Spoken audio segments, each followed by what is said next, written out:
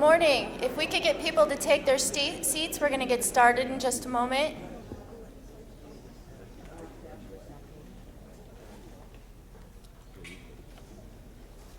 You all are very cooperative. Thank you. All right, good morning, everybody. My name is Jennifer Harder. I'm a professor at McGeorge School of Law, and it's my pleasure to welcome you here today. I teach water, environmental law, and public agency law here at McGeorge, and my welcome is on behalf of the entire McGeorge Water and Environmental Law program. My colleagues and I are very proud to be carrying on McGeorge's long, rich tradition in water law and to be bringing new energy to that tradition. At McGeorge, our goal is to foster in our new professionals the principles and ideals that are critical to a well-functioning natural resources sector. We know that whoever you represent, if you represent private parties, if you represent public agencies, if you represent environmental advocates, you are in fact representing as a steward of a public resource, an important public resource, water.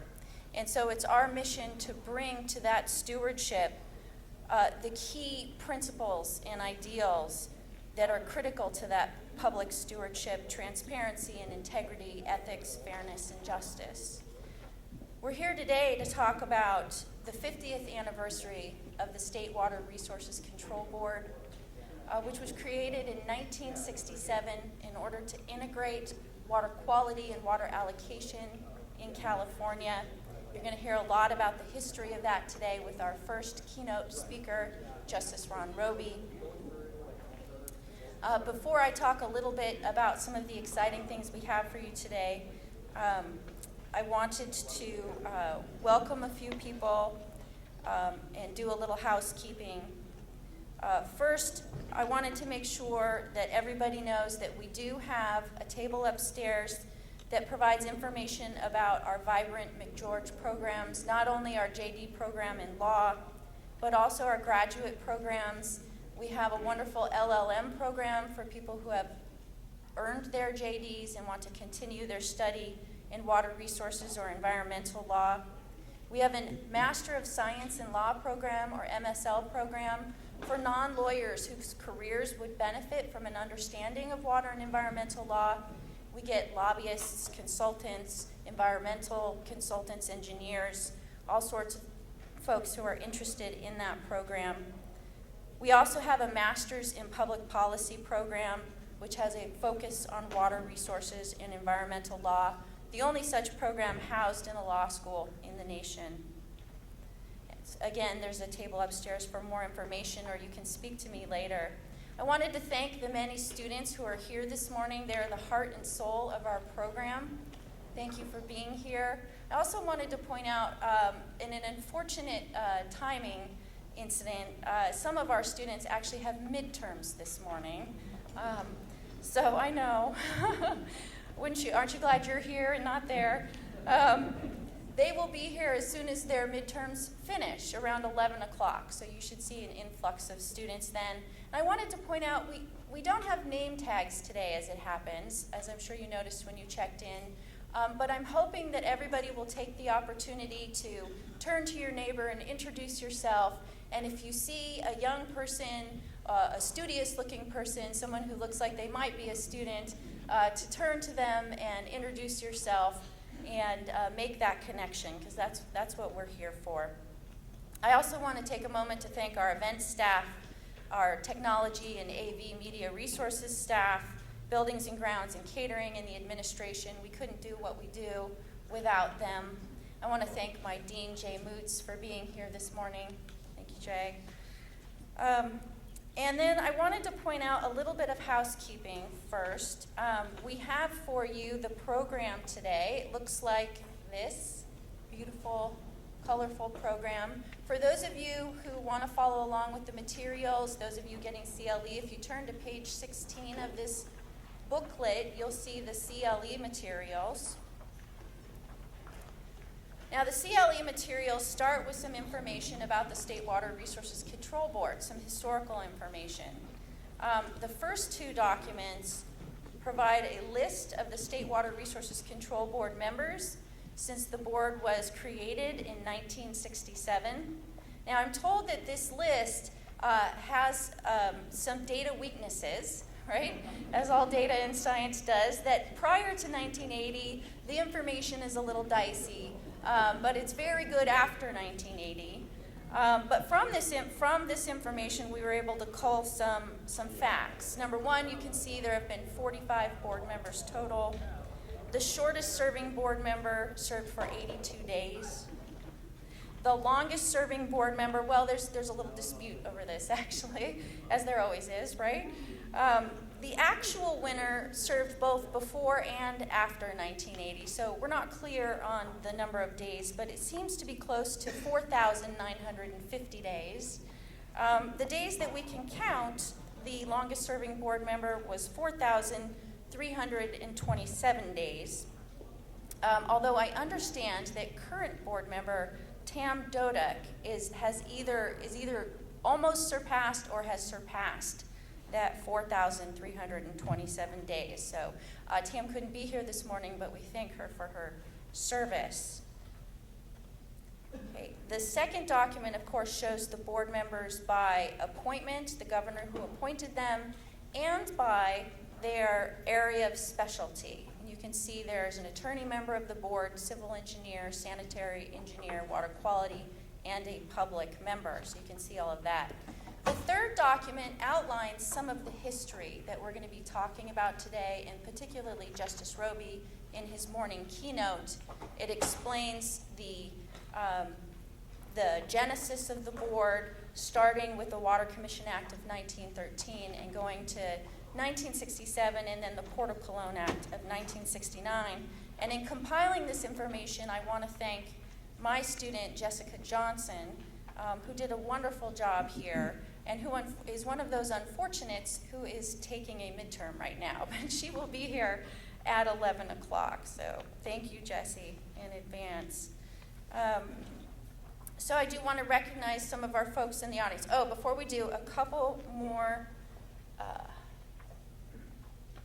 housekeeping items. There's a table upstairs that has a couple of reporters from Argent Communications, the California Water Law and Policy Reporter, the Climate Change Law and Policy Reporter. I'm an emeritus member of the advisory board of the California Water Law and Policy Reporter, and Argent Communications sent these complimentary for you here at the symposium today, so feel free to go back there and pick some up. Let's see. I think I'll start in on my welcomes. First, I did want to recognize Justice Robie, who you will hear from shortly, his wife Lynn and his family who are here this morning. Thank you all for being here in this corner. We also have some distinguished guests, Bill Dendy and Jerome Gilbert. Are you here, Bill and Jerome? There they are. Thank you so much for being here. So it's very special to have Bill and Jerry here this morning. Carrie Mulligan, who has passed, was the first executive officer of the board. Jerry Gilbert was the second from 1969 to 72, and Bill Dendy was the third from 72 to 78. And both played major roles in the study project, which culminated in the Port of Cologne Act, the State Water Quality Act, which we'll be learning about this morning. Thank you for being here this morning. I also want to welcome our former state senator, Phil Wyman. There he is, Senator Wyman. He's a student of Ron Robie going back to the 1970s when Justice Robie was talking about the development of CEQA and environmental impact reports. Senator Wyman served in the California legislature as assembly member and senator for many, many years and has a long history of involvement in water issues. Our own State Water Board Chair, Felicia Marcus, is here. Felicia, who you will hear from at lunch, thank you for being here, and I'll introduce her properly then. We also have McGeorge's own alum, State Water Resources Control Board member, Dee Dee D'Adamo. Is Dee Dee here this morning? There she is. Thank you so much for being here.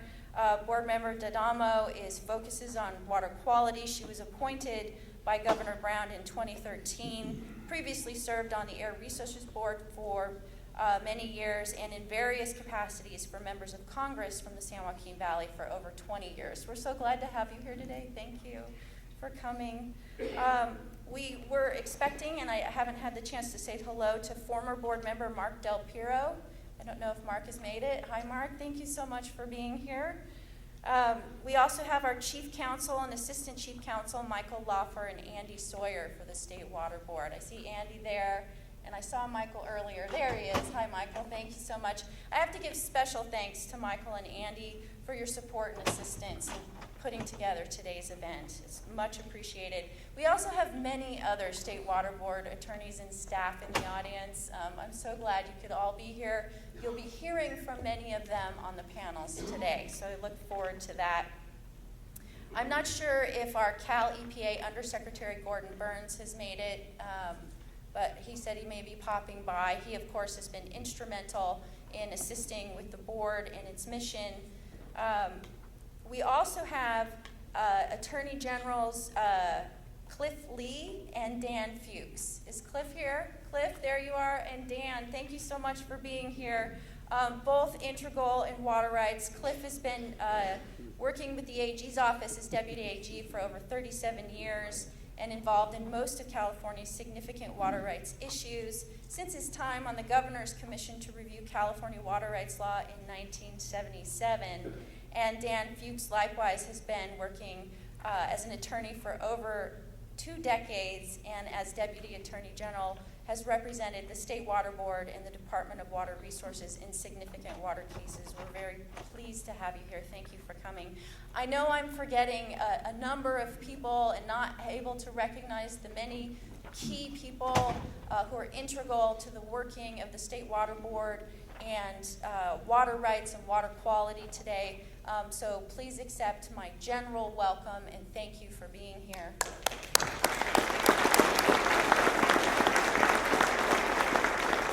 I also wanted to point out we have a beautiful photo documentary up along the back wall, and we're very honored to have the photographer here today, Jeff Fricker. Jeff, are you in the back? There you are. His photos have been put together in this beautiful book called Sacrament, Homage to a River. It's a photo documentary of the ways in which water and culture interact. It's absolutely gorgeous. We do have signed copies of his book as thank yous for our panelists and speakers today, along with these beautiful commemorative bookmarks of the symposium, which has the symposium website linked on the back. So if you want to visit the website for any reason today, there was one long CLE document that we couldn't get into the program. So if you want to access that, you can look at the back of the bookmark, go to the website, and check that out. Let's see.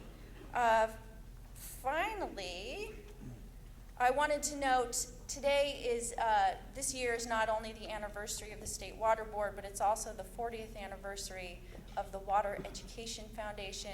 And we're thrilled to have the executive director here today, Jennifer Bowles. Where's Jen? There you are.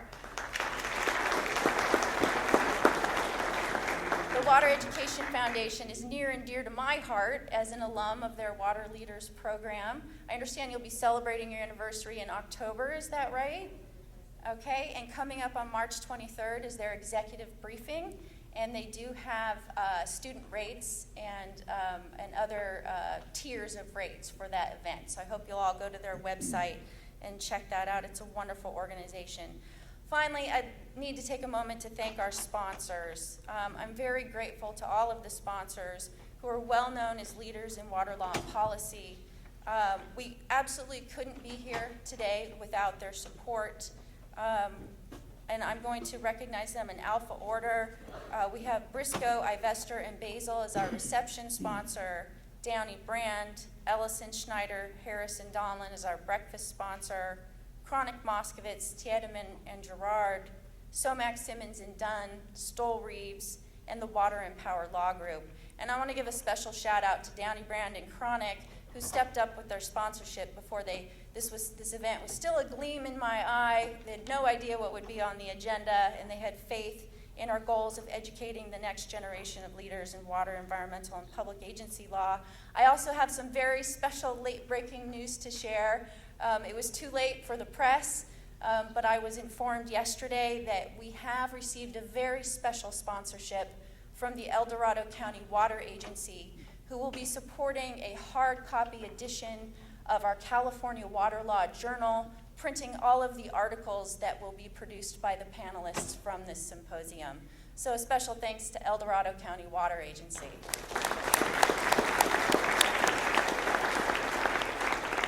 All right, and now for what you came here for, it's my great pleasure to introduce Justice Ronald B. Robie from the 3rd District Court of Appeal.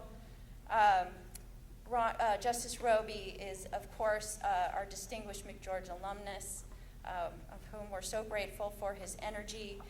Former McGeorge professor. He served as a judge since 1983 and joined the Court of Appeal in 2002.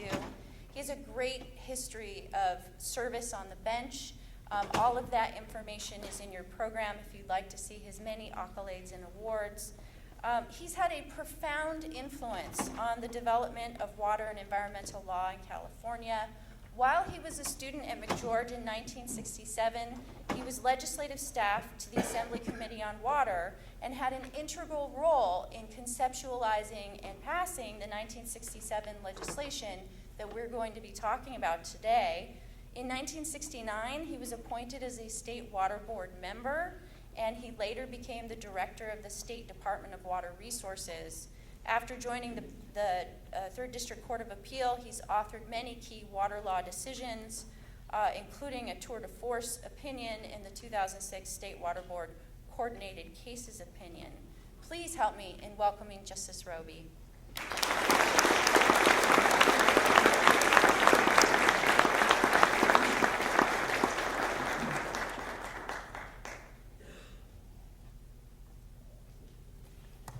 Thanks very much, Jennifer. I'm old-fashioned. I will not utilize the computer today. It's a pleasure to join all of you today and celebrate the board's 50th anniversary. It's hard to believe that it's 50 years old, and explain somewhat how it came about. It began with a recommendation of the state's Little Hoover Commission in this report in 1965, that the functions of the then existing part-time State Water Quality Control Board, which included 9 public members and 5 State Department heads, including the Director of Water Resources, be consolidated with the California Water Commission, then and still a unit of the Department of Water Resources. The regional water quality control boards under the scheme from the Hoover Commission would be then under the department, not the Water Quality Control Board. Well, this proposal was welcomed by the Department of Water Resources. It was severely flawed. Since the Water Quality Control Board adopted water quality control standards under the Federal Water Pollution Control Act, the 1965 Act, and since the department was to be a project operator and diverter from the Delta, it seemed to me that this would be the fox guarding the hen house. The Water Committee held interim hearings on the Hoover Report in the fall of 1965. And as I will mention, there was a lot of opposition to the Hoover Commission report.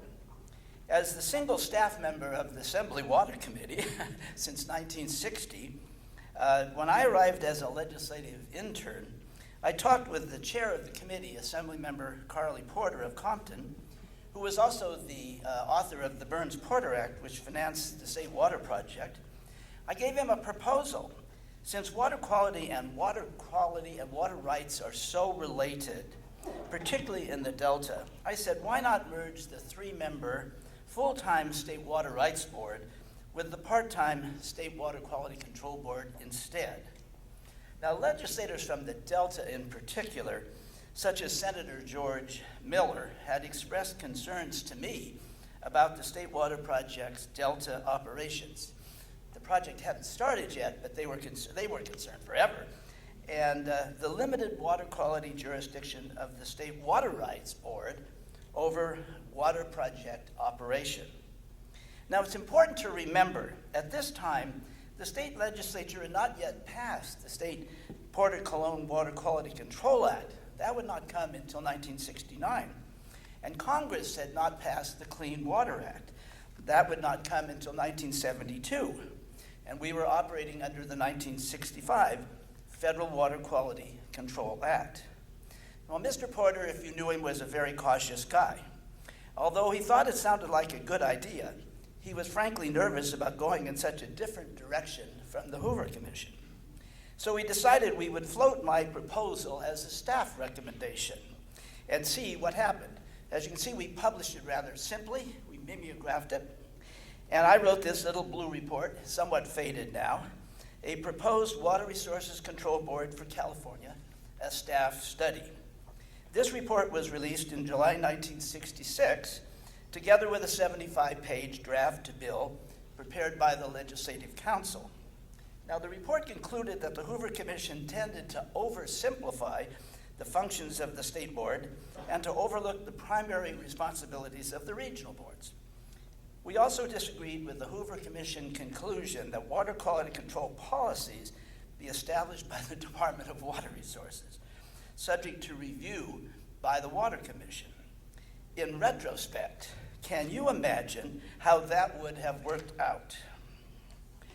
The staffs of the state and regional boards would have become staff of the Department of Water Resources.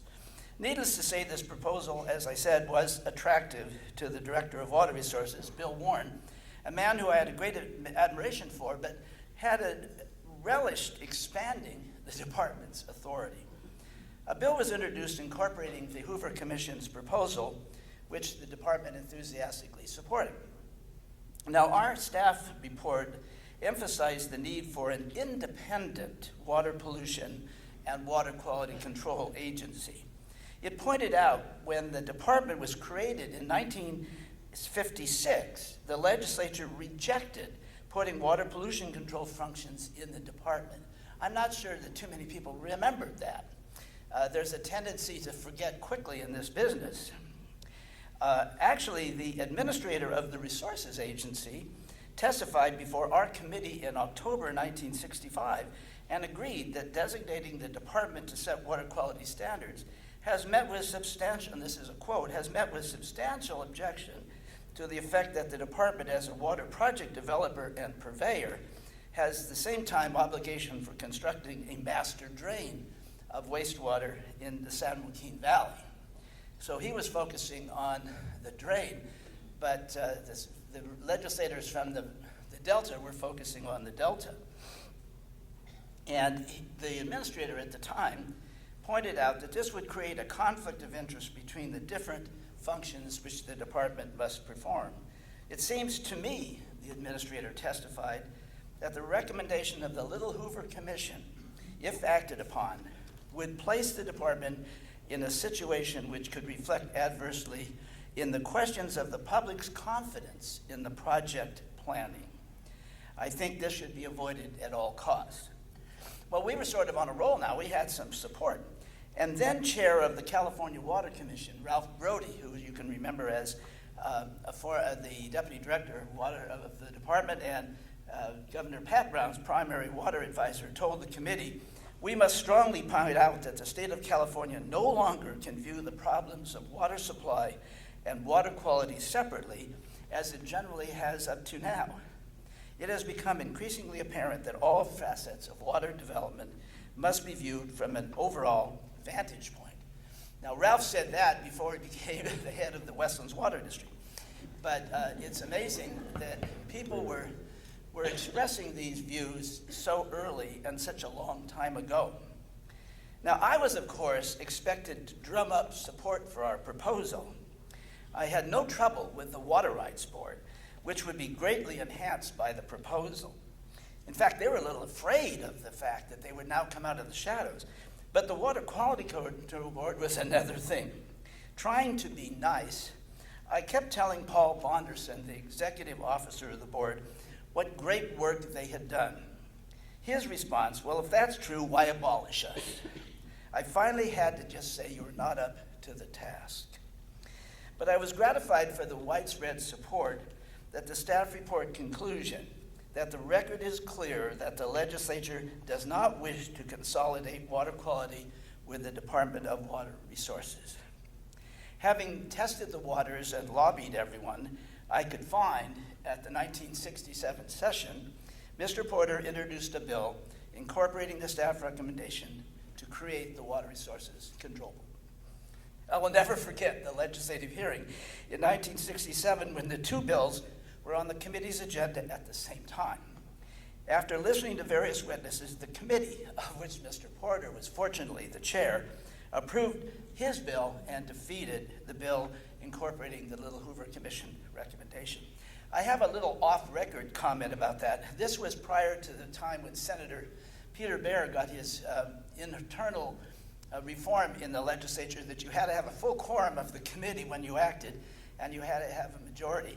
And at the time, the committee had 20 members, and I think the bill passed out by a vote of 4-3. But at the time, that was enough. And I can't find a source for that except my memory, because, of course, Peter Baer's proposal also required they record the votes. Of course, it was smooth sailing from then on, and Mr. Porter's bill went on to Senate approval and was signed by Governor Ronald Reagan, and the law was operative December 1st. We put that date in so it would start on an even day of the month. Now, I might point out that Assembly Bill 163 passed both houses unanimously, the Assembly 73-0, and the Senate 32-0. Thus, California became the first state, and still the only one, to formally unify the consideration of water rights and water quality. A single, full-time, 5-member, independent board administered both functions. My friends in other Western states with traditional appropriative rights system still think we're a little daft in California for going in this direction. And I kid you not, that they still talk this way. Very distinguished water leaders in other states can't understand how we make it work. But I'm absolutely convinced it was the right decision. I think 50 years of experience with the board has proven that. Well, by the time the board became operational, Mr. Porter and I had a good working relationship with the then executive officer of the board, the first one, Kerry Mulligan. We discussed with Mr. Mulligan the need for an updated State Water Quality Control Act to go with the new board. Thus, Mr. Porter, at the suggestion of Mr. Mulligan, wrote the board a letter. This is when you did this kind of thing. We write you a letter, you write us back, and then we got a deal. So he wrote the board in 1968 calling for an in-depth review of our water quality law. His letter noted that we're in different times and facing different situations that existed in 1949 when the Dickey Water Pollution Control Act was originally enacted with regard to protecting the environment. He actually used the word environment back then. And it was interesting to note, if you recall the history of the Dickey Act, prior to the Dickey Act, pollution control was in the Department of Health. And there were a lot of people who thought the Department of Health was too hard-nosed. So the motivating factor behind creating the Dickey Act was to get out from under the power of the Department of Public Health and diversify it by putting it in regional boards with these various interests, including people who pollute.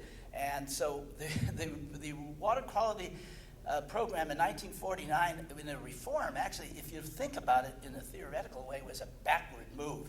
And I documented some of this in the law review article I wrote for the Pacific Law Journal back in 1970.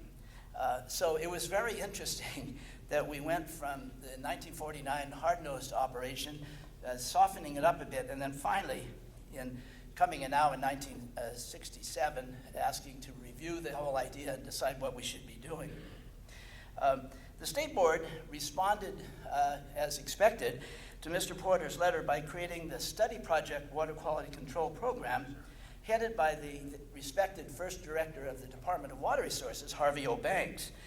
Now, even though he was the director of Water Resources, he was a very broad-thinking guy, and he was a good chair to bring all of the diverse people together.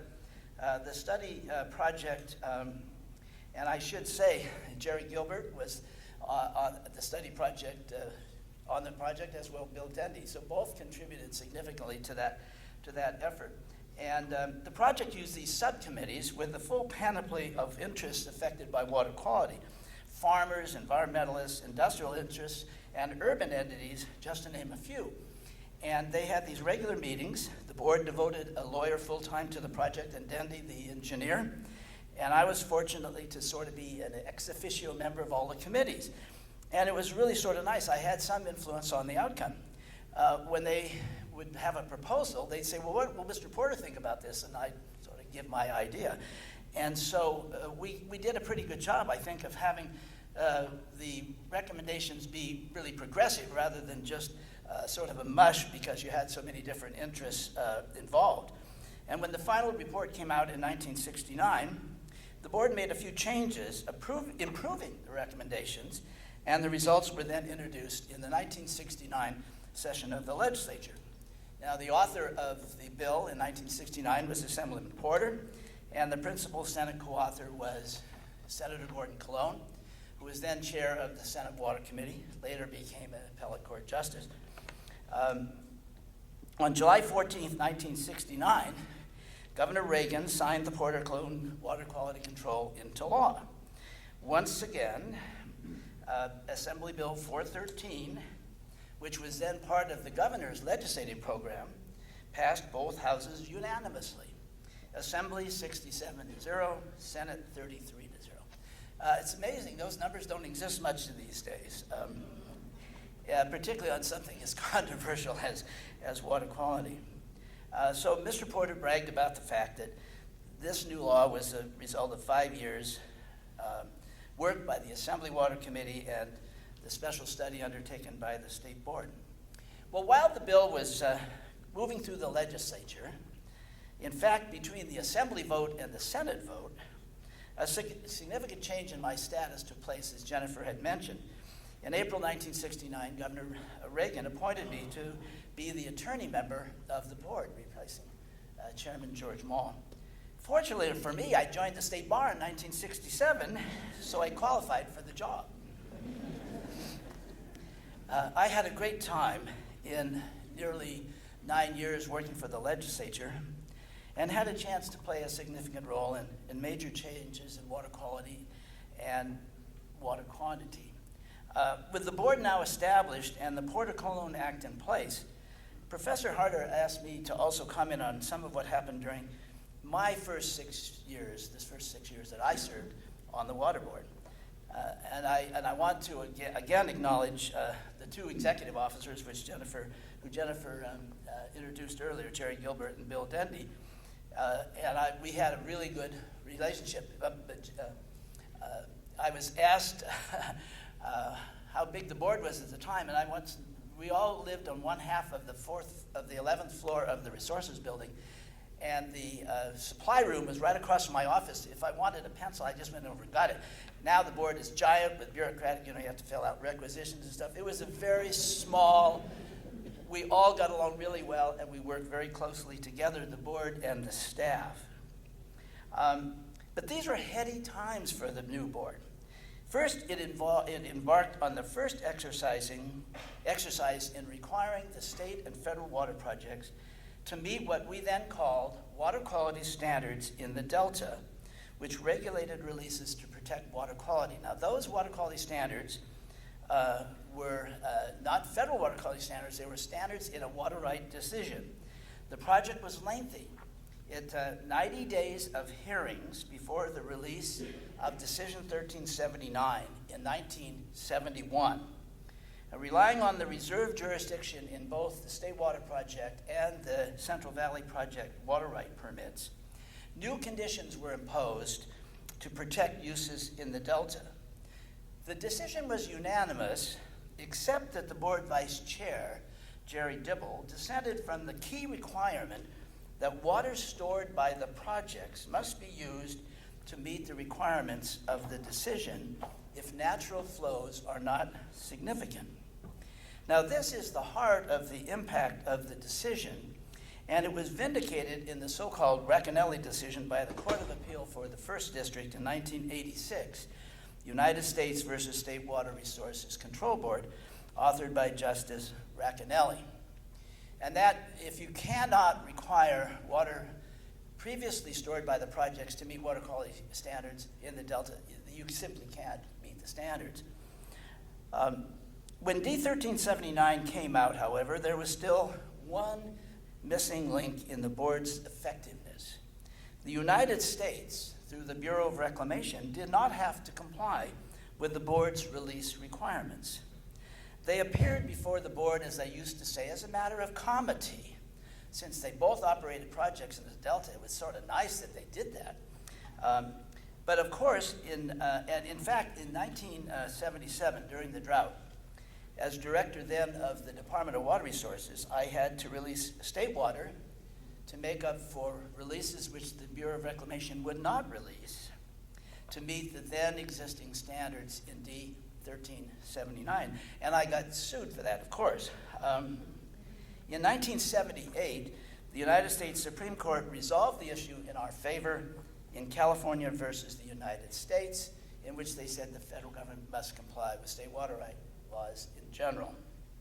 But back to the early history of the board. In 1972, I had the opportunity to work along with Jerry Gilbert and Bill with the U.S. Senate staff, Leon Billings and Tom Jorling, on the Clean Water Act, which passed Congress in 1972, then called the Water Pollution Control Act Amendments of 1972.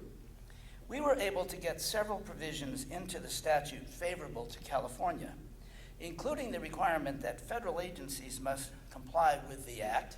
That federal agency theme continues. We had long-running disputes with the Navy over its discharges from ships, especially in San Diego Bay and San Francisco Bay.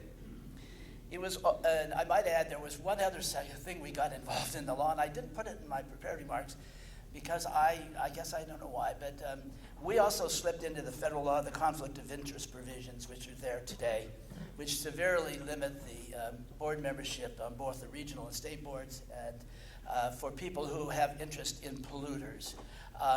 It had always bothered me that California had a system where you institutionalized people who had a vested interest in pollution, regulating pollution.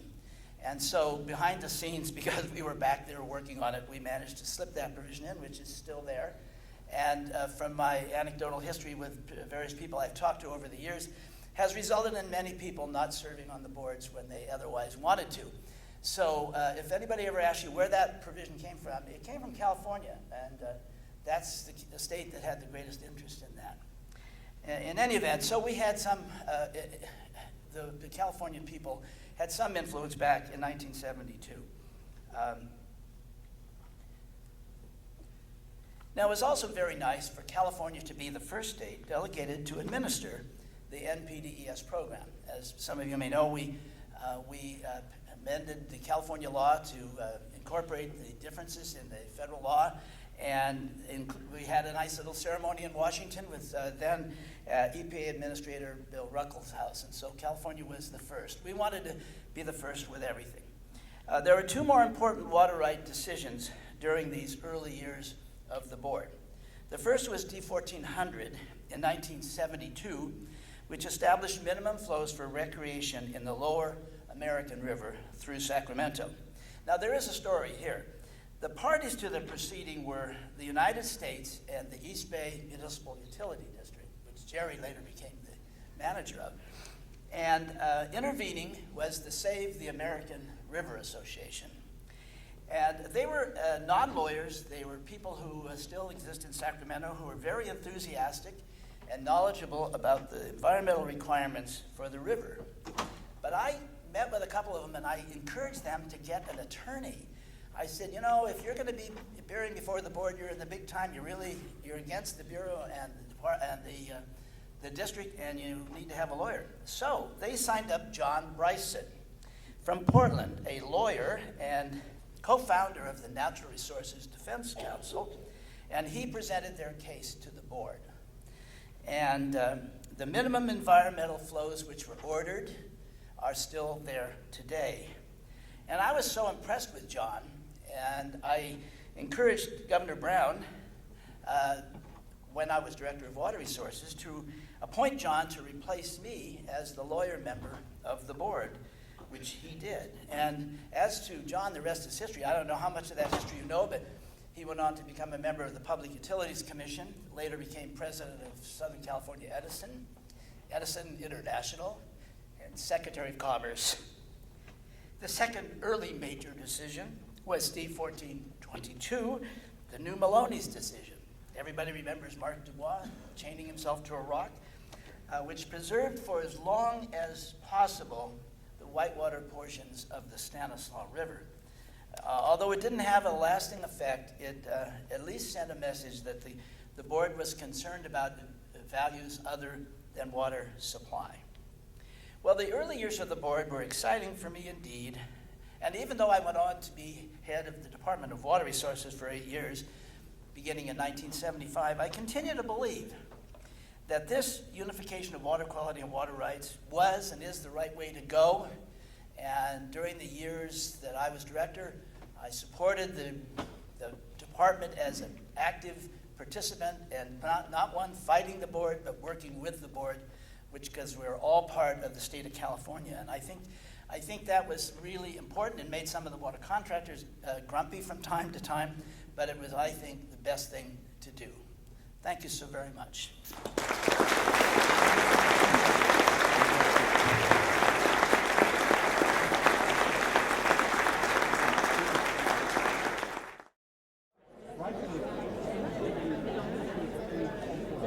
All right, we are ready to get started with panel one.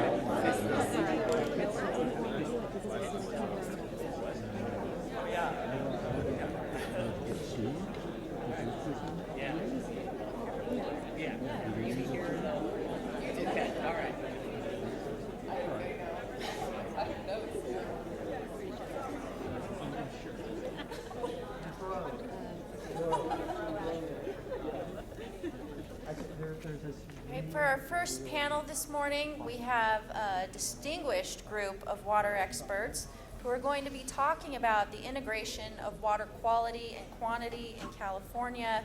The panel will review some of the key areas in which the State Water Board integrates water quality into water allocation, and then explore an example of such integration today, probably the key example, the Delta Water Quality Control Plan proposal.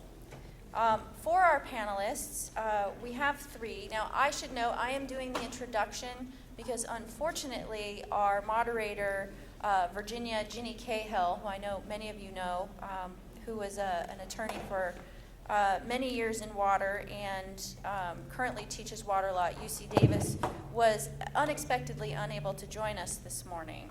And we send our best wishes to Ginny. So I will briefly introduce the panelists. First, we have Nicole Kenzie. Nicole is a staff attorney with the State Water Board. Nicole here. Nicole's been a staff attorney with the board since 2012, where she advises the Division of Water Rights and the board's groundwater management unit. She was previously an associate in a private firm. She's a graduate of Yale Law School and clerked for Judge McConnell of the U.S. 10th Circuit Court of Appeals. Then we have Professor Holly Doremus from Berkeley Law. Holly, here in the middle. I think I'm blocking her. Very happy to have Professor Doremus here today. She's the James H. House and Hiram H. Hurd Professor of Environmental Regulation at Berkeley, co-faculty director of the Center for Law, Energy, and the Environment, and the faculty director for the Law of the Sea Institute. She's got many other accolades. And I invite you to read her full bio for more information. Just a quick note, I believe the Center for Law, Energy, and the Environment is having an event in Sacramento soon. So you can look for that out on the Water News.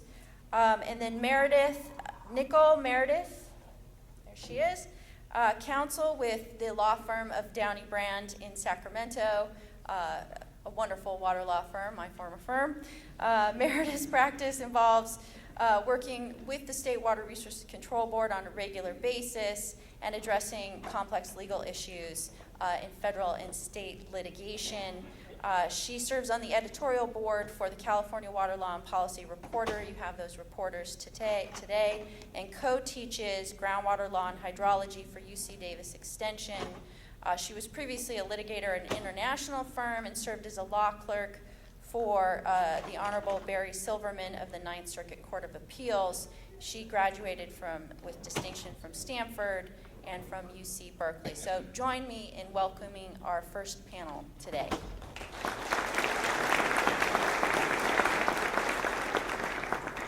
So I'll go ahead and start us off, just an overview of the format, which is will be a little different. I'm going to go ahead and give a short overview with PowerPoint and pretty pictures, hopefully.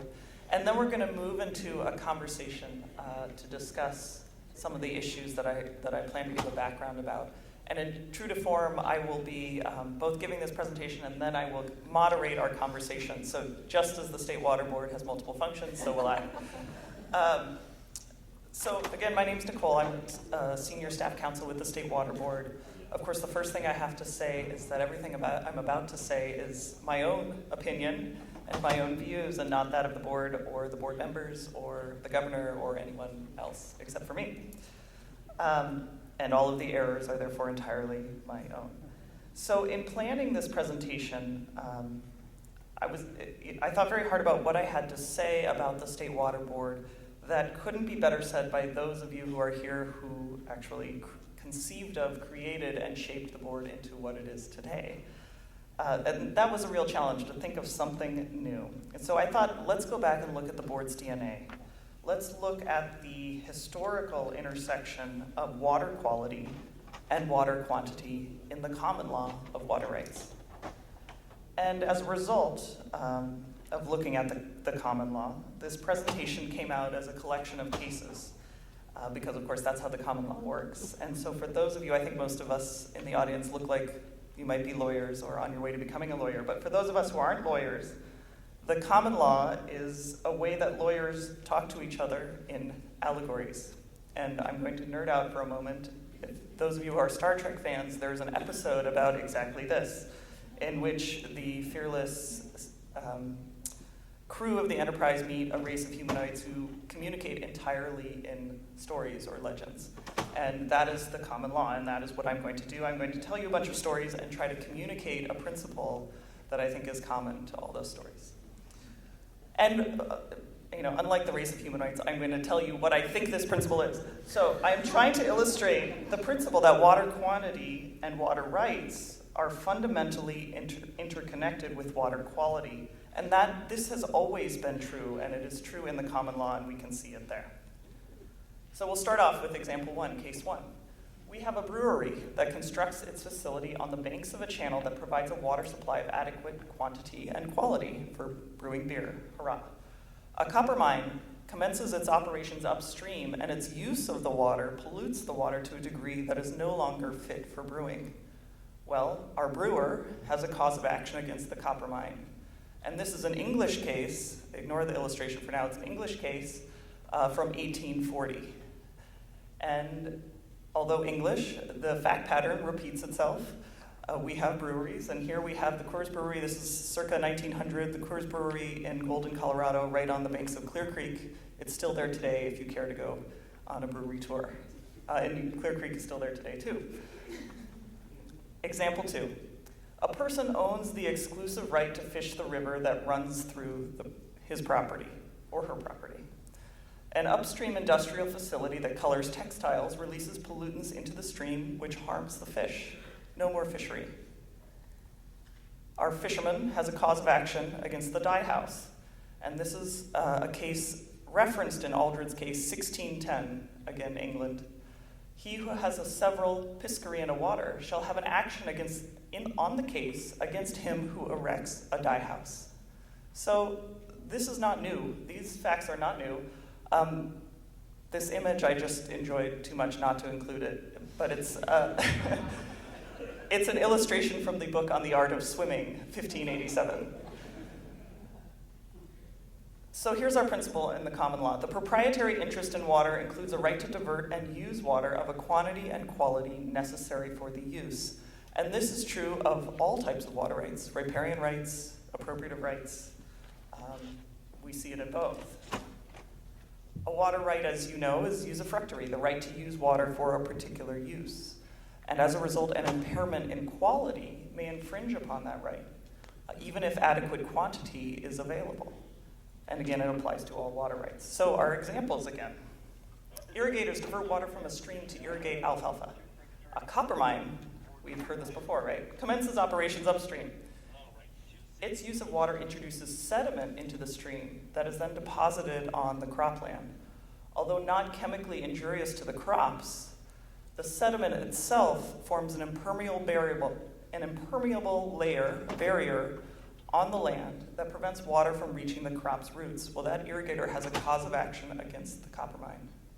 This is Arizona Copper, Gillespie, 1913. Are we having fun yet? Here's more stories. Riparian owner used water for irrigation, stock watering, and domestic purposes.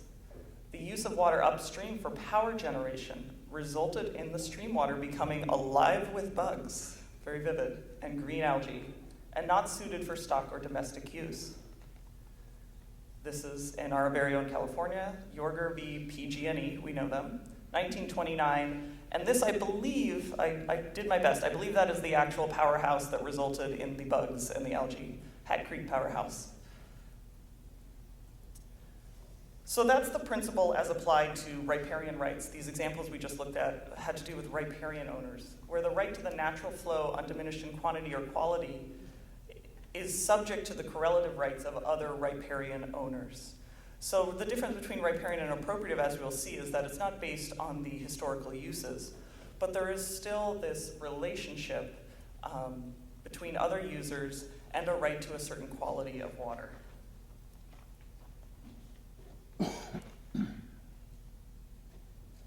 All right. Moving on to, more stories.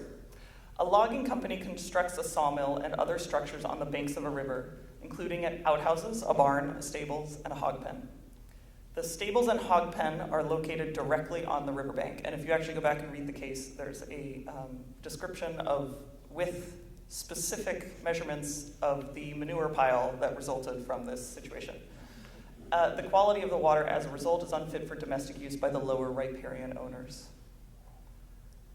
The maintenance of stables and hog pens directly on the bank of a stream, and this the court said in 1895, is an unreasonable use of such streams by a riparian owner as against lower riparian owners. So we see that very early on, this discussion of what is or is not a reasonable use with respect not to the quantity of water, but the quality. Moving on to appropriative rights and some illustrations of that. An appropriator of water has the right to divert water of adequate quantity and quality so as not to defeat the purpose of its appropriation. But of course, in an appropriative system, this is subject to the rule of priority. But keep in mind that the rule of priority is not absolute. So if a senior appropriator wants to change an element of his or her diversion, for example, a change in place of use, place of diversion, a purpose of use, a junior appropriator, in a sense, has priority against that change. So if a change in these uses, the place of use, the diversion, the purpose, alters the water quality and not just quantity, then the junior appropriator may have a cause of action and may be able to prevent that change. Some examples. A miner constructs a ditch to convey water for mining. Other miners locate upstream, digging a ditch and conducting mining operations in a manner that deteriorates the quality of the water for the first miner number one. The water in the stream is rendered unfit for mining use. Miner number one has a cause of action against those subsequent miners. Here's our miner, he's happy. And the court said in Hill v. Smith, 1865, what diminution in quantity or what deterioration in quality will injuriously affect the use of the water by the plaintiff may be safely left to the determination of the jury, because it's a fact-based determination. The question must be determined in view of the use to which the water is applied and the other circumstances developed by the testimony. It's a fact-based consideration. You look at all the factors and weigh. Example 7, more miners. A miner constructs a ditch to convey water for mining purposes. That's Happy, our miner. A sawmill locates upstream using the water to run the mill and throwing sawdust and bark into the stream. The water in the stream is rendered unfit for mining use. Happy, again. Happy has a cause of action, again.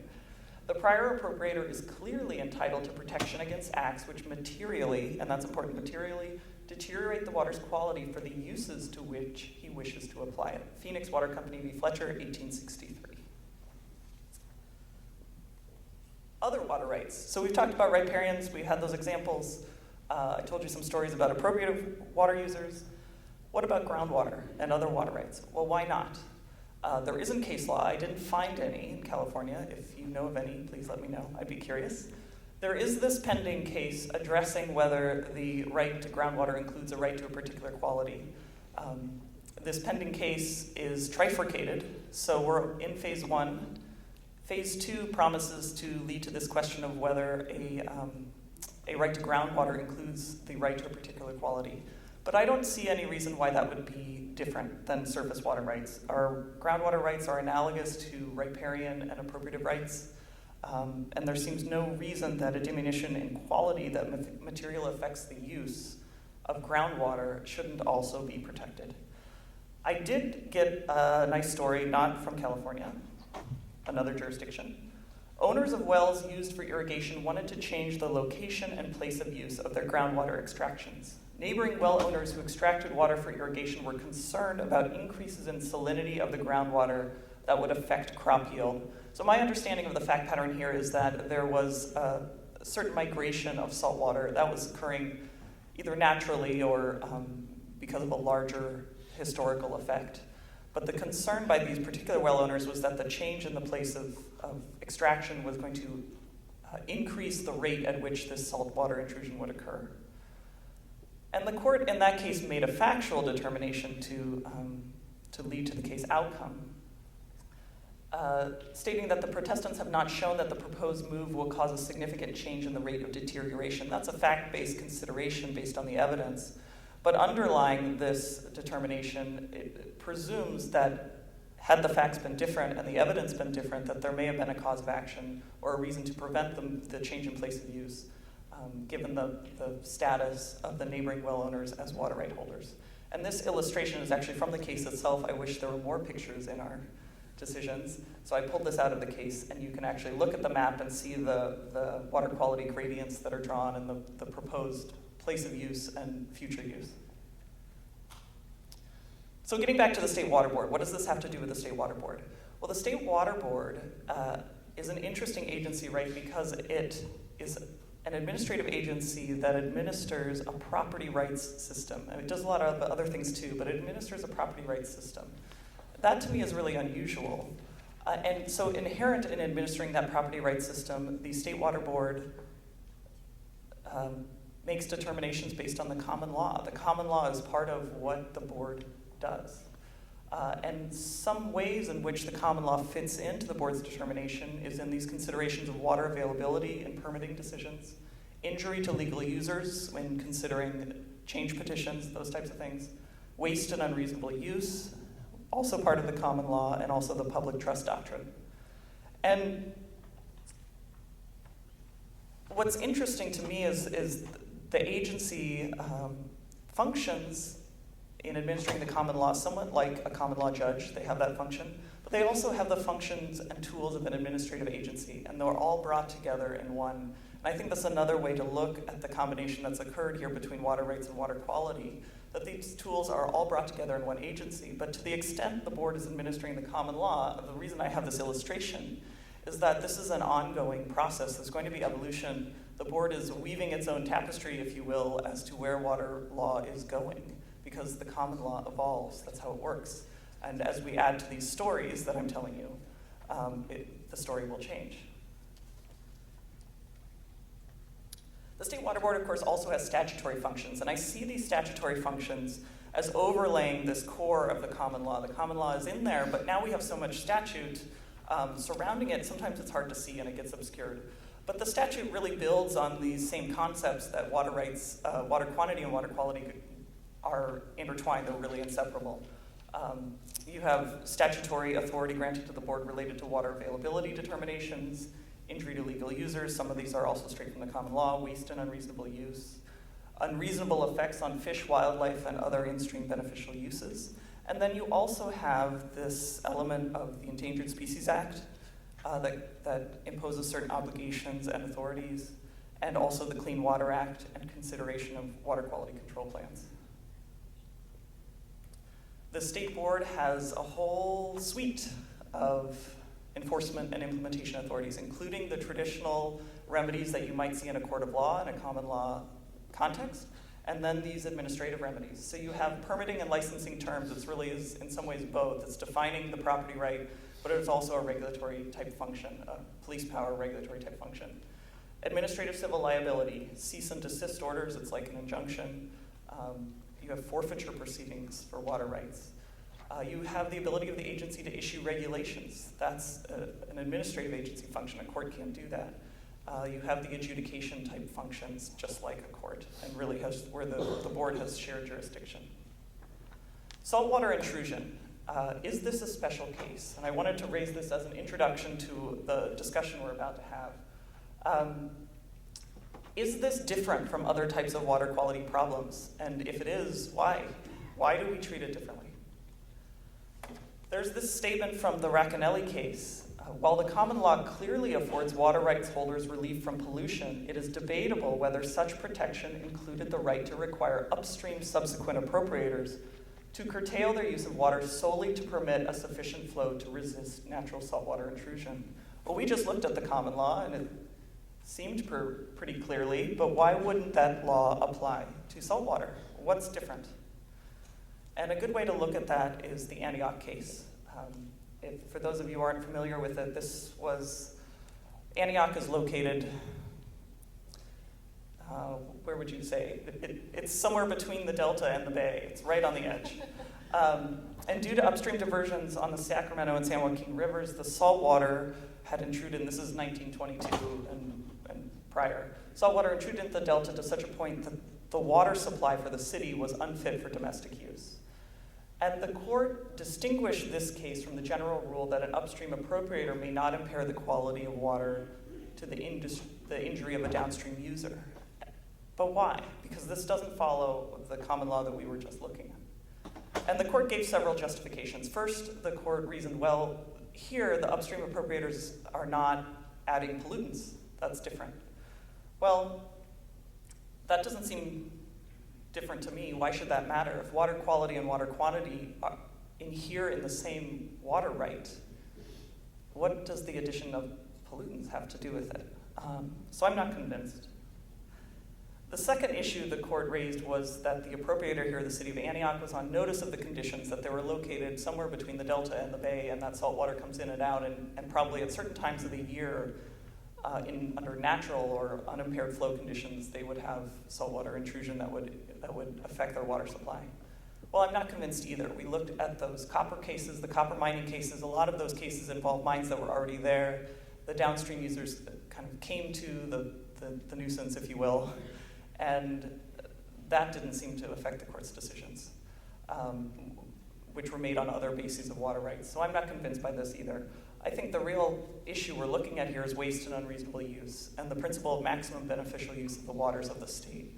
And that so much water would be required to flush to the ocean to maintain a water supply for the city of Antioch that was of sufficient quality for domestic use, that the court found that to be unreasonable in those particular circumstances. So if that's the proposition that Antioch stands for, if the Antioch case does not stand for the proposition that upstream users cannot be curtailed solely to permit sufficient flow to resist saltwater intrusion, but rather that there must be a balancing of the competing interests and a consideration of the principle of maximum beneficial use of water and the other values at issue, then this principle is one that can evolve over time based on changing needs, based on changing values, based on changing science, that this consideration will be different in a different case. Because that's how the common law works. The common law evolves. And with that, I'd like to stop talking and turn it over to my co-panelists. Great. I've been advised that we want to set the stage for our discussion. I'd like to read as a little background and context. We're going to be talking about the Delta. I don't know if anyone actually said the D word yet, but the Delta. As a little background, the board has the following notice on its website. The State Water Resources Control Board is in the process of a phased review and update of the 2006 Water Quality Control Plan for the Bay Delta. The Bay Delta Plan identifies beneficial uses of water in the Bay Delta, water quality objectives for the reasonable protection of those beneficial uses, and program of implementation for achieving the water quality objectives. Phase 1 of this work involves updating San Joaquin River flow and Southern Delta water quality requirements included in the Bay Delta Plan. Phase 2 involves other comprehensive changes to the Bay Delta Plan to protect beneficial uses not addressed in Phase 1, such as Delta outflows, Sacramento River inflows, Sassoon Marsh salinity, Delta cross-channel gate closure, export limits, reverse flows. Phase 3 involves changes to water rights and other measures to implement changes to the Bay Delta Plan from Phases 1 and 2. Phase 4 involves developing and implementing flow objectives for priority Delta tributaries outside of the Bay Delta Plan updates. And with that, I want to open up this conversation and ask our first question. What is the extent of the State Water Board's authority to set water quality standards, even if they result in altering existing water rights? And what is the source of that authority? So I want to say at the outset, thank you very much to Jennifer for all her work in putting this together, and thank you for inviting me to be a part of it. I also feel like these days, like I have to say, I'm an academic, so I generally think it's obvious that I don't represent anybody but myself, and these are only my views. But these days, it seems useful to at least say that. I certainly do not represent the views of the University of California or anybody else in the world other than me. I think as we talk about the revisions to the Bay Delta Water Quality Control Plan and their potential impact on water rights, I think it's important to separate out what are really two different issues, but which do become conflated. The first issue is setting the water quality objectives, right? Which is really what the board is doing in phase 2 of its process. And the other issue is who's going to bear the pain if the water quality objectives require cutbacks in deliveries of water or in existing uses of water in any way. And that's phase 3, which they've said unspecified involves changes to water rights and other measures to implement the revised water quality control plan. And that's the hard part. And we'll talk about that in a little bit. The question of allocating among different people, right? Among different interests, the pain. To me, that's the really hard part. What should be the easier part, except that we know the hard part is coming, is the question of setting these water quality objectives. And I think the board's authority and indeed duty to set water quality objectives and, as necessary, to revise water rights in order to achieve those objectives is clear, and in fact they have a history of doing it.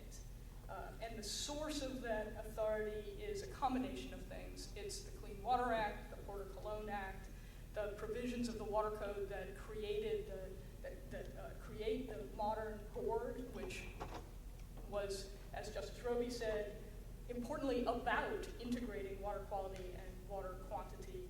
The Mono Lake decision and its interpretation of the public trust, and the Racanelli decision and its interpretation of reasonable use are all parts of where that authority comes from.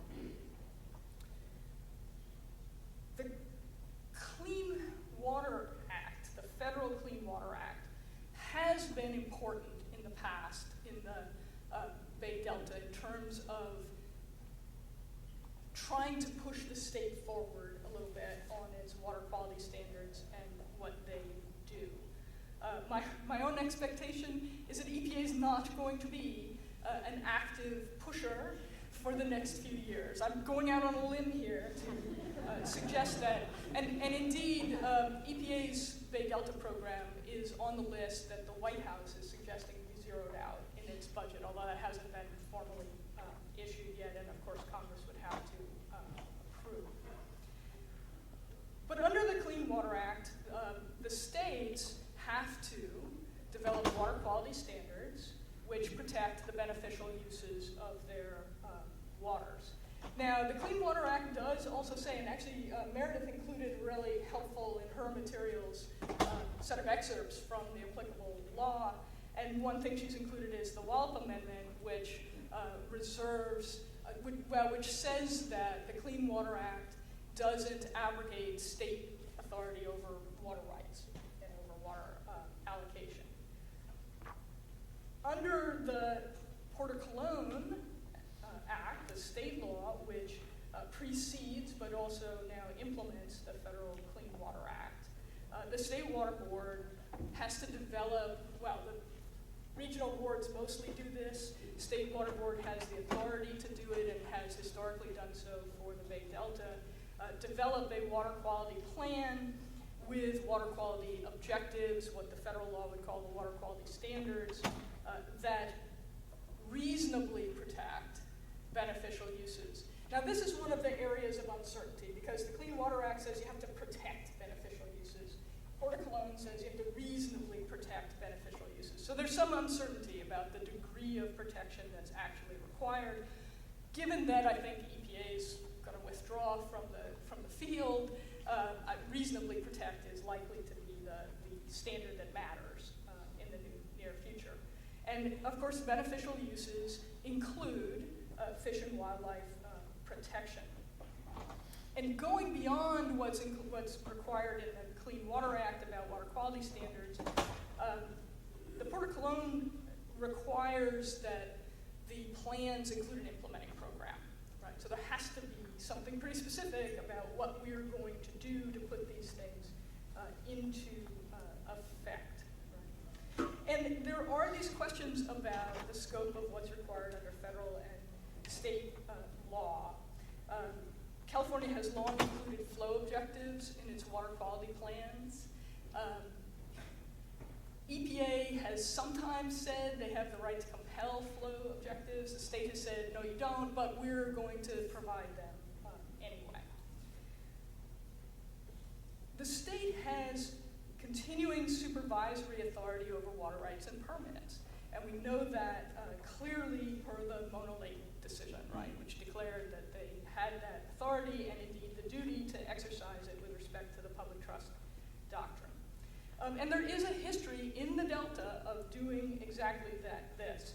I mean, there's been a lot of years of kicking the can of Delta water quality down the road, in part because of questions about the exact extent of state authority with respect to the CEP until the late 70s, also because it's just politically difficult.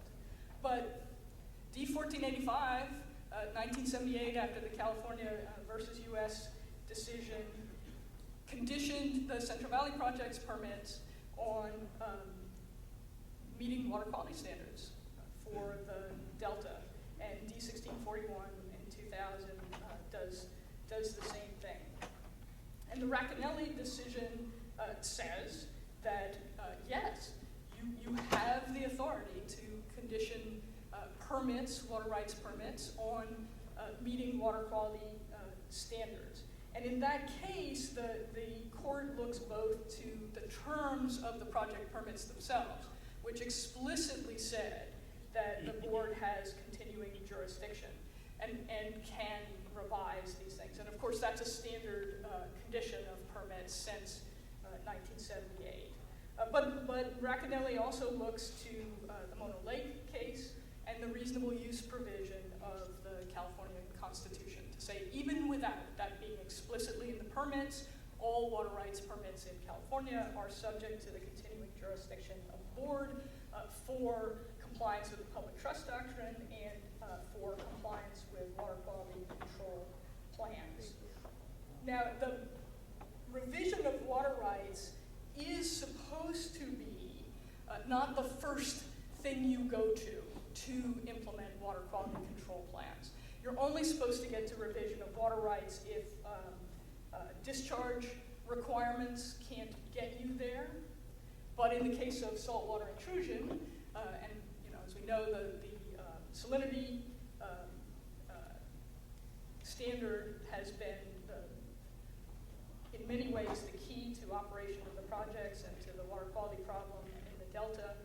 You can't comply with that one based on discharge requirements alone. So you're going to have to go to the water quality standards. So in my view, there's clear authority to do this. It's a political rather than a legal problem to do it, and it's a practical problem. How to do it is very unclear, and at whose cost to do it is even more unclear. Thanks, Holly. I'm honored to be here as a relative newcomer among the water community in California, so it's great to be here and hear everyone's thoughts and participate in the dialogue. Like my colleagues, I have to say the views I am going to express today are my own. They're not Downey Brand's or any of Downey Brand's clients. It can be a little bit more difficult for me than Holly, but they are my own views and not to be attributed to anybody associated with Downey Brand other than myself.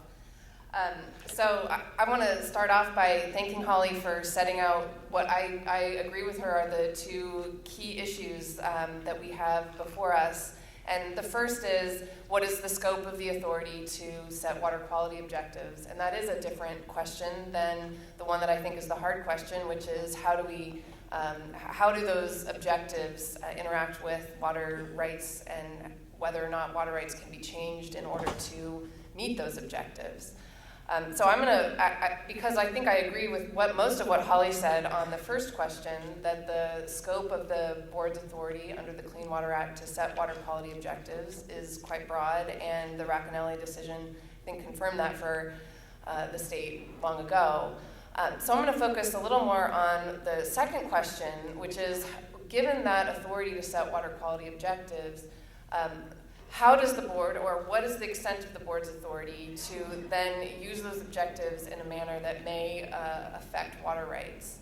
And this is where I think the proviso of the Clean Water Act that Holly referenced and that is in the materials is really important. And the Clean Water Act clearly says that the authority to set water quality objectives does not abrogate state water rights and water allocation laws. And so that is, I think, to me, the important off-ramp, or the important way to frame this, that once you've set a water quality objective, then the state must operate within its existing rules of water right allocation and water rights. And it's that arena that Nicole nicely set up for us in the common law that the board then operates. And as Nicole mentioned, water rights in California are a form of property right, and therefore the articles and the aspects of the Constitution relating to due process come into play. And so there's notice and a hearing opportunity before a water right, which is a form of a property right, can be taken away. And I think the board is very well practiced in doing that and will certainly do that. That's a procedural question. And perhaps the harder question is the one that Nicole also mentioned, as well as Holly, is the requirement of the Constitution that all use of water in California be reasonable and beneficial and not to be wasted. And it's those questions that require a very fact-specific and tailored analysis that looks at each use of water. And it's that analysis that I think limits the ability of the board to impose directly a water quality objective on any particular water right, because that constitutional analysis must be done first. So I'm going to just look back to my notes and just talk through a few of what I see as are the key principles of water right law in California that are important considerations in doing this analysis.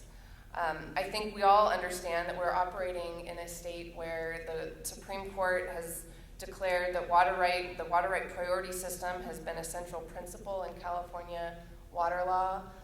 Of course, that principle of priority is not unbounded. That principle is limited by the application of the constitutional requirement of reasonable and beneficial use. It is also limited by the consideration of the public trust, as Holly mentioned. The legislature has also codified these requirements into the Water Code, along with guidance on the types of priorities of uses, of beneficial uses, and has identified that the highest use of water in California is domestic use, and irrigation is the next highest use. Now, I recognize that not every irrigation use or domestic use could be considered reasonable in a particular setting.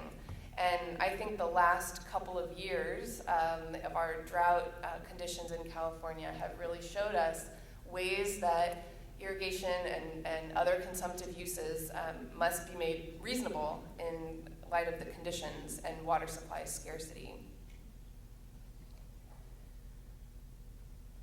So moving a little bit more into the water quality arena, which is, like, I agree with Nicole, they are one and the same. Water quality and water quantity cannot be stripped apart. And so I think it is important to recognize that in the board's authority to regulate water quality, the word reasonableness comes up again, as Holly mentioned.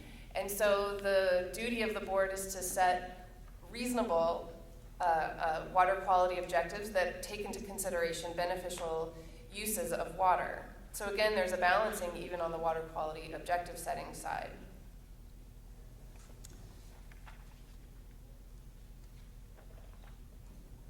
So I think I'll save the rest of my comments. We have a couple other questions coming, and I just want to finish this by saying I think that now the challenge is there's both a procedural question about how to implement water quality objectives and attain this balancing that is required under California's water rights system, both from a constitutional perspective as well as a statutory and common law perspective.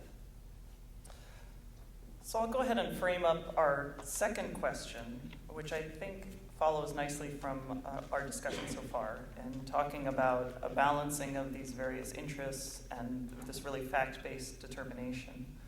So phase one of the Bay Delta Plan consideration includes San Joaquin River flows. Phase two involves Sacramento River inflows, and of course both contribute to the Delta. What are the policy choices that you see involved in using a fraction of unimpaired flows as a water quality standard in the Bay Delta Plan? So as I told the organizers of this panel as we were thinking it through, I'm actually not the right person to be defending the choice of the unimpaired flow standard. I think if you talk to Doug Abigi, you'll get much better information about the problems with doing anything else. But I can say this, based on the materials that Meredith submitted and what I understand to be the core of the argument here, it's that the upstream diverters are contending that instead of basing the plan on unimpaired flows in the absence of reservoirs and dams, that they should base their water quality control plan on functional flows that achieve particular outcomes, particular results. I would characterize this as, with all due respect, smoke and mirrors. There are a couple of things. One is that there's been delay after delay after delay in updating the Delta Water Quality Control Plan to get to water quality objectives that actually do protect the beneficial uses of the Bay Delta, especially the fish and wildlife uses.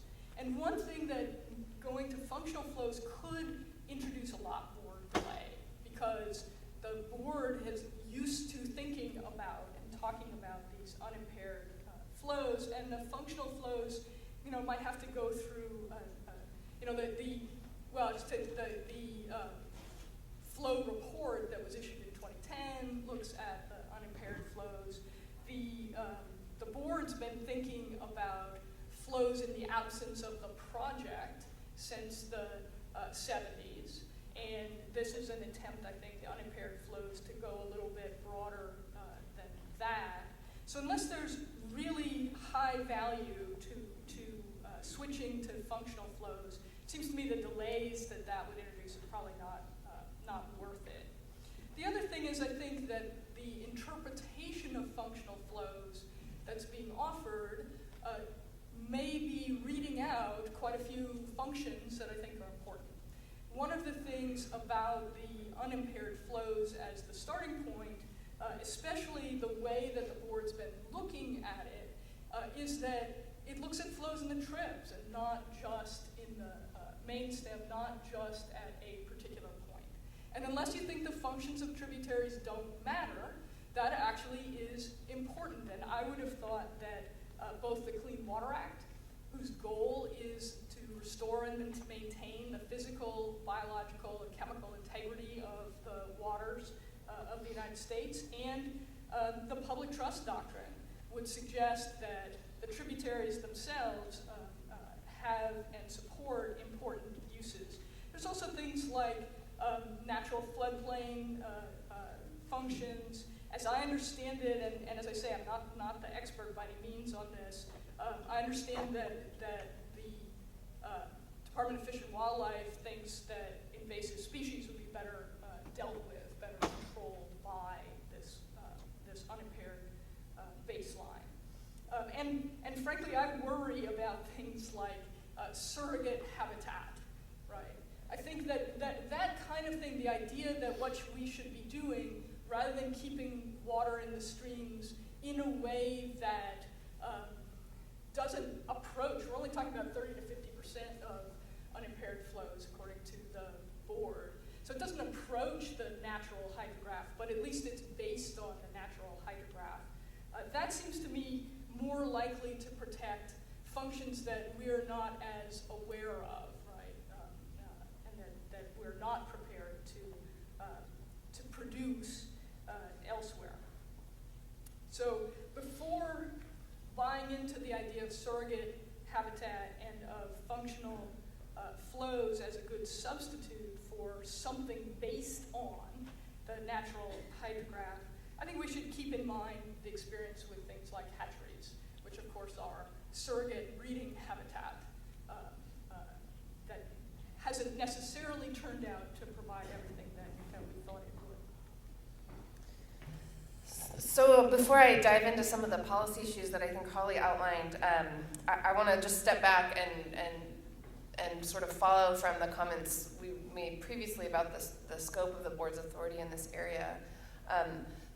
The way I see the unimpaired flow concept is it's a very flow-centric policy choice. And of course, flow is certainly going to be one aspect of water quality and water rights and setting water quality objectives, but it's not the only objective or the only element. And the flow-centric approach would focus on flow and allocation and water rights without consideration to other factors and other tools or other knobs that could be turned to address water quality. And so I think that in light of the requirement on the water rights side that there be a balancing of reasonable uses and to determine what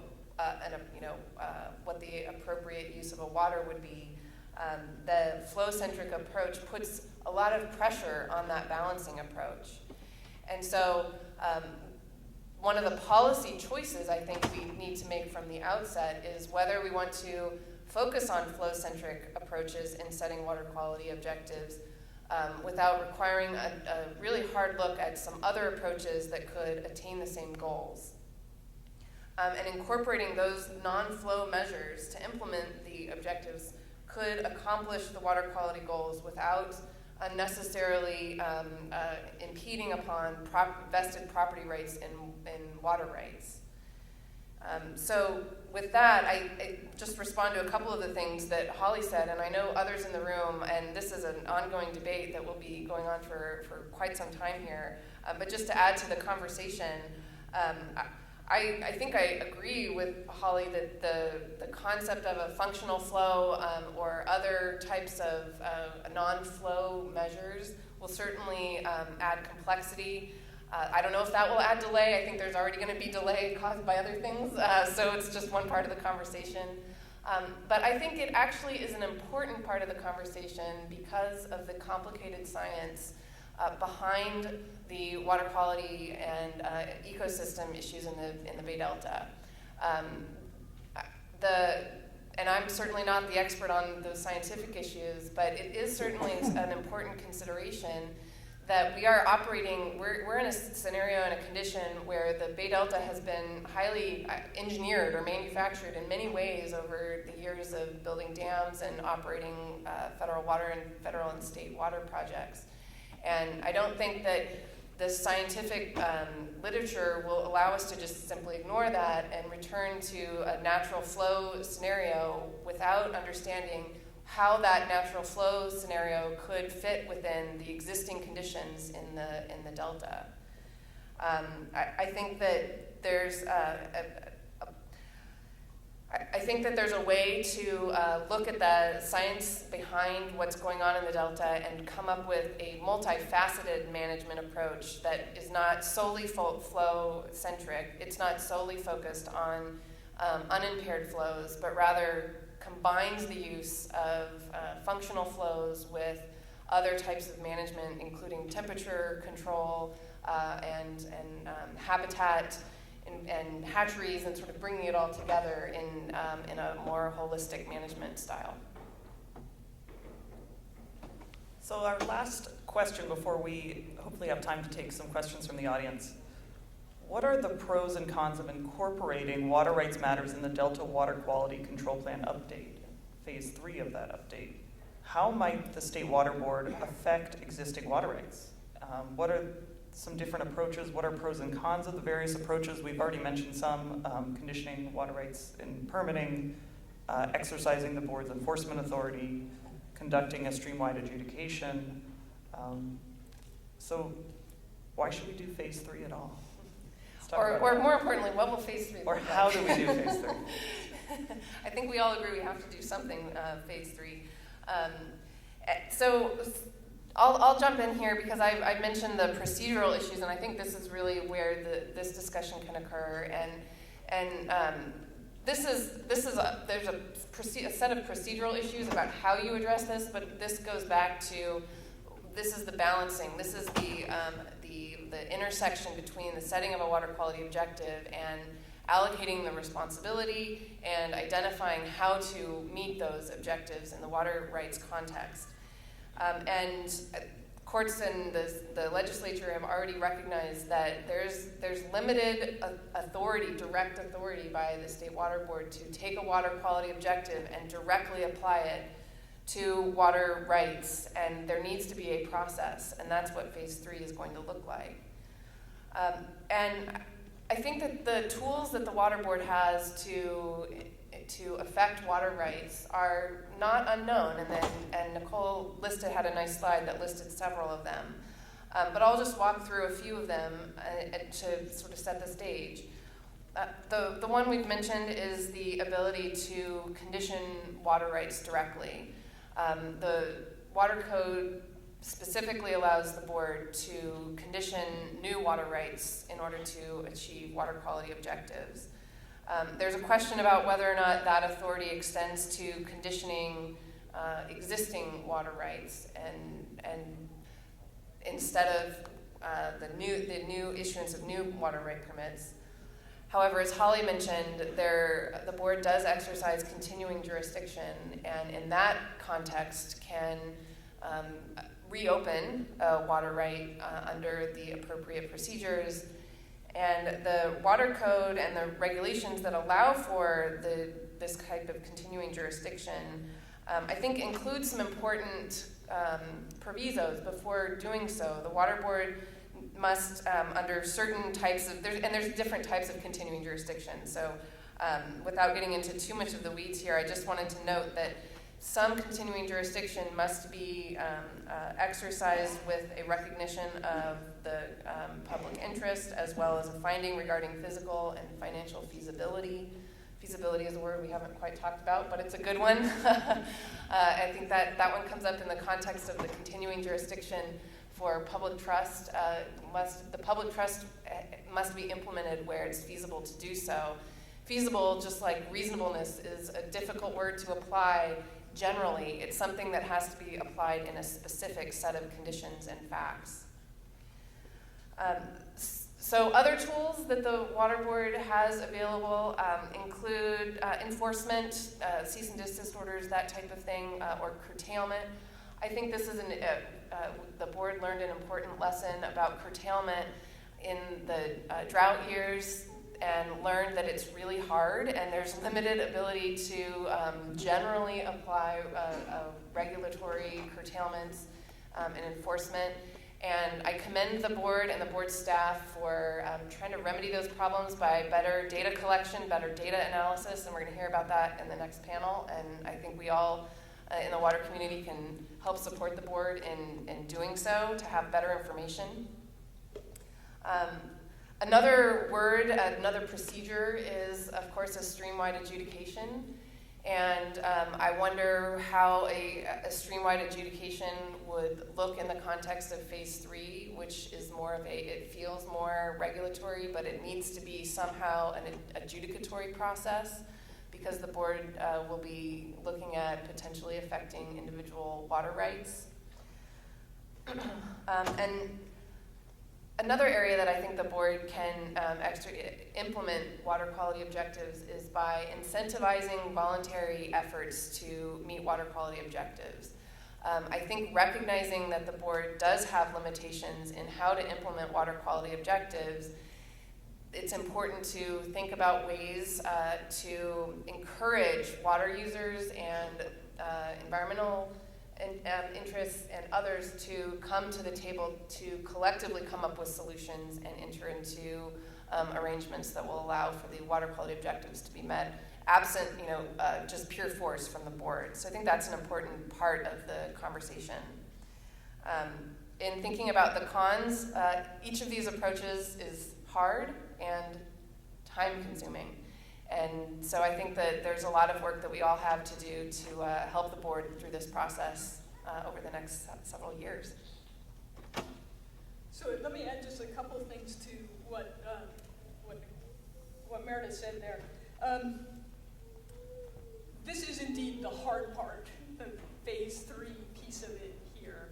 And having said at the outset that I think it's important to separate the questions of what are the water quality objectives and then who bears the pain, I have to concede that it's quite awkward to try to do so and to try to leave this really to Phase 3 because, as Meredith mentioned, we have two potential standards.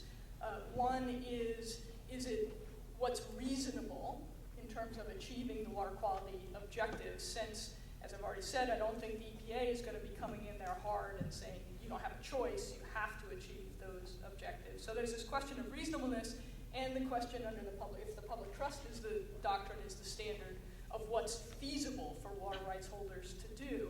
And of course, you can't really answer those questions without knowing what's at stake and who has rights that they might be able to live with less from, right? So I think it's very complicated to figure out what order to do this in and how. I think that the Racanelli decision makes it clear you can't look just to the projects, you have to look to everybody who's involved in the watershed there. But who ought to be bearing the pain that's the really tough question, both as a legal matter and as a political matter.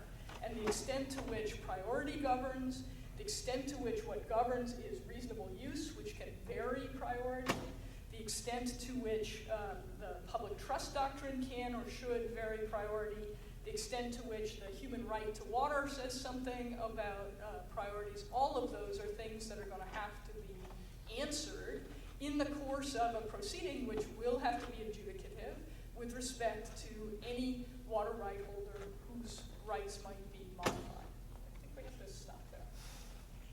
And I think, unless I'm reading the clock wrong, do we have a few minutes? You have 10 minutes. So we have a few minutes for questions, and I hear that there are microphones that I see ones that's beginning to circulate. Questions from the audience? You talked about priority of domestic comes first and then agriculture. My question is the board going to have the right to set a hierarchy? In other words, is one agricultural crop going to have priority over another? And what I'm thinking about is whether walnuts are going to have priority over rice, and in this new day in California, where marijuana is going to be on that. In other words, is that going to be a reasonable and beneficial use? You know, food crop versus something like that. In another state, it might be tobacco, whatever. But do they have the ability to prioritize one agriculture over another? I'll take it. Yeah, I'm the one who mentioned the priority towards domestic and irrigation use, and I think the answer is it depends. And it goes back to the requirement that a water use be reasonable, and so it can be. And I'll stick with your example about walnuts versus rice, and I think that you can't just compare walnuts versus rice without looking at the actual farm and the actual use of the water. And is the walnut orchard being irrigated, flood irrigated unnecessarily, versus a rice field that is being flood irrigated but also providing additional habitat for other species and other benefits. So I think it requires looking at more than just the type of crop, but how that water is actually being used and compared to how that water could be used in other areas.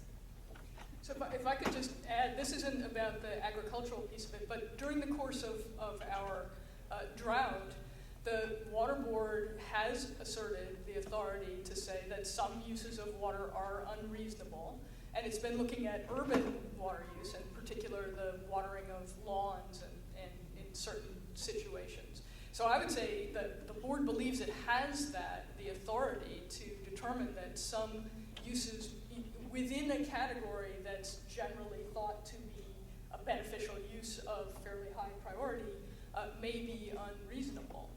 And how that might be applied to crops, I think, is not clear at this point. Yeah, and I think it's been done at least to the extent of frost protection in the Russian River Valley. Sure. So the board, and others here may know more about it, the board has issued regulations defining unreasonable use with respect to that particular use of water. But again, it's specific to a specific practice in in the geographic region, and so I think again there's a really fact-specific analysis that needs to take place even in that context. And I'll just quickly add, I think that issue is there in the common law. I mean, historically, there wasn't scrutiny in the particular types of crops. I don't think the irrigation, agricultural use was agricultural use. But that doesn't mean it couldn't be looked at in all those factors Meredith talked about, the way water is applied. But really in the context of the conditions, what is acceptable methods of irrigation given those conditions, all of those factors will play in. Other questions? Please. If I could just make a comment or two. Having been on the board in the Assembly and the Senate and seeing a lot of interaction. Now you're talking to us as it relates to the board, but one of the earlier pictures had agua caliente, and then it had something else. Now, as it relates to federal, agua caliente is second. As it relates to the state of California, and y'all, you're third and they're second. So there are interventionary things that happen. I represented the Central Valley, so endangered species are important, but my constituents, this particular representative, thought that feeding people was awfully important, and we couldn't find any history of salmon in the Central Valley in Tulare, but somehow we were doing those things. So there are also issues as it relates to the use. I think what is going to be happening is that there's going to have to be some additional coordination. You made some really good points, but there are other things that are coming along. For instance, nuclear power.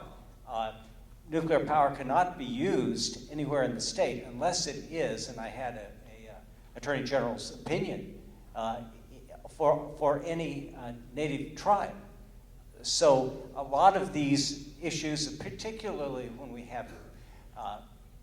don't have enough of whatever it might be, it becomes very important and very litigious.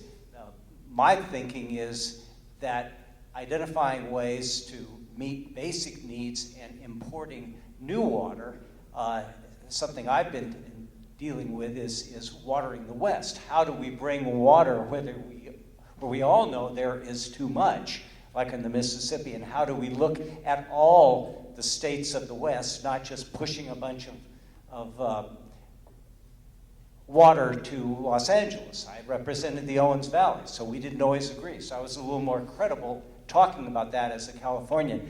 But I think we need to integrate, and then you have a federal and a state water system. There are all kinds of things that are being met, and I think the main thing we need to do is identify sources, especially as we've seen some of them that have begun to deteriorate right in this area. How do we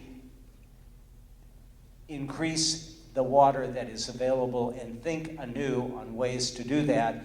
And the thought that I've shared with others is that we should look at the West, not California, but the West. How are we going to feed 100 million people in this state, and how from the Mississippi to California are we going to do that? The points that are made, and I was there, and Ron and others were doing these things, these are really important things we have to do, but we need to increase and find ways to bring additional feed and options to have that made available for 100 million people. So it gets interestingly when you have some folks that have as much clout, if not more so, than you do, as it relates to how we make this happen. And that's why a gathering such as this is really, really useful, and I commend you for your hard work. I'll just add, I was happy to see that Nicole had groundwater in her presentation. I think that the use of groundwater, conjunctive uses, and with the new Sustainable Groundwater Management Act, there's going to be a lot of opportunities to increase the pie and use water more wisely, a little more smart, and put it in places where it can be most effective. More questions? We answered them all.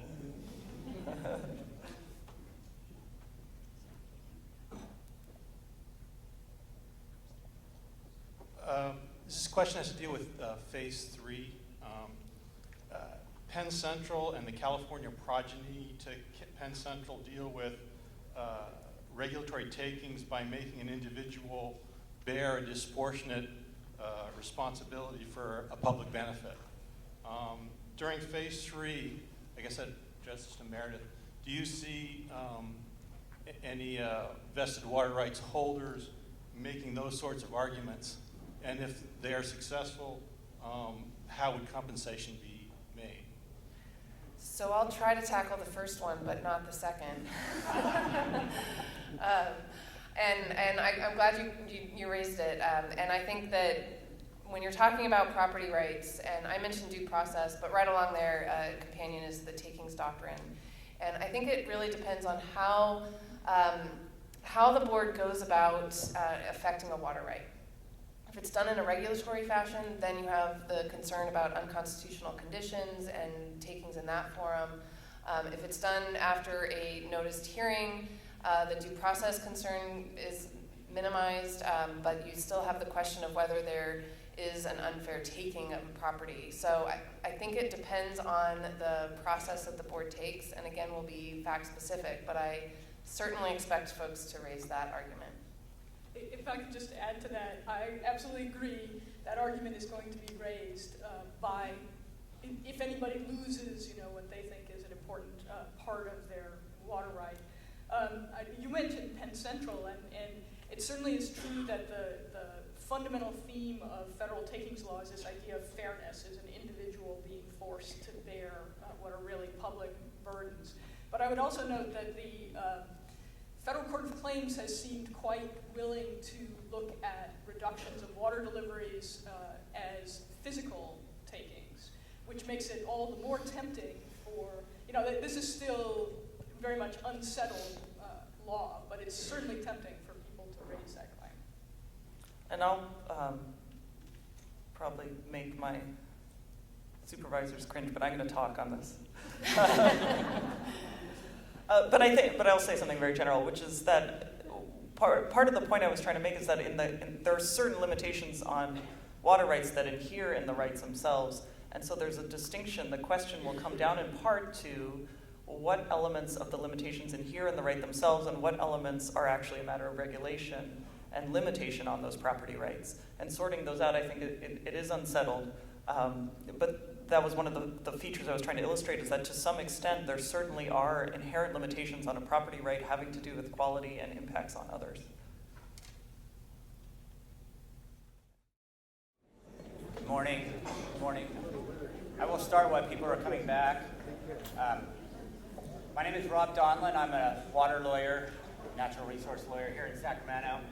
Very pleased today to introduce this distinguished panel on the topic of state water board enforcement and data management. In thinking through how we might address this topic, particularly in the context of the board's 50th anniversary, it occurred to our panel that it is potentially a immense topic and essentially describes what the state water board is and does. In addition to its role in the development of state water policy, the function of the state water board essentially is to administer and enforce water rights in the state water rights system, and to authorize and enforce conditions for discharge to waters of the state. Most of the state water board's enforcement and data management activities go largely unnoticed by the general public and even in the water community itself. But the state water board plays an enormous role in California water management. And when you think about the expanse of the state and the distribution of our water supplies, population centers, and economies, it's quite overwhelming. The State Water Board administers and enforces terms and conditions of thousands of water right permits, licenses, and registrations on just about every stream in the state, and manages perhaps just as many discharge permits. These permits regulate most of what comes out of and goes into the state's water bodies. On occasion, the State Water Board enforcement attracts some public attention. For example, most of us in this room are familiar with Term 91 and Decision 1641 and the Racanelli decision. And there tends to be significant interest and fanfare when the State Water Board exercises enforcement authority in areas that it typically doesn't act in.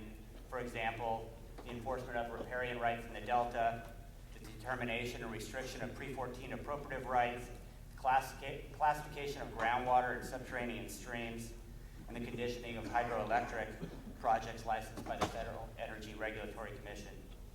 The most recent drought, and I'm not declaring it over, although I see Felicia in the back, maybe at lunch she'll have an announcement, has amplified the practical challenges inherent in the State Board's enforcement program, and that is the quality and sufficiency of data to inform enforcement and water management decisions. This challenge was a critical issue as the State Board exercised its enforcement authorities in 2015 and 2016 to curtail relatively senior water right holders in the Sacramento and San Joaquin river systems. In response to these challenges, there have been increased legislative and regulatory efforts at the State Water Board and the California legislature to require more frequent and accurate data reporting from diverters. The presumption is that better data and information will allow more informed and defensible enforcement decisions and will facilitate better water management planning. Our panelists today will address this broad topic, State Board enforcement and data management, from a number of perspectives. Our first speaker is Yvonne West, who is a senior staff attorney at the State Water Board. Yvonne will discuss the function of the State Board's Office of Enforcement and the particular challenges of enforcement of cannabis cultivation. Our next speaker will be Peter Prose, a partner in the law firm of Briscoe, Ivester, and Bizel in San Francisco. Peter will discuss some of the legal and prosecutorial issues that arise in the state board's enforcement processes. We'll then hear from Richard Roos Collins, principal and founder of the Water and Power Law Group in Berkeley. Richard will discuss the state board's data collection authorities and recent initiatives to better manage water diversion and use data and to make it more accessible. With that, I will turn it over to Yvonne. Thank you, Rob. I want to thank Jennifer and McGeorge for having me here today to talk with you. And as Rob said, we're going to start with a brief overview of the Office of Enforcement at the State Water Board and its role. The Office of Enforcement was created in 2006. It is created as a separate and distinct office from our Office of Chief Counsel. We provide legal counsel and technical support for enforcement matters. Initially, the Office of Enforcement's role was limited mostly to water quality matters before the regional boards. And at the time the office was created, there was some uncertainty around the appropriate level of separation of functions in administrative actions for attorneys involved in those actions between the prosecutorial role and the advisory role. Accordingly, the office was formed to ensure, in part it was formed to ensure that due process rights were protected while providing effective and efficient water board enforcement. A few years after the office was formed, the Supreme Court issued a decision in the Morongo v. State Water Resources Control Board case. Morongo was a direct challenge to an Office of Chief Counsel attorney serving as a prosecuting attorney before the State Water Board. At the same time, she was representing or advising the board on a different and unrelated matter.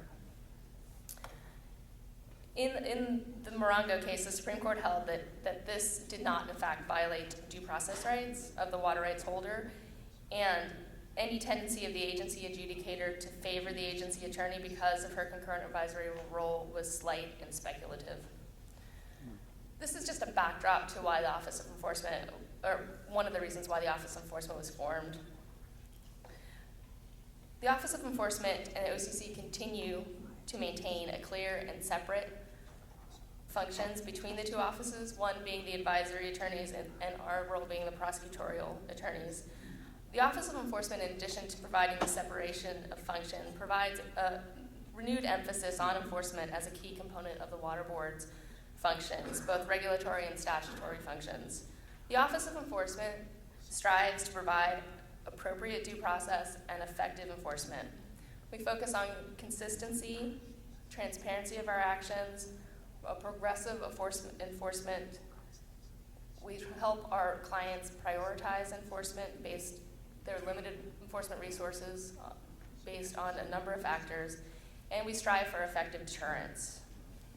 One way we've worked towards achieving these goals is through the adoption of policies and procedures. The Office of Enforcement worked hard to develop and have adopted a water quality enforcement policy and a statewide policy for supplemental projects. These policies play a role in providing the transparency and consistency that our office strives for. The water quality enforcement policy provides a detailed penalty methodology that formerly wasn't out there in the public. There wasn't such a policy to help our enforcement staff apply our statutory mandate to develop proposed penalties when we go forward with administrative civil liability actions. And the statewide policy on supplemental projects helps by providing specific qualifying criteria on what kind of projects are appropriate for funding through enforcement actions instead of or in lieu of paying liability. The policy also provides for appropriate oversight and accurate accountability. Updates to both of these policies are in the works. Both policies are being revised and updated and are available on the links that I provided in your CLE material for public review, and you can take a look at them there. One of the updates for the SEP policy is to respond to and incorporate environmental justice community requirements of a recent Assembly Bill 1071. In addition to these policies, the Office of Enforcement and the Water Boards strive to have effective to effectively use enforcement to address noncompliance with existing programs as well as to establish compliance with new programs. The Office of Enforcement has worked more recently with the Division of Water Rights to improve compliance with annual water rights reporting requirements. This is something that ties in with what Richard's going to discuss. And for an example up here, for improving compliance with existing programs, our office has worked with the division to issue in 2015 over 4,000 notices to water rights permittees and licensees for failure to file their annual water rights reports. This was a broad-scale enforcement effort. It was what I would like to say is a very successful effort because we obtained over 80% compliance with that population of water rights licensees and permittees who were formerly out of compliance and received these notices. On a broader scale, we have obtained a higher than 90% compliance with licensees and permittees for their obligation to file annual water rights use reports. Looking at new programs that the Water Board and the Office of Enforcement has been involved in since its formation, the Office of Enforcement has expanded its initial role of supporting regional boards on water quality enforcement matters into several new programs, including, as I just mentioned, assisting the Division of Water Rights, working with the Underground Storage Tank Fraud Prevention Unit, working with the Division of Drinking Water, which is a new program, relatively new program to the water boards, and the Cannabis Regulation and Enforcement Program, which is what I'm going to focus on here today in my discussion. And the reason I'm going to focus on that particular initiative is because it is a program area, like many of our program areas, where both water quality and water rights are being addressed in a coordinated fashion. And so I think it plays in pretty well with the focus of today's symposium. Since 2014, the Water Board's Cannabis Regulation and Enforcement Unit has partnered with California Fish and Wildlife's Watershed Enforcement Team to address and reduce environmental damage caused by cannabis cultivation. Initially, this task force was focused in the northern parts of California where cultivation pressures are the most intense. And under recent legislation, the State Water Board and the California Department of Fish and Wildlife are required to expand these enforcement activities and to ensure the reduction of adverse environmental impacts related to medical cannabis cultivation. So, recent legislation that's come into play and that I'm going to discuss in more detail since 2014 requires the water boards to address water diversions and discharges from cultivation activities. What is the problem that we're facing? This slide has a number of photos that represent some of the common violations that we see when we visit cultivation sites. And as I said, the problems are both from water quality problems and water supply issues. Here we often see discharges related to illicit grading activity, chemical usage, domestic wastes are a big problem on these sites. Then we also see water rights violations. We see a lot of illegal diversions, unauthorized storage and use, and we're seeing a lot of flow impacts in the North Coast where the cultivation pressure is the most intense. In small watersheds with a high rate of cultivation, we're seeing the drying up of streams and impacts to species. We're often asked what the scope of this problem is. This is a relatively new program area for the water boards that we're attempting to address, and we often get questions about, well, how bad is this? What is the scope? What are the size of the grows, the water use, the scale, the environmental impact that we're really talking about from this industry? As part of the original task force, we developed a cannabis identification and prioritization system. It was designed to help quantify the scope of cultivation occurring in California. It's still in its infancy, and we're still trying to understand the extent of this problem throughout the state. The satellite imagery that staff has analyzed during our task force program indicates that there's likely between 60,000 and 100,000 grows in the northern California area alone, the original focus area of the pilot program. As you can tell from that range, we're still trying to refine our data, and it's an ongoing effort. But these next three slides that I'm going to show you are from a California Department of Fish and Wildlife study, and they're looking at a very small area in Trinity County that is not an uncommon occurrence in the Northern California. If you look at this area in Post Mountain in Trinity County in 2005, you see it's relatively undeveloped. We have a road system. which makes it conducive to further development. If we fast forward to 2012, in 7 years, we see a large number of cultivation sites have moved in. These sites were actually counted in 2013 by the Department of Fish and Wildlife as part of one of their studies, and they approximated that there were 400 grows in a 9 square mile area of Post Mountain. Moving forward another 3 years, and we've seen that number has increased over 2.5 times. And we're looking at over 1,000 grows in that 9 square mile area now in 2016. Based on their studies, Fish and Wildlife has concluded that cannabis cultivation on private property in the North Coast is threatening coho salmon, an endangered species, and that species may go extinct in the near future if the problem is not immediately addressed. Other species being affected are Chinook salmon, steelhead trout, coastal cutthroat trout, southern torrent salamanders, red-tailed frogs, northern spotted owls, and Pacific fishers.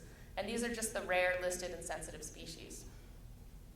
How is the State Water Board addressing this problem? Again, we're addressing it both from regulation and enforcement, and both from a water quality and a water rights perspective. The Medical Cannabis Regulatory Safety Act was adopted in 2015. I'm going to just refer to this as the Medical Cannabis Act. These acronyms get pretty onerous. I'm going to try not to stumble over them.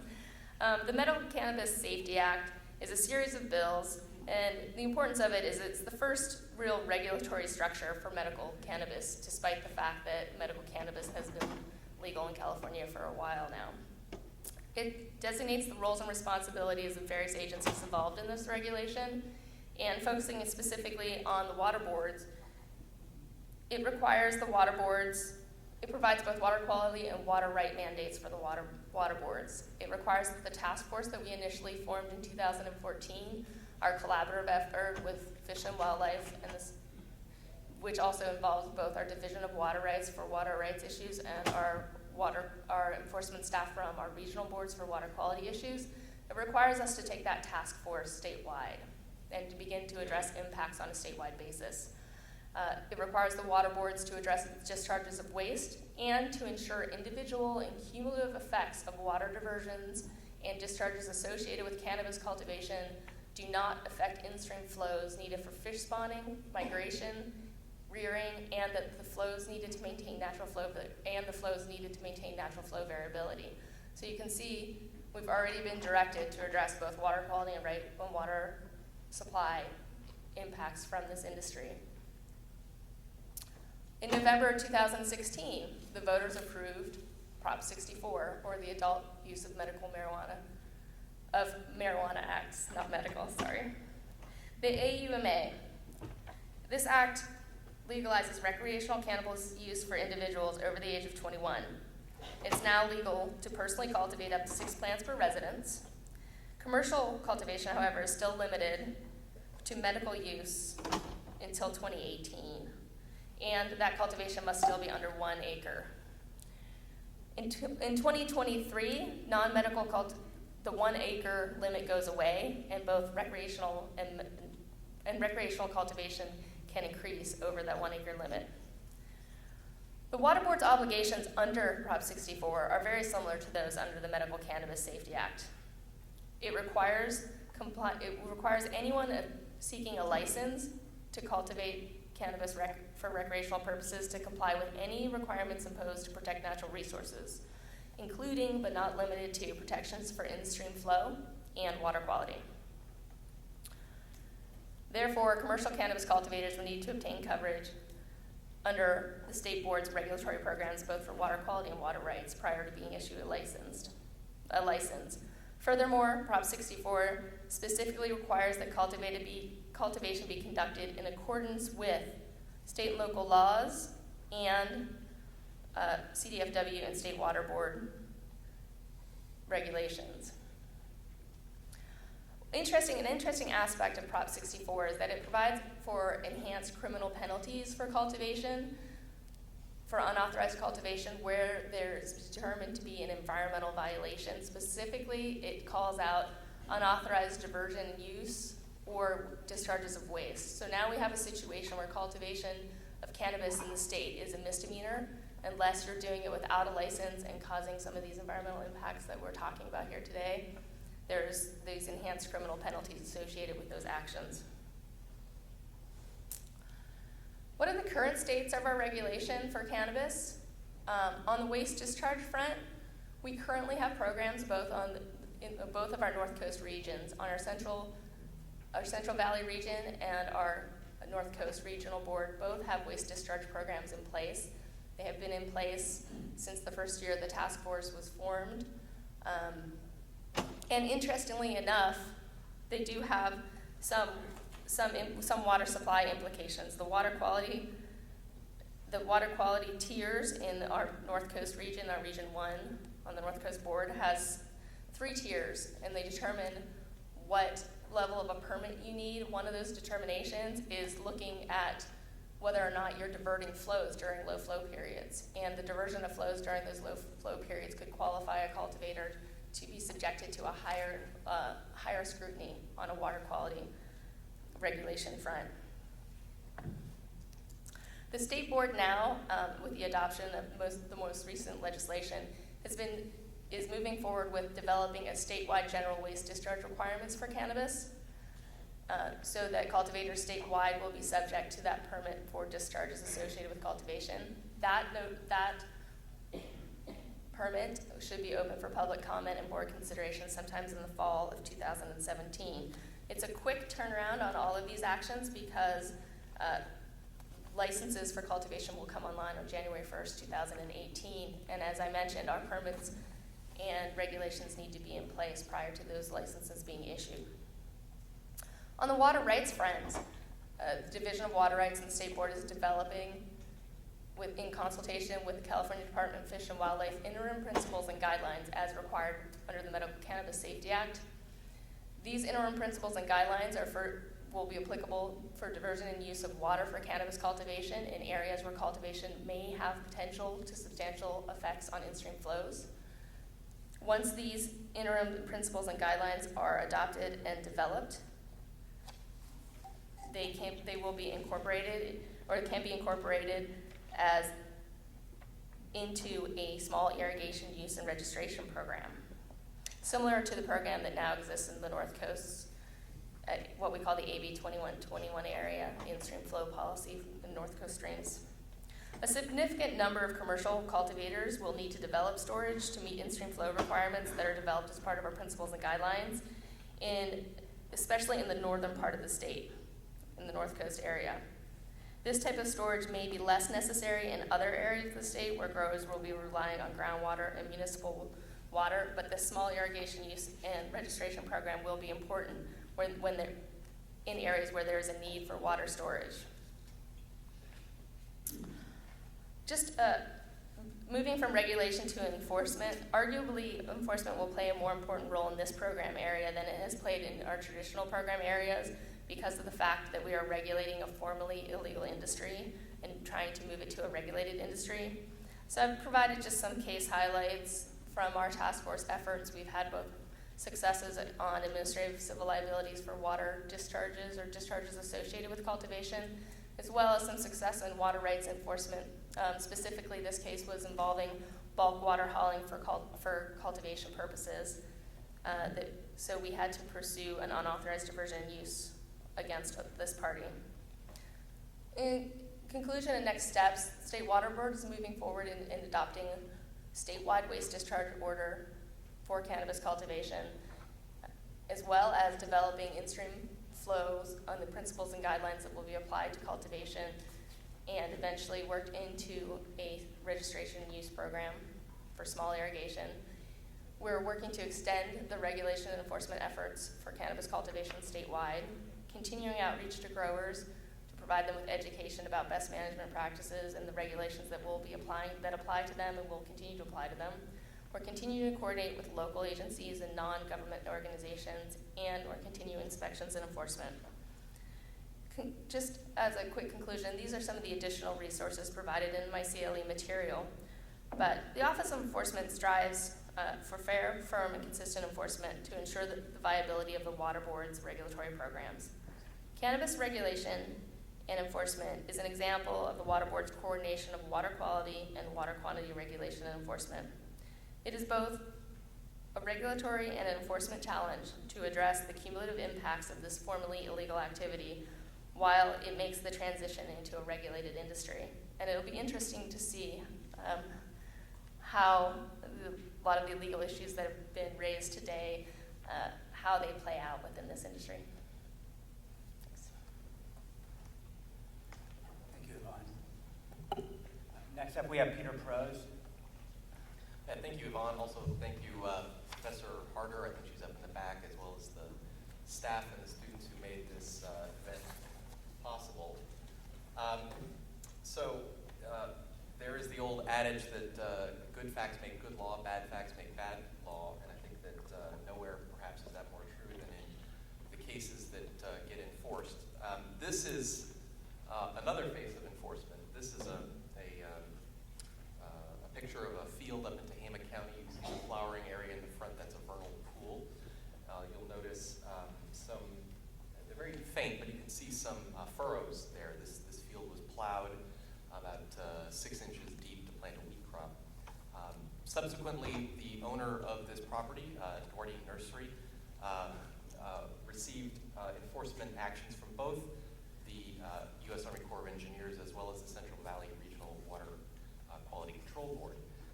The Army Corps is currently, I should say, my firm is defending that enforcement action. The Army Corps is prosecuting a Clean Water Act case against Doherty Nursery. They want a penalty to the tune of $8 million for plowing a field, which they allege is a discharge of a pollutant in violation of the Clean Water Act.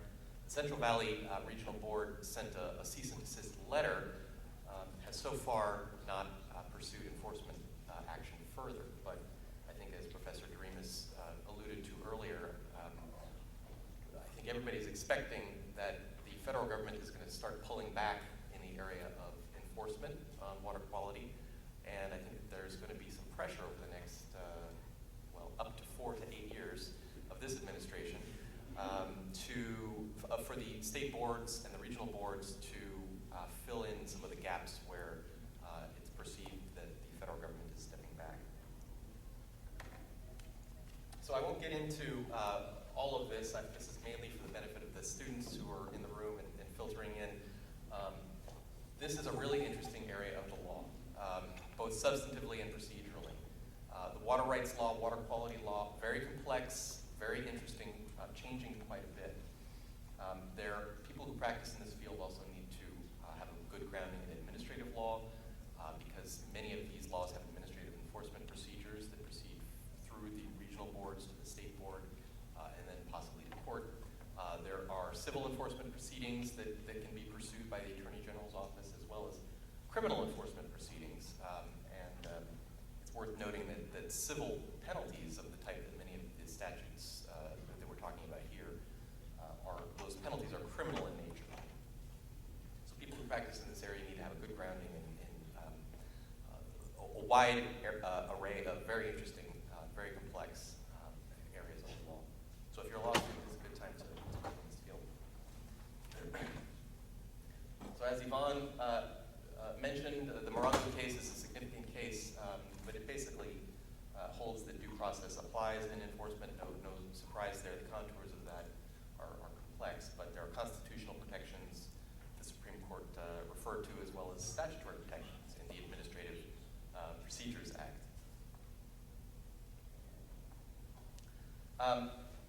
So what is due process? The first principle of due process that's important is clarity in what is prohibited, clarity in what's prescribed. This is the Supreme Court of California quoting the U.S. Supreme Court interpreting the federal Constitution.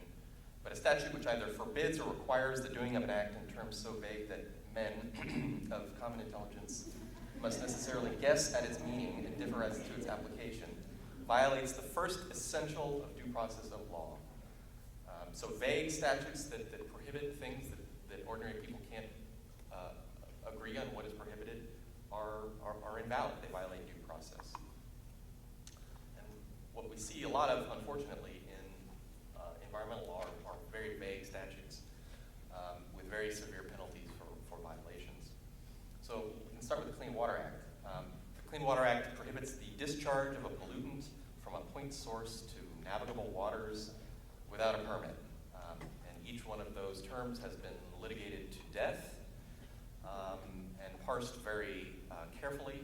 The state and regional water boards, as Justice Robie mentioned, have they carry out the 402 program, the Section 402 program under the Clean Water Act. So all of these provisions of federal law are important for California as it implements the 402 program. The penalties for violations, again, are quite severe, tens of thousands of dollars per day with the potential for jail time.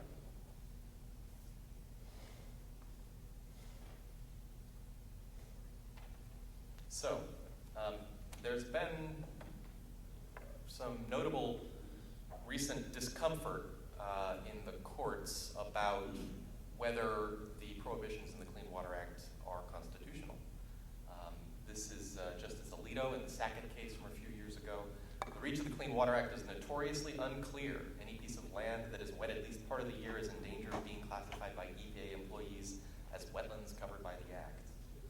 The Eighth Circuit Judge Kelly, she wrote in the Hawks case before it went up to the U.S. Supreme Court, this is a unique aspect of the Clean Water Act. Most laws do not require the hiring of expert consultants to determine if they even apply to your property.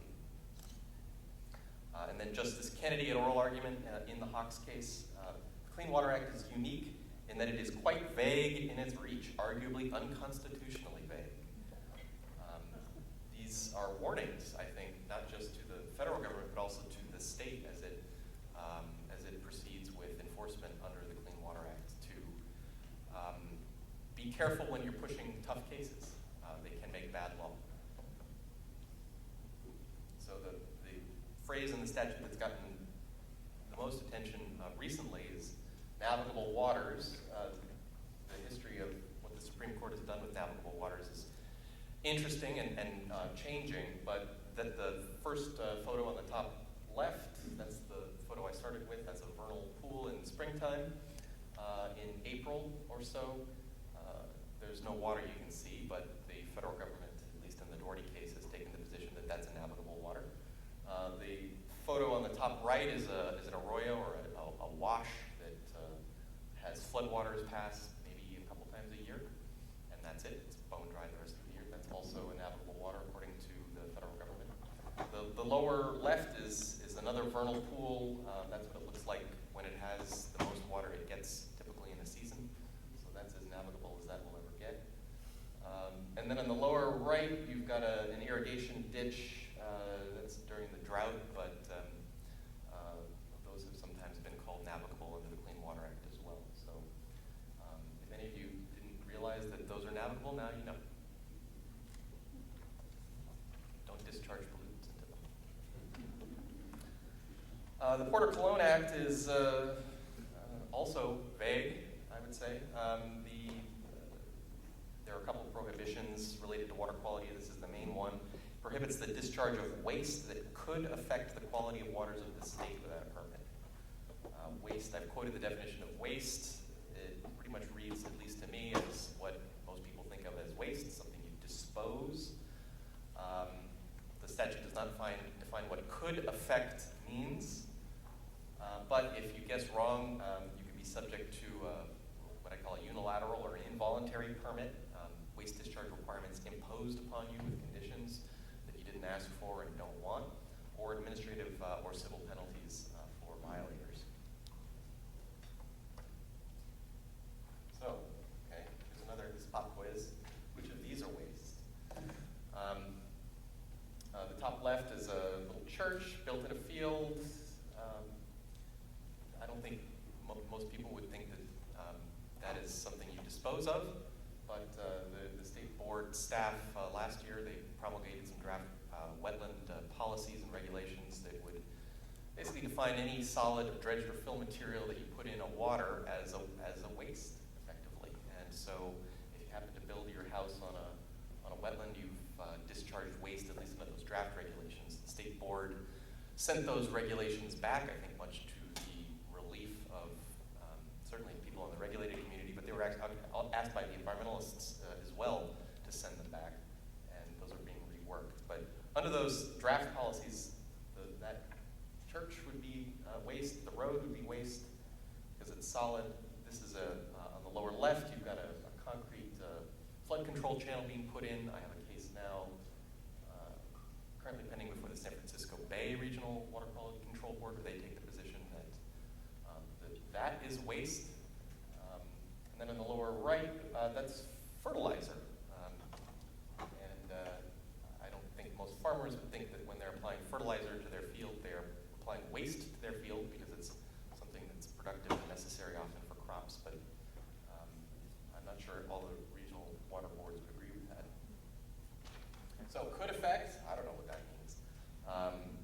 CO2 emissions could affect the quality of water. All of our respiring in this room, converting oxygen to CO2, that could affect water quality. All those people swimming out in the ocean, that could affect water quality. Do they need permits? I don't know. The next sort of vague, and this has already been touched on a little bit, somewhat vague prohibition is on waste or unreasonable use. This is the constitutional provision. I'll just take a little bit of a detour if I can. There was some talk earlier about water quality, and I'll just maybe say that water quality is somewhat in the eye of the beholder. I think most people today would think that sediment and turbidity in rivers and streams is adversely affects water quality. Well, this constitutional provision actually was a reaction against the Herminghaus case, 200 Cal 81. In that case, Mrs. Herminghaus succeeded in getting an injunction against a dam operator, which had blocked a dam in the San Joaquin Valley, thereby prohibiting the silt and other mud that was flowing down the river from being deposited on her lands, which were very good and fertile for her growing of crops. So for her, sediment and turbidity were a good thing, not an adverse water quality impact. Anyway, the violation of if you do happen to have committed waste or unreasonable use of water, you are at least potentially subject to administrative, civil penalties or injunctive relief. Reasonable is a standard that we hear a lot about in tort law, particularly negligence law, and it's something that we've been comfortable sending. It's a question we've been comfortable sending to juries for as long as the common law has been around. It's more questionable maybe whether we entrust the adjudication of what's reasonable to an administrative agency instead of juries of our peers. So this is the Joslin case, very famous case. Came down the same year the State Water Board was formed, 1967. What is a reasonable use of water depends on the circumstances of each case. Such an inquiry cannot be resolved in vacuo, isolated from statewide considerations of transcendent importance. Well, if you're a water user, what do you do with that? If suddenly state policy and priorities change, are you suddenly going to find yourself hailed before the State Water Board because now what was reasonable once is no longer reasonable? So, what's reasonable? I have to say, I spent quite a bit of time yesterday on the internet looking for a picture of Felicia Marcus drinking a bottled water to kind of needle her. I could not find one, so she did not use water unreasonably. Good job. I won't say who else I tried to find drinking bottles of water. Yeah, I guess. So the top left is a golf course down in Palm Springs. Who here would think that's unreasonable? Show of hands. Okay, wow. Top right is frost protection spraying in the Russian River during the drought. Who here would say that's an unreasonable use of water? Right, you don't get any wine after this is done. And the lower left is flood irrigation in the Sacramento Valley for rice. That is rice that primarily is going to be exported, but it also creates habitat for birds and such. Who would say that's unreasonable? Nobody. Okay. And then on the lower right, this is data from a few years ago in a state legislative analyst report. I'm sure there's more current data than this after our most recent drought, but a wet year, you can see how we spend our water. A little over a quarter goes to ag, a small bit goes to urban, and most of it goes environmental uses, in-stream flows. In a drought or dry year, where we've got 65 million acre feet to budget, a little more than half goes to ag, at least in 2008. Oh, right, that one. Okay, good. That'll be good. We've got maybe more than a third going to in-stream flows and a little bit bigger percentage going to urban users. Now, if you're a farmer in a drought, that water that's being spent on environmental uses certainly, instead of on your fields, which are now fallowed and your family is not able to eat, that certainly sounds like an unreasonable use to many of my clients. If you're an environmentalist and you see walnut orchards going in, or marijuana cultivations going in and sucking up water that could be used for fish, that also can sound unreasonable. So this is a very difficult thing for reasonable people to agree on what is reasonable in every case. The state board does have the authority to define waste and unreasonable use by regulation. That's pretty clear, but has not done so, except for the frost protection standards for the Russian River. There are 2 chapters in the regulations for the state and regional water boards. Neither of them have any standards for what's reasonable. They have a procedure for an adjudication, but no standards. Okay, I'll go through this quickly. So due process not only requires clarity in what is prescribed, but it requires certain constitutional minimums, notice and opportunity to be heard, usually before a deprivation of a property or liberty interest, reasonable notice, reasonable hearing, cross-examination, and an impartial decision maker. I'll have to say the State Water Board does a relatively good job with this. The prosecution team and the regulations that have been set up, which have now been affirmed by the California Supreme Court, provided for lengthy notice, discovery, cross-examination, strict separation of functions, impartial decision makers. They have gotten themselves into trouble when they start ordering people to not use their property rights without giving them a hearing, as they did in 2015 when they issued curtailment orders to thousands of people across the state, but nobody's perfect.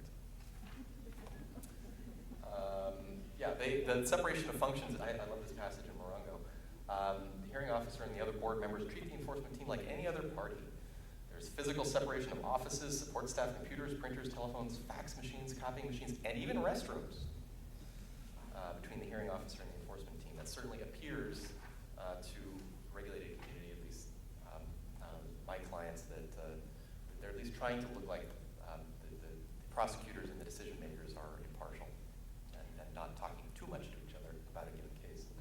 Better than other agencies, I should say. The Coastal Commission in enforcement actions does not allow cross-examination. It allows very brief notice, no right to call witnesses. It's really kind of a farce, quite frankly. They did put out some guidance about 2 years ago that to both their enforcement team and the public that ex parte communications are prohibited in enforcement matters, but this is a brief the Attorney General's office filed in the Court of Appeal in a case of mine. That guidance does not establish the truth of the matter asserted. So what they really believe about separation of functions and ex parte communications is anybody's guess.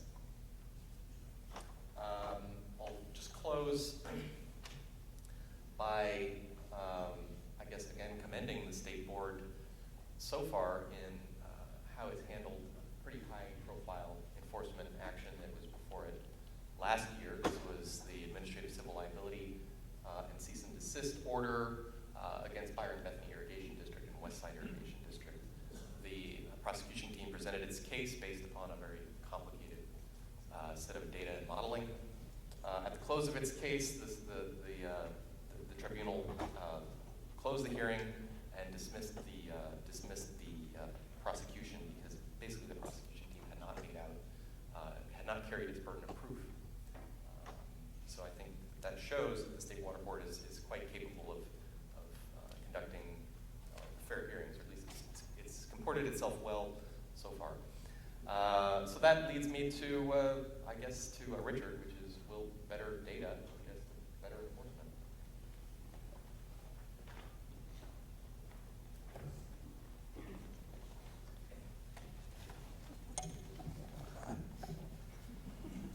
Good morning, everyone. Ditto on the thanks to McGeorge, Jennifer, and Rob for my opportunity to be on this panel, and ditto, or let me offer thanks to the rest of you for actually being here on a beautiful Saturday morning. So we're here to talk about history. So I'll begin with a quotation from Mark Twain. No, not that quote. About whiskey and drinking. By the way, UC Berkeley is verifying everything Mark Twain wrote or said, and they have not yet verified that he said that. Instead, he once said you could spend a lifetime on water and still be a complete fool. Hence the Escher print. So what he's talking about is the question, whose water, right? So I open this. Peter, is this my water? I mean, of course, the water code says that all water belongs to the people. And it also says that rights may issue for the use of that water. The problem is the rights are relational, and they're conditional, and the relations and the conditions change over time. That's why the Escher print, in my view, describes our system. This question, whose water is it, is all the more important because change really is the only constant in water resources.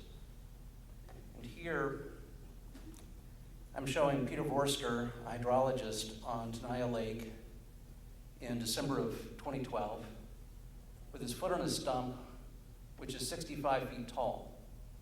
Now this is a natural lake. It's time immemorial. So why is there a stump? Well, because from 1200 to 1400 AD, California had a drought, so pre-climate change caused by people. Natural drought that converted this natural lake into a meadow, at which time these trees grew. And then when the climate changed again, the trees became stumps. The point of this is that our water supply system is based on the expectation that the worst probable drought is 7 years in length. So whose water is this? Let me begin with what the Conservation Commission said in 1912, 105 years ago, in making the recommendations that became the Water Code, the Water Commission Act of 1913. So looking back on the common law from 1850 through 1912, the Commission said, in California, water litigation has never settled the rights of any persons other than those parties to each suit. If, therefore, there be 100 water right claimants on any stream, the rights of each of those claimants can never be finally settled until each claimant sues each other claimant and a final decision is rendered. And so based on that reality under the common law, the Conservation Commission recommended what we now call statutory adjudication, drawing upon the experience of Oregon. It said, if the water rights of this state are to be finally, expeditiously, and economically cleared up and determined, some agent of the state, read what is now the State Water Board, must be given the authority to go into the streams, make the necessary investigations, and declare, subject to court revision, what water rights are yet free for appropriation. So that was the Conservation Commission's answer to the question, how do we answer the question, whose water is this anyway? Now, let me fast forward to December of 1942. That was before the State Water Project and Central Valley Project were fully realized, and at that point, the predecessor to the Department of Water Resources, and specifically the Assistant Chief Counsel, wrote a memo that gets at the same question. And he specifically addressed the reality that the proposed Shasta Dam is 300 miles away from the point of diversion, and there are hundreds and hundreds of diverters with senior rights between the point of storage and the point of diversion. And his question was, how do you deal with that? And by the way, this memo, quite extraordinary, literally addresses problem number 25, which this legal office was considering at that time in an effort to establish relative security for the sake of these projects relative to senior water rights. In any event, In the course of recommending statutory adjudication pursuant to the Conservation Commission's recommendation 30 years before, this attorney said something that's quite distinctive and important. He said, through its intervening course, the water in the Sacramento River, normal flow and flow release from storage at Shasta Dam, it must be remembered, retains no distinctive coloring. So, given that, how do you know who has what right and how they're using those rights? So, as I said, his answer was adjudication. So let me bring us fast forward to the present. And no, I'm not here to advocate for adjudication. I'm instead here to report my view, which is my personal view, that recent amendments to the Water Code and regulations adopted by the State Water Board are establishing functional benefits that get us much closer to answering the question, whose water is this anyway? So let me begin with water use. As of rules adopted in early 2016, water use monitoring is now more frequent than it ever has been in state history, at least under the rule. It's weekly to daily to hourly, or even more frequent, depending upon the quantity of use. By the way, you showed me as having 5 minutes. I've only spoken for 10. That's right. Weekly, daily, hourly, or more frequent, depending upon the quantity of use. And accuracy, plus or minus 15% down to plus or minus 5% or more. Again, unprecedented in this state's history. Water use reporting, well, under the senior rights, from 1965 on, it was every 3 years. As of today, it's every year for all rights. And the State Water Board has the authority to require monthly, weekly, daily, or more frequent. Again, unprecedented in our state's history. And specifically, that reserved authority with respect to more frequent than annual turns upon the deputy director's determination that there's insufficient water in a given watershed to meet all of the known water rights. And in turn, AB 1755 requires the development of an integrated water data platform that within 2 years will include all use data that is reported to the State Water Board.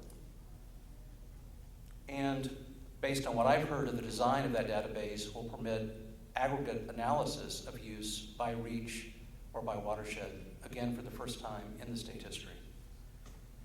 So that's water use. Water rights records have always fallen in 2 categories, those that predate the Water Commission Act and those that follow it. As to those that predate it, by and large, you have to go to 58 county courthouses to find them.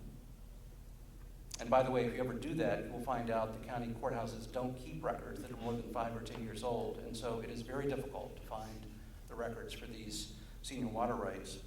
And then those rights that are permitted or licensed by the State Water Board, and those records are all contained within the records room on the 2nd floor of Cali, PA.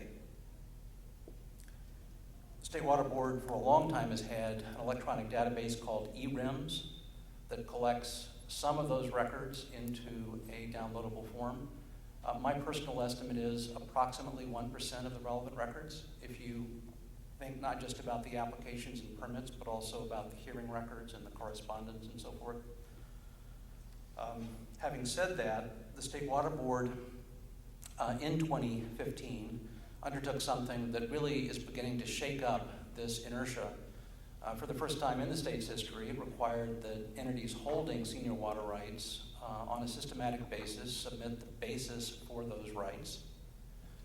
That information is now available at the State Water Board in the records room. And in turn, the State Water Board is thinking about the possibility of expanding eRIMS to include additional water rights in response to AB 1755 and also in response to a stakeholder effort that several people in the room are involved in. I'll simply say that describe the effort this way.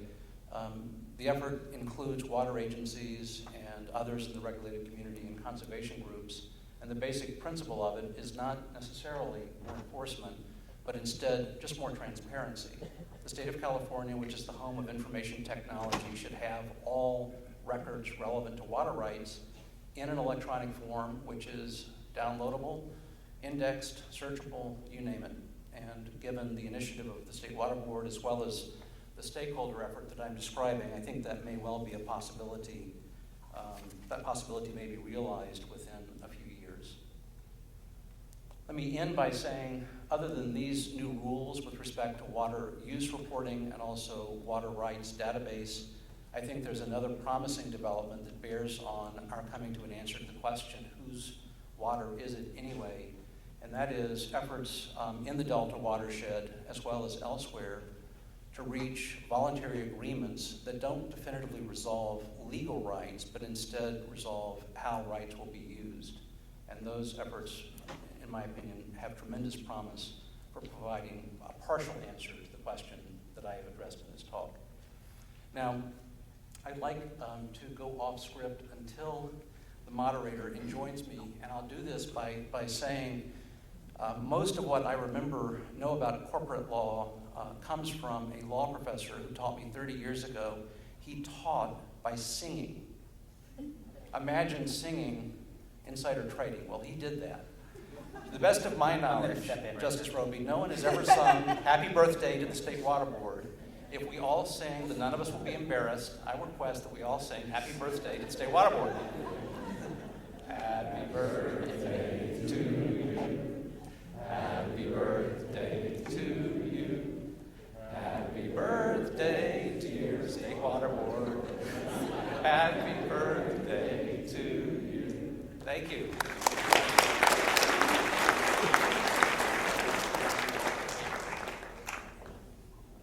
Do you want me to, we're open to questions now. We've got 15 minutes, 10 or 15? About 10 minutes.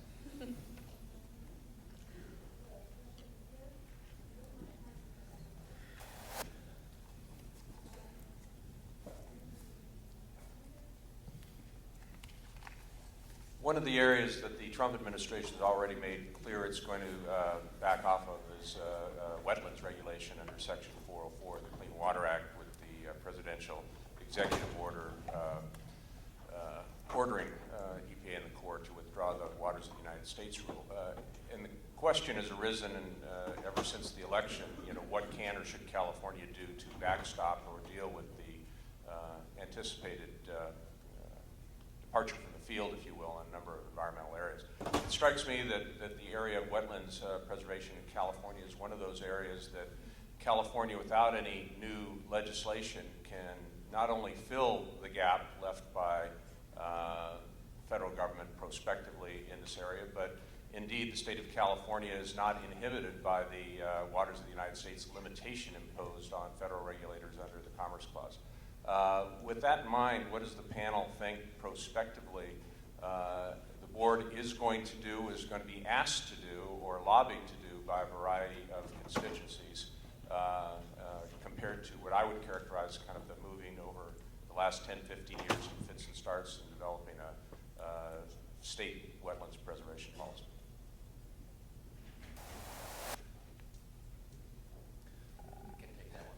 You wanted to go first? Yeah, I think there's no question that there will be pressures on the State Water Board to act as that backstop. It's interesting. The federal government has, in the Clean Water Act, there's water, navigable waters, which is defined as waters of the United States. In the Water Code, there's a prohibition on discharges of waste that could affect waters of the state. The federal government has for 40 years had regulations trying to define what waters of the United States means, and over the years that has come to include wetlands, and that was affirmed in the Riverside Bayview case in 1995. Well, I should say wetlands adjacent to traditional navigable waters in the Riverside Bayview case. California has never adopted regulations defining what waters of the pressures to do that. In fact, those efforts are underway now, as I understand it. Will it run into the same buzzsaw that the Waters of the U.S. rule has in the courts? It could, because once you start regulating a wet land, there's the question, where does water end and land begin? That troubled the Supreme Court. That was really the issue in the Riverside Bayview case that has come up again and again. Is the pick, my first slide, is that a water of the state? I don't know. I mean, it's not defined as such in the regulations, because there are no regulations in California defining what waters of the state means. So, you know, I wish the State Water Board luck in coming up with a sensible definition that doesn't require expert testimony to figure out whether you're covered or not. But I think it's going to have a very, very difficult time with that. Unless it just goes with what most people would think of as water, which is something that's wet, you can see as a water. Once you start getting beyond that, which is where the federal rules have gone and gotten into trouble, then I think the State Board is going to also find itself in trouble. Okay, I'm gonna have to do the disclaimer, speaking from personal and not for the state board. Disclaimer. I think there's a lot of room for the state board to protect state wetlands. I think a wetlands policy would be helpful. It would be great to get it sooner rather than later in light of the federal currents, the way the federal government is headed, and what's going on with the current administration. I think even without a wetlands policy, there's a lot of precedent and a lot of authority for the state board to make sure that state wetlands are protected. So, Rick, I was reflecting on that question more generally last night when I heard the news that the House was seeking to pass the American Care Act even before the Congressional Budget Office delivered any analysis of the foreseeable consequences of the act.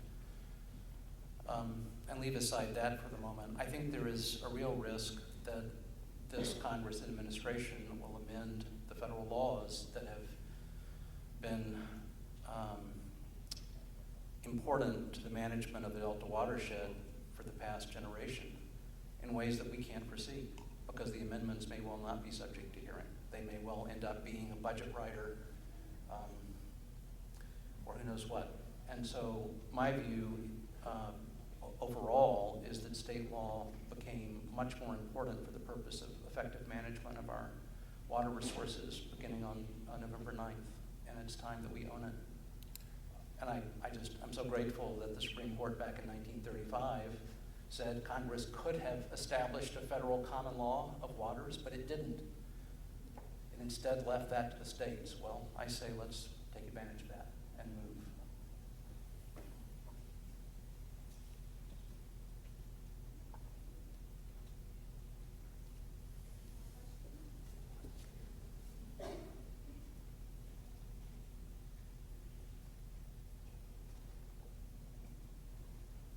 Along those lines, with the new administration obviously intending on changing things, how big do you think preemption is going to come into the argument? I mean, as far as reclamation or Army Corps of Engineers?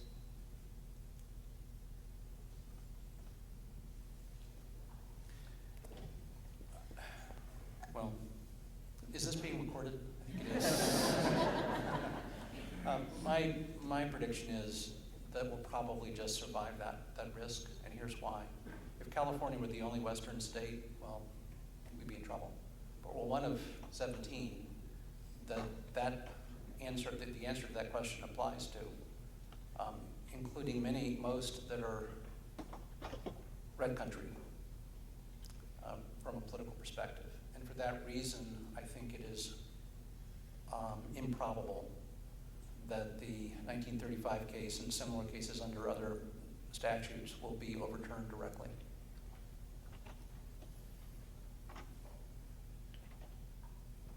I agree. I'm hopeful.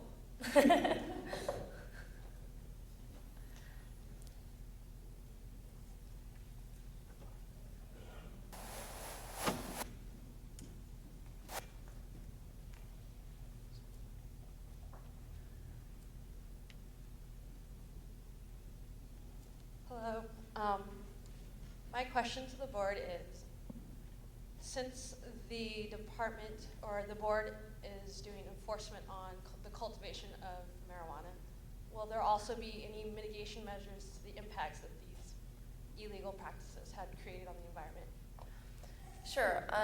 The water boards have both injunctive and liability authorities, and we have the ability to issue cleanup and abatement orders to property owners where there's an ongoing threat, or there's threat to discharge, or there are ongoing impacts, and to clean up sites. And that's one of the challenges here is we have a very narrow, there's a segment of the industry that we can regulate, and those are the private property grows. And there's a segment of the industry that's taking place on that are trespass grows, that are on public lands or otherwise will never be legal cultivations.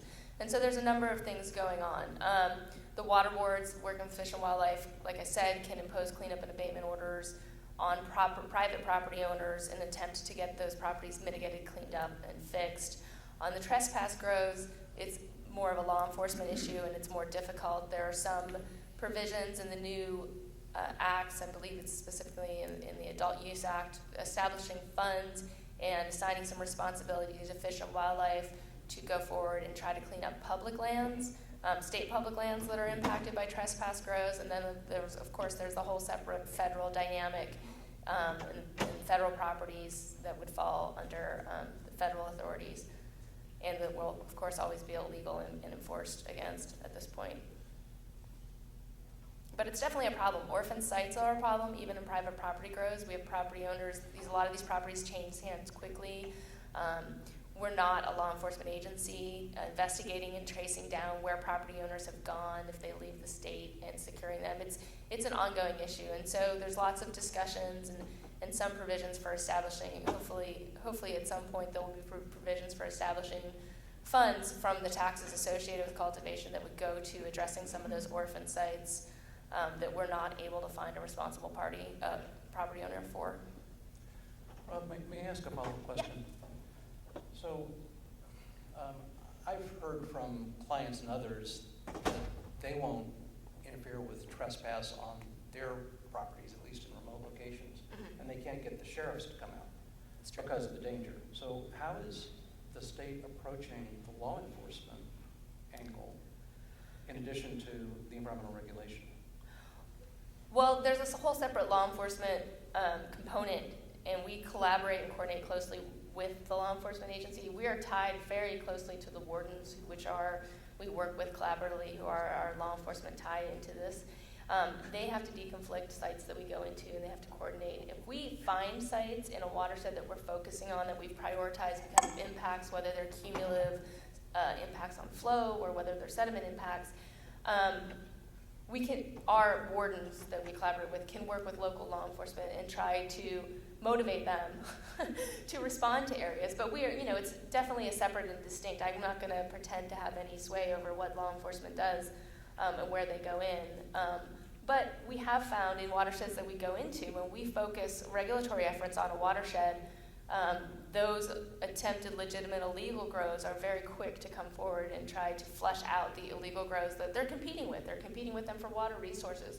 If they're trying to comply with our permits and licenses, they don't want those illegal grows to exist in the same watersheds. And we're seeing that. It's a huge task to take on, and voluntary compliance is going to play a major role. And for those parties who want to be legitimate businesses, we're relying on them to point out who isn't complying. I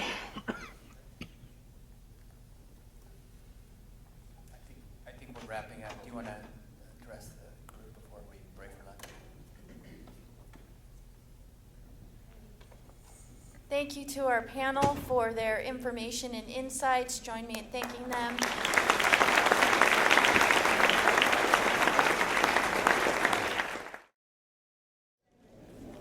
It's my great pleasure to introduce our luncheon speaker, Felicia Marcus, who's chair of the State Water Resources Control Board. It's always a pleasure to have you on campus, Felicia. Felicia Marcus was appointed to the board by Governor Brown in 2012 and designated as chair shortly after. She has a long and diverse history in water and natural resources, Having previously served as Region 9 Administrator of the U.S. EPA under President Clinton, she was also co-founder and general counsel for the environmental organization Heal the Bay, Executive Vice President and Chief Operating Officer for the Trust for Public Land, Western Director for the Natural Resources Defense Council, and also headed, do I have this right, the Los Angeles Department of Public Works, which provides her valuable insights into the culture and constraints faced by local public agency service providers. She's taken the reins of the State Water Board during a particularly chaotic time, weathering one of the worst droughts in state history, and acting as captain during a time of unprecedented change for the Water Board. And I'm so thrilled that she's here to share her experiences and insights in her lunch talk today titled 50 is the New 30. Welcome, Felicia.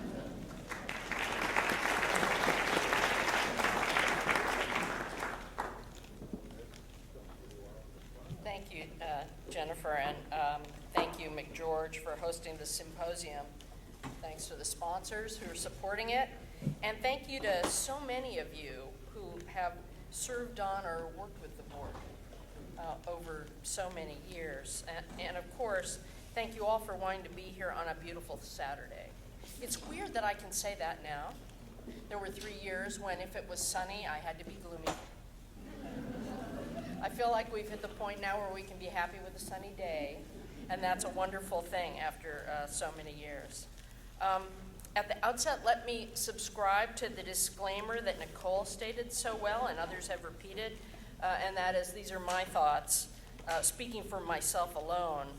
And they aren't even full opinions of mine, I have to say. These are lunchtime musings and food for thought. Definitely not CLE bait, I'm just saying.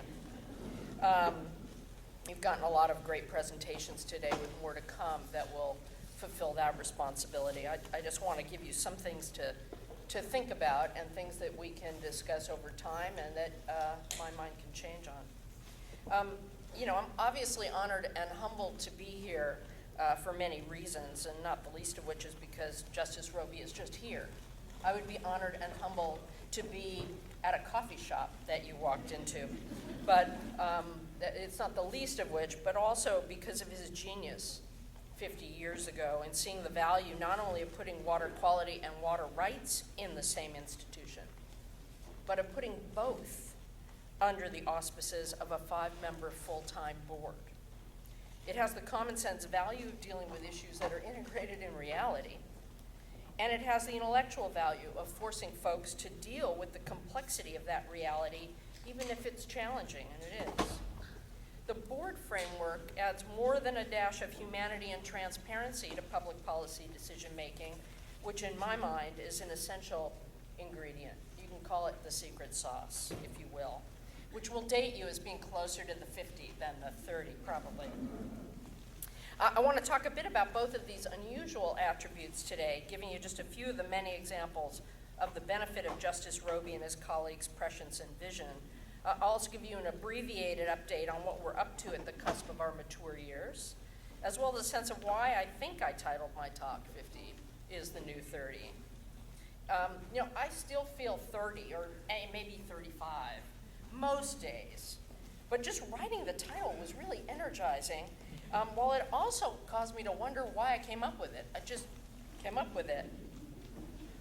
I think my title is 50 is the New 30 because I wanted to convey that we are still a work in progress, and that we're energized as we take on responsibility, new and old, that may have eluded us before for a variety of reasons. So, Justice Robie, your brainchild is growing up, but not all grown up yet. We're at a phase of coming into our own, hitting our stride. But I think we're mature enough to try and do all of that in concert with others, with more humility than we get credit for, and with an open mind, and also with the energy and drive to do our best to help navigate the challenging and ever-churning and changing waters of California water. So let's talk a little bit about combining water quality and water rights. Justice Robie gave us the history of his and his colleagues' thinking in going a different route on where to put water rights administration this morning. There's also a quote attributed by many to Paul Bonderson. I think it's more accurate than the Mark Twain quotes attributed to Mark Twain. What he's reported to have said to folks was, just as you would not separate water into its component parts of 2 parts hydrogen and 1 part oxygen and have a separate regulatory board for both, likewise, separating the water rights and water quality functions made just as little sense. I think that makes logical common sense that a regular person would expect. I'm not so sure scientists would look at it that way, but in any event, it makes logical common sense, and it's actually surprising in a way that more states haven't followed suit. On the other hand, other states, with some exceptions, also have not developed a robust public trust doctrine, nor a provision of the Constitution that explicitly states that water should be used in a reasonable manner, both of which also make sense to regular people. They also don't have the expanse and the vision of Porter Cologne, and no one has the Bay Delta thicket of issues and challenges that we face that make this more obvious than it might be elsewhere. Although in a different context, I have always been partial to Justice Sandra Day O'Connor's words in describing why Section 401 of the Clean Water Act encompasses quantity as well as quality in PUD number 1 of Jefferson County versus Washington Department of Ecology. This will be your one case site. Does that give CLE credit, like a smidgen of it? All right then.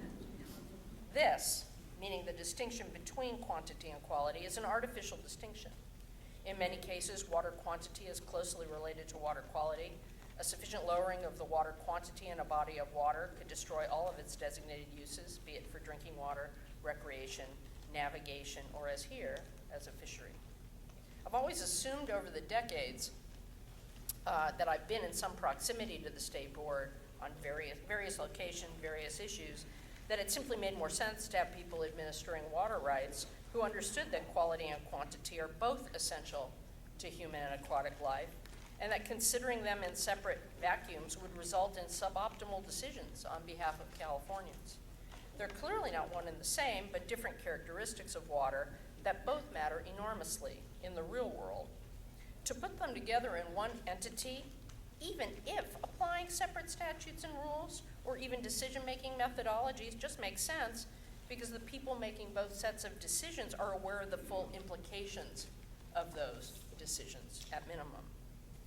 Our Bay Delta periodic updates are the most obvious example of where having responsibility for and expertise and experience in dealing with both water rights and water quality makes logical sense and avoids overlapping layers of jurisdiction.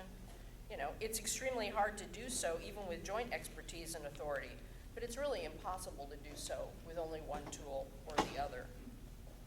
California's water code demands that kind of integration, with every decision on a water rights change, for example, requiring not only that other legal users of water not be injured, but that fish and wildlife also not be harmed. That's a special kind of water rights system to begin with that requires an ability to understand fish and wildlife too. A similar bigger picture, but intensely practical thinking was at work in 2013, when the governor proposed and the legislature chose to move the state's drinking water regulatory program to the state board, which was implemented in 2014. The notion of having one agency responsible for water from source to tap sharpens the mind and a sense of responsibility for the whole. If you're dealing day to day with whether Californians have safe drinking water, you have a keener appreciation for the need to keep that water clean through prevention as well as treatment. In addition to that attention or focus or mindfulness, which shouldn't be underestimated, the move recognized the value of one-stop shopping for communities, for their funding and their regulatory needs, which is helpful to all communities, but particularly helpful for small or disadvantaged communities. Why go to one agency for wastewater regulation and funding and another one with a different language and a different set of players for drinking water? And in an era where water recycling is and should be a bigger and bigger part of our water resource management, it makes even more sense to have rules and permitting and technical assistance in one shop versus having to navigate and negotiate with two agencies on each permit.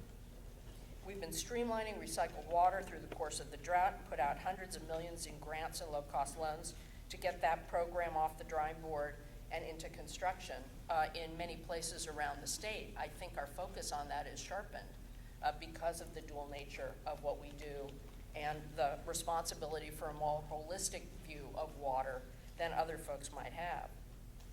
Greater expertise and experience with the value of both water quantity, water supply issues, and water quality has also helped us be far more open to creative solutions that are multi-benefit approaches in urban stormwater management as we implement our traditional water quality role. I'm going to acknowledge here and elsewhere that not everyone appreciates our creativity here. We could implement our stormwater quality regulation duties simply by mandating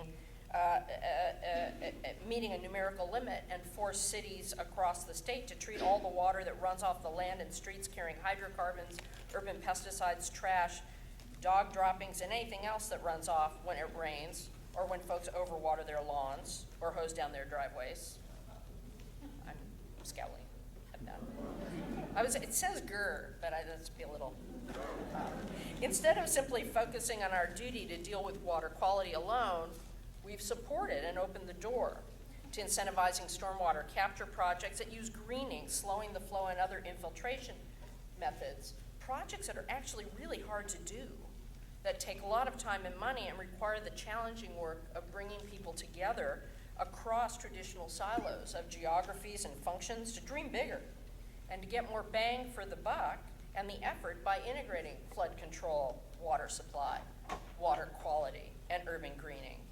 In this case, we were open to other methods of achieving water quality goals that would also help with water supply and other important needs. That sensibility is in our DNA in part because our mission crosses the water supply and the water quality worlds. The value of this combined expertise and these tools became even more apparent during the drought, as we had to make decisions to adjust water rights conditions to deal with the worst drought in modern times, something that people didn't seem to understand. I know I'm trying to be the Princess of Peace a lot of the time, but I can't tell you how often I said, what part of worst drought in modern times don't you understand? As we were forced to just figure out how to deal with it while other folks were staying in some narrow view of the world, blaming others, and the usual stuff that goes on by the stakeholders in what is a very small world, thinking about their small world rather than thinking big picture about how things affect real people in real places in real time. Okay, end of screed there, sorry. Much of the, et cetera. We had to make these decisions, and we had to honor and take into account fish and wildlife needs in both spring and fall, water quality needs, particularly maintaining salinity control in the delta and water supply. Much of the headlines and the talking points out there made it sound as if it were all about fish versus farms, or delta exporters versus delta farmers, or it was all about CFS or acre feet in absolute terms versus what was actually happening out there and how that water might be used and what it did. Actually, a great many of the choices were based on water quality concerns. We knew and we acted based on our awareness. We thought more people would have this awareness, but upon our awareness that had we lost salinity control in the delta, any water that was there would be useless for urban and agricultural use in the delta or south of the delta, with an impact on millions and millions of people, whether urban or farmer. You know, we didn't get everything right during the drought, nor did our other federal and state colleagues, but we were able to bring insight and effort on behalf of all aspects of the water picture far better than if we didn't have that broad portfolio sensibility or awareness. Without the centering capacity that the board forum allowed, it brought all parts of the picture together.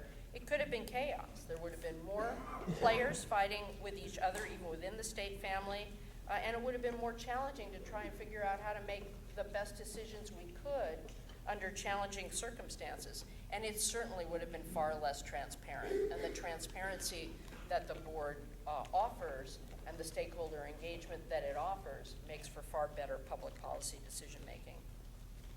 Similarly, because we had so much more engagement with the tragedy that befell communities whose wells ran dry, as well as our familiarity with those who for years have suffered from contaminated supplies, I think we were better able to keep level heads and perspective about how much was at stake in each decision we made. It gave us perspectives, As folks complained about many things, it helps to have the sense to be grateful if clean water comes out your tap.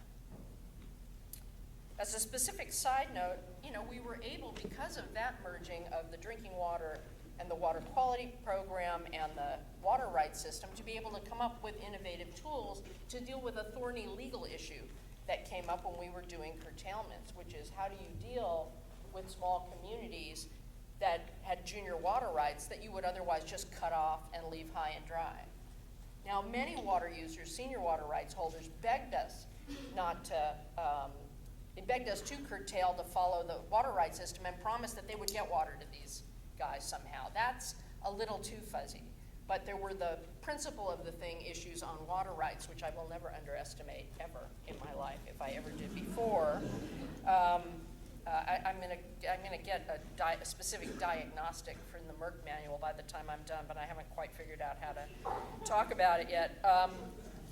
But we came up with a way to be able to order those communities to conserve and only use what was necessary for health and sanitation that our drinking water folks came up with. And that kind of solved the problem for us. I'm oversimplifying, but again, putting more facets of the picture in one place allows for more creative tools, but also a greater awareness of the need to manage all of these things. There's more to it, but I'll move on. I want to move on to the human aspect, which is implicit in that. Before I give a bit of an update on the things that we're working on, and then close by talking about why I say that Justice Robie's baby is grown up but not grown old, I do want to comment on the value and brilliance of putting this complex and multifaceted issue in front of a 5-member full-time board, because I think that's part of the strength of the institution and part of the brilliance of what they did. It's one thing to understand the issues of water rights administration with its long and complex history, and it's another to understand water quality issues with their technical and myriad source and solution complexities. Those are both good. Knowing both helps do a better job on each of them, there's no question. And it requires technical and legal knowledge of varying kinds, which is part of why some of our board seats are designated for an attorney or engineers or water quality expertise. However, what's better and more profoundly important is bringing humanity into this process. Developing solutions to complex problems fraught with conflict, controversy, and confusion, because the decisions actually matter and have a real world impact and are just complicated, requires technical knowledge and skills. But to do it well requires common sense and real world experience and compassion for the legitimate needs and views of all Californians. Having 5 humans bringing different expertise, but also different real world experience to challenging public policy decisions makes for better decisions that have a greater ability to be fair and thoughtful and durable. Part of our job is to open the doors and the windows of the agency to the outside world, to invite people in, and to go out in the world to learn about what folks are doing, struggling with, and trying to accomplish, and bringing that sensibility back in to our decision making. It makes for more grounded and more thoughtful decisions. We help the public have a real voice in decisions that affect them, and we have the duty to hear them. People tend to like when we listen to them. Not necessarily so much when we listen to others too, however. Nonetheless, at the end of the day, we usually get pretty good marks, and folks can see how we've integrated stakeholder input. We also listen to each other, which is really important given our varied expertise or even just our varied judgment. We listen to each other because we may have had a chance yesterday to have a realization about something that can be brought into the picture, or talk to somebody that we haven't, that we've learned something of value and perspective to bring to the decision making. This is, of course, just in the context where we're actually allowed to talk to people, which you have to have Michael Loffer on speed dial to know when you can talk to who or listen to who about what and when it needs to be reported. But we do listen to each other. And this may not be the most efficient system out there, but it's one more grounded in reality than many might expect, precisely because we have the time and the mission to listen. This is my second time on such a board, and I have to say it makes for far better decisions overall and over time than any other I've seen. So this combination of the human ingredient and the integration of water rights and water quality has its greatest expression in our work updating the Bay Delta water quality control plans, though I don't quite think we've yet found the right words to express it. In some ways, it is the most obvious, and I'm not going to go through what we proposed. Even this morning, we are still in the stage where people don't even really understand what we've proposed.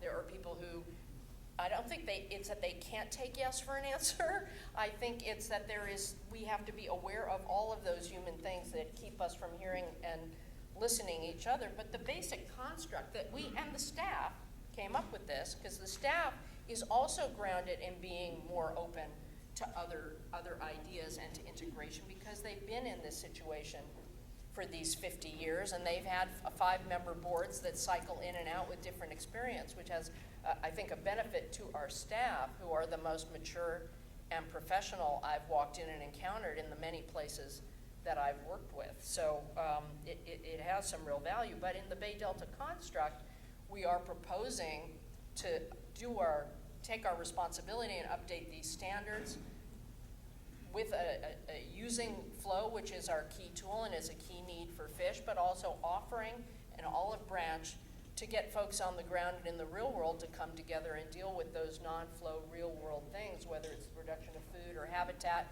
or even timing of the flows, that will help the fish sooner, better, and in a more durable way.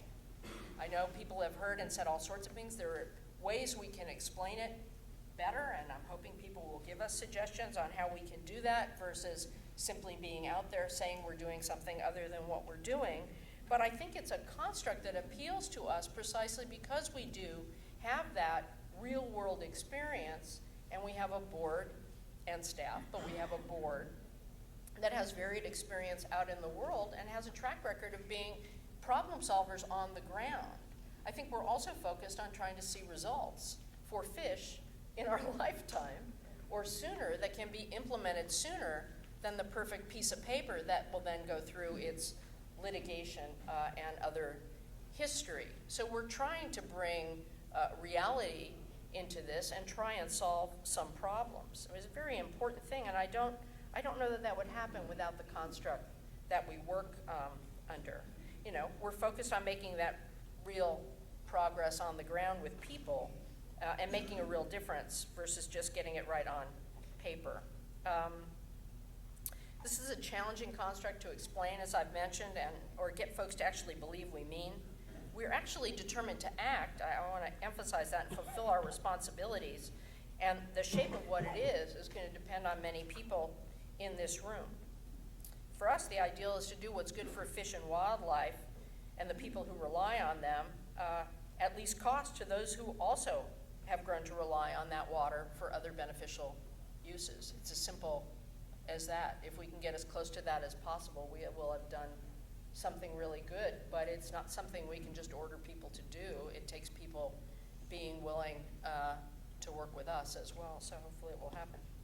Which leads me to my next point, which is what we're up to, which I'm going to give a bit of short shrift. The short answer in terms of what we're up to is a lot.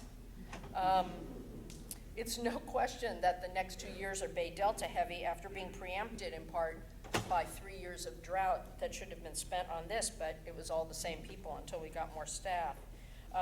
So there's also a lot of stuff happening on top of the Bay Delta update and on top of the water fix water rights proceeding, which I can't talk about because it's quasi-judicial, but you definitely know where to find me for months on end.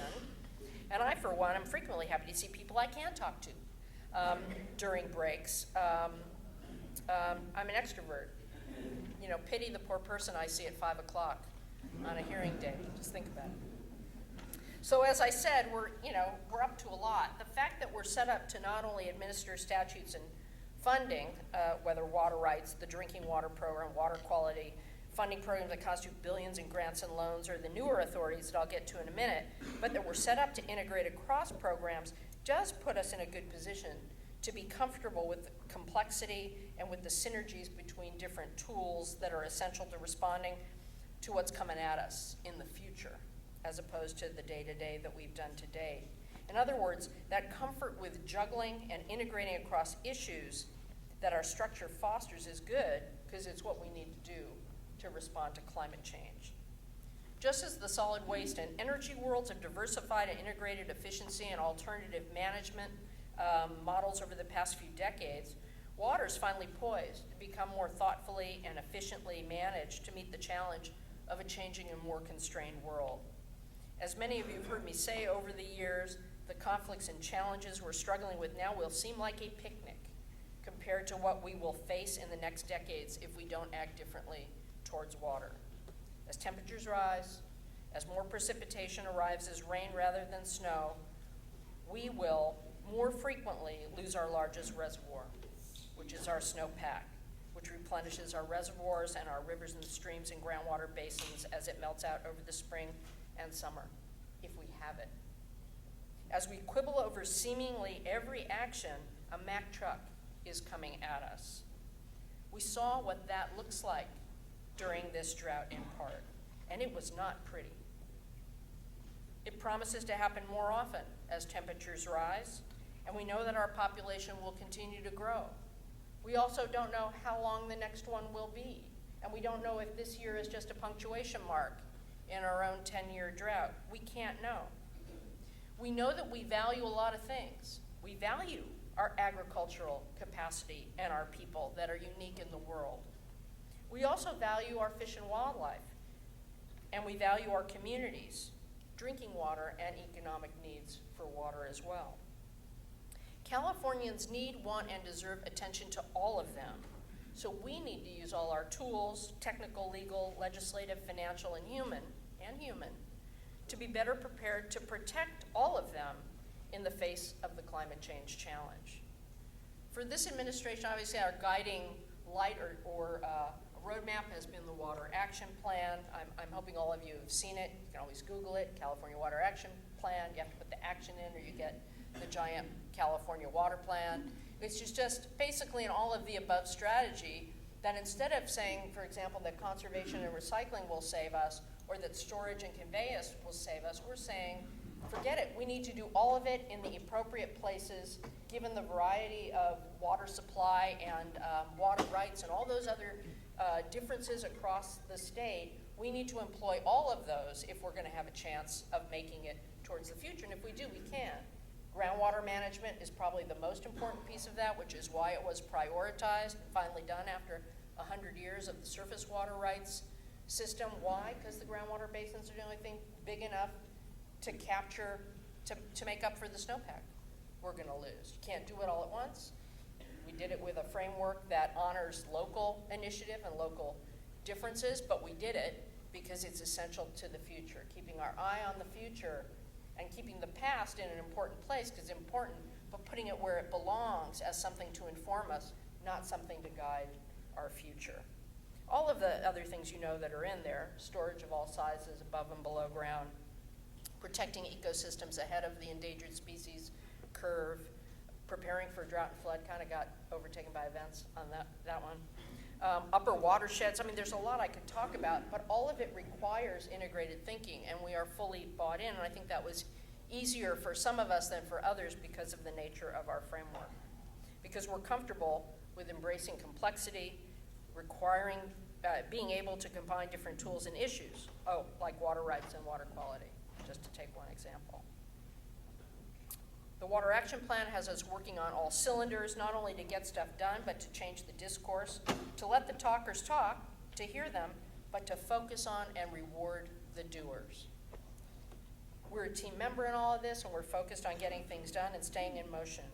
In part because of that, and I like to think because we do a pretty good job, and in part because we provide a frequent, public, and transparent forum for developing programs and making decisions, the governor and the legislature have given us quite a bit of new authority just in the past few years that has kept us hard at work. I'll just mention a few of those. You may or may not know. Each of them are huge. One is the Move of the Drinking Water program, first and foremost, of course, whether it's doing regs or figuring out how to help get funding to communities, giving technical assistance, et cetera, but also working on plans to help with affordability in the future, and developing options for funding the O&M support they're going to need if we're ever going to solve that problem. Groundwater management, you'll hear about it this afternoon, so I don't need to talk about it. Big role as a backstop, as well as technical assistance. Oil and gas, SB4 added a lot of responsibility to us because people had faith in us for being a part of dealing with both fracking, groundwater monitoring in oil and gas and aquifers, a lot of those. That's a huge thing. Cannabis, you heard about Yvonne did a great job, but that is huge. The emergency urban conservation regulations were put on top of the new things for the duration of the emergency. That was a really big thing that folks had faith in us for, and we used open data. We used data as one of our drivers, and we made some tough decisions. And all the new tools you heard about for getting information into the water rights system, as Richard described. And I want to just say we appreciate the repeated votes of confidence. If I sound a little tired in how I say that, there's a reason. You know, we do appreciate the repeated votes of confidence we've gotten in the form of more authority, responsibility, and staff to tackle these issues the past few years. And I do have to confess that there have been moments when that appreciation is really exhausting. But we are honored and proud to step up. I won't talk about all the things I have fought off. I want to just say that we get more brickbats than bouquets in this work. And the reward is, frankly, in having the opportunity to try and make a positive difference. So we appreciate that very much. In addition to the new work and authority, we have a lot of other things we're doing that are huge, whether irrigated lands or the like, and I won't go through all of them. You know, our underground tank program is another program that was added to the Water Board quite a while ago, but it is the biggest single part of the Water Board. Far larger than the small but mighty Water Rights Division, which may well be actually our smallest division, despite its many responsibilities. Getting our billions of Proposition 1 dollars out the door efficiently and fairly, and participating with our other colleagues, and like the Water Commission on theirs, big part of what we're doing, and our SRF funds, et cetera, et cetera, et cetera. And we're also trying to set the bar high for ourselves to serve the people who need us most through implementing the human right to water direction of the legislature and coming up with a directive to all of our regions and staff to try and integrate that and prioritize that in all we do. Similarly, just last week, to prepare and be mindful of the Mack truck of climate change coming at us, the board did similarly a climate change resolution so that we are thinking about how to integrate that into all we do, because it is happening and we need to deal with it, and a host of other things. In all of these, our goal is to move and make decisions to avoid the stasis that so often sets in over time and in the wake of forces that seek to stop rather than to shape action. We're in motion with an eye to preparing for what's coming at us and looking for creative multi-benefit solutions versus refighting yesterday's battles over and over and over again, which is more common in the water world than anywhere else I've ever been. And I've worked in air, toxics, land use, you name it. I'm Forrest Gump. I've been everywhere. And this is, it has value because I know there's not one universe, but it is a very big difference in the water world, even with some of the smartest, most committed, wonderful, good-hearted people on all sides of the equation. There is a cultural norm and bias towards repeating ourselves louder and slower across the decades rather than just sitting down at the table and getting to work, coming up with better solutions. And we're hoping to break that stasis, and we want people to take yes for an answer on a lot of these things. So finally, 50 is the new 30. I don't know why this amuses me so much. The built-in breadth of what we deal with because of our varied mandates keeps us flexible and adaptable, which helps because the world isn't static. There's a lot to be said for bringing that varied expertise to public policy decision-making that I talked about. And you can get a crash course in it just by virtue of dealing with the myriad aspects of the board once you get to the board. That experience brings maturity, I think, in life as well as decision-making, and as I've said, I think it has made the staff and the board more mature and professional than anywhere I've ever been. So here we are with a lot on our plate and focused on making a difference in a thoughtful way in the world and being given more and more authority. Sounds kind of like our 30s, doesn't it? For those of you that are past your 30s. So how do we do it? Well, by being better able to listen to and work in partnership with whoever will partner with us. Listening to, but not paralyzed by those who won't work with us. There's a lot to do to improve how we deal with water across the spectrum, administering our complex water rights systems to the extent we can with the tools we have. I have to say, you remember those scenes in Airplane where they keep taking the glasses off? That's kind of what I felt like when I got here. And as I've said to many people, I have actually never been in a job where I have said, you've got to be kidding me, more often, most frequently about the tools we don't have, or the staff we don't have, or the complexity of it. I think we do a lot with a little. So there's a lot to deal with, how we deal with water across the spectrum, how we administer our complex water rights system to the extent we can, continuing our work on water quality in a way that can recognize the multiple benefit approaches that can achieve the best results for people while taking our traditional regulatory and enforcement authority seriously, implementing our responsibility as drinking water regulators while also spending a lot of time, heart, and money helping communities get drinking water rather than simply regulating them, which is the old model and the original tools we were given. We're also actually capable of playing whatever roles we are given, whether for technical assistance, financial management, tough guy backstop, 800-pound gorilla, or impartial umpire. Sounds like what it means to be an adult, right? We still have a long way to go, of course, to meet the needs out there, and a lot of maturation yet to go, but I like to think that we're hitting our stride and willing to take responsibility to act, but to act thoughtfully and maturely, centered by what feels most right based on the facts and stakeholder input versus tacking back and forth, hiding from challenges, or allowing the forces of stasis to overtake us.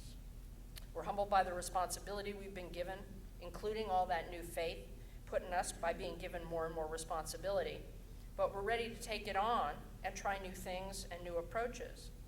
And while we love bouquets as much as anyone, we can handle the brickbats because we're focused on making progress in the real world for the real Californians and real people out there versus simply focusing on the closed and small arena right around us, which the 5-member board really helps to make happen.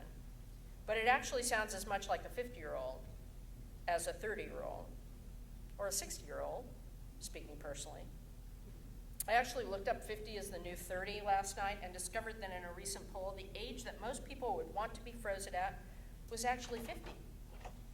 For many of the reasons, for reasons that many in this room can appreciate, I'm thinking maybe it's because one has the perspective and experience to handle the brickbats with a little more grace. So in any event, happy birthday, State Water Board.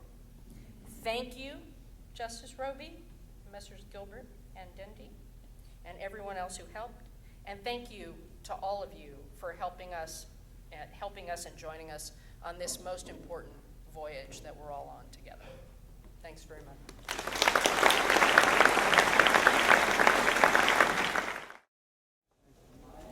Okay, hi, I'm Tina Cannon-Leahy with the State Water Resources Control Board, and I'm just going to incorporate Nicole Kenzie's disclaimer by reference so we can get that out of the way. Nicole is one of the folks that works with us on the Sigma team, and Eric, who I'm going to introduce in a moment, is also, along with Sam Bowen-Brian.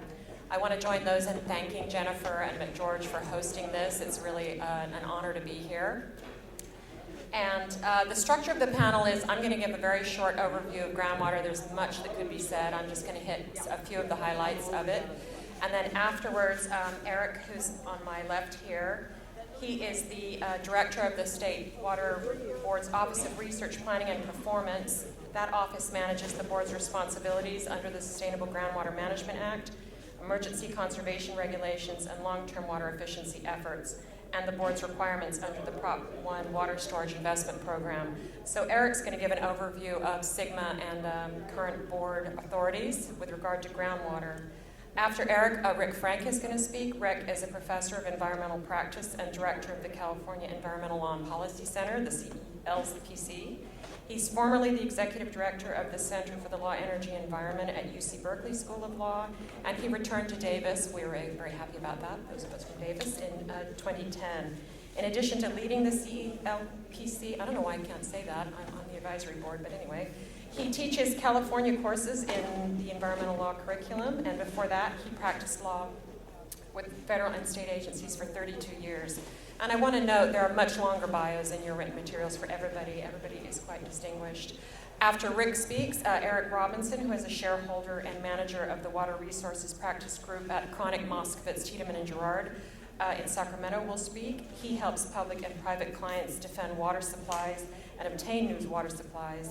And he represents the city of Los Angeles in the Antelope Valley groundwater adjudication and represents a large landowner in the Seaside Basin groundwater adjudication, and helps clients negotiate and perform water transfers and groundwater banking transactions. And I've got to say, coming back to Rick Frank, Rick will discuss potential gaps in our current approach to groundwater and what the future may hold. So I apologize for leaving that out. So very quickly, groundwater, just turned off the monitor, I can't see. Groundwater is one of California's most precious resources, as we all know. It's 40% of the water supply in a normal year, which actually doesn't exist in California water. We've talked to a couple of you about that. But it goes up to 60% in a dry year, and that's going to become a theme of what I'm going to show you in this very, very short overview. And although California is one of the largest users of groundwater in the nation, it is the largest user of groundwater in the nation. It was the last to adopt a statewide groundwater management act. So where to begin? At the beginning, with statehood. So in 1850, California when it became a state, it passed an act adopting English common law as the rule of decision in all areas not covered by the U.S. Constitution, California Constitution, or its newly passed state statutes.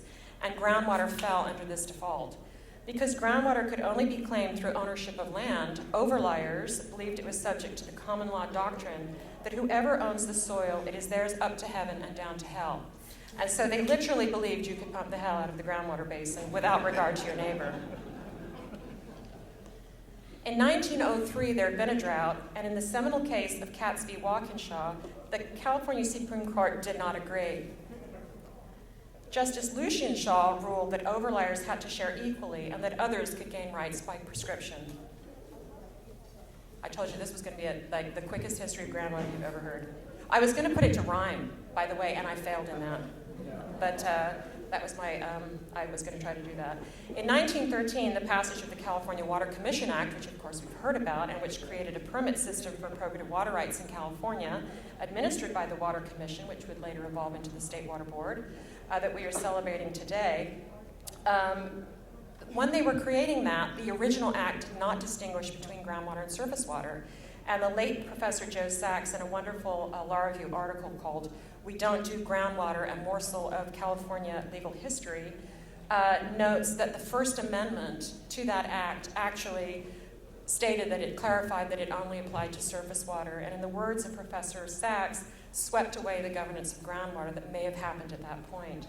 It would not be the last near miss we would have with statewide groundwater regulation. But the legal cases evolved as well.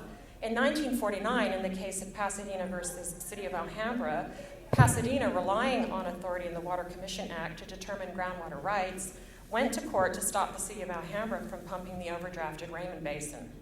Pasadena claimed that as an overlier, it could continue pumping groundwater while Alhambra, as an appropriator, was subject to the first in time, first in right doctrine and had to stop.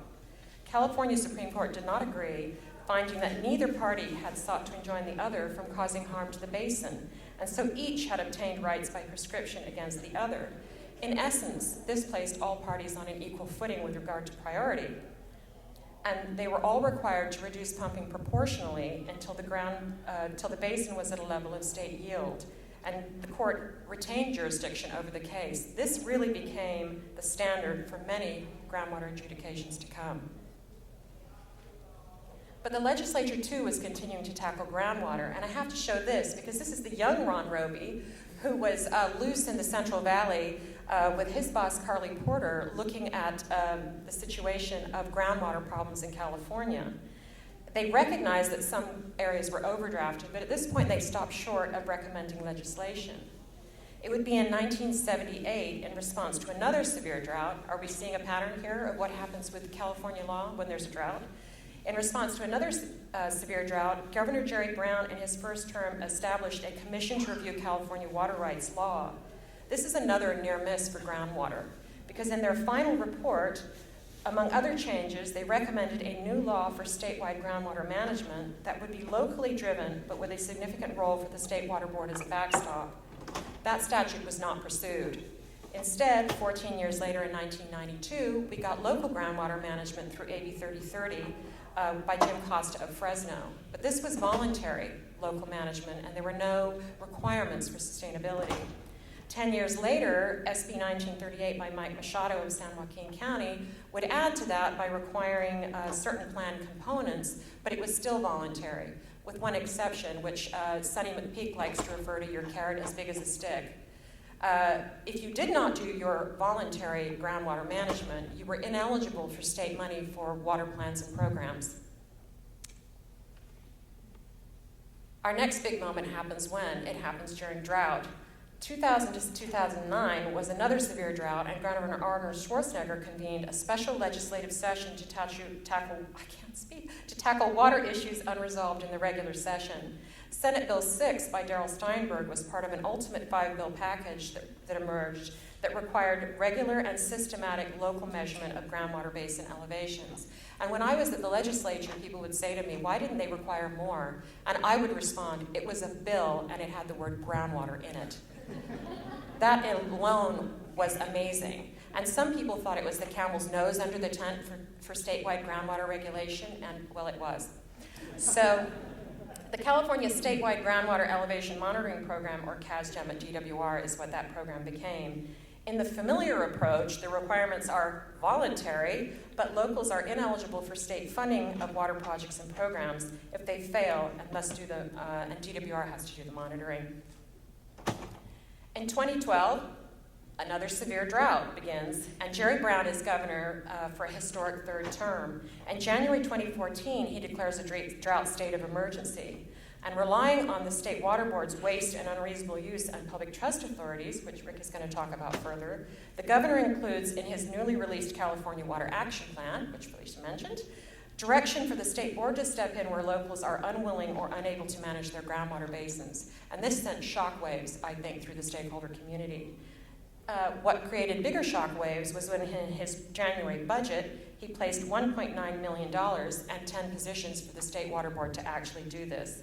The legislature, feeling this is a legislative matter, swung into action.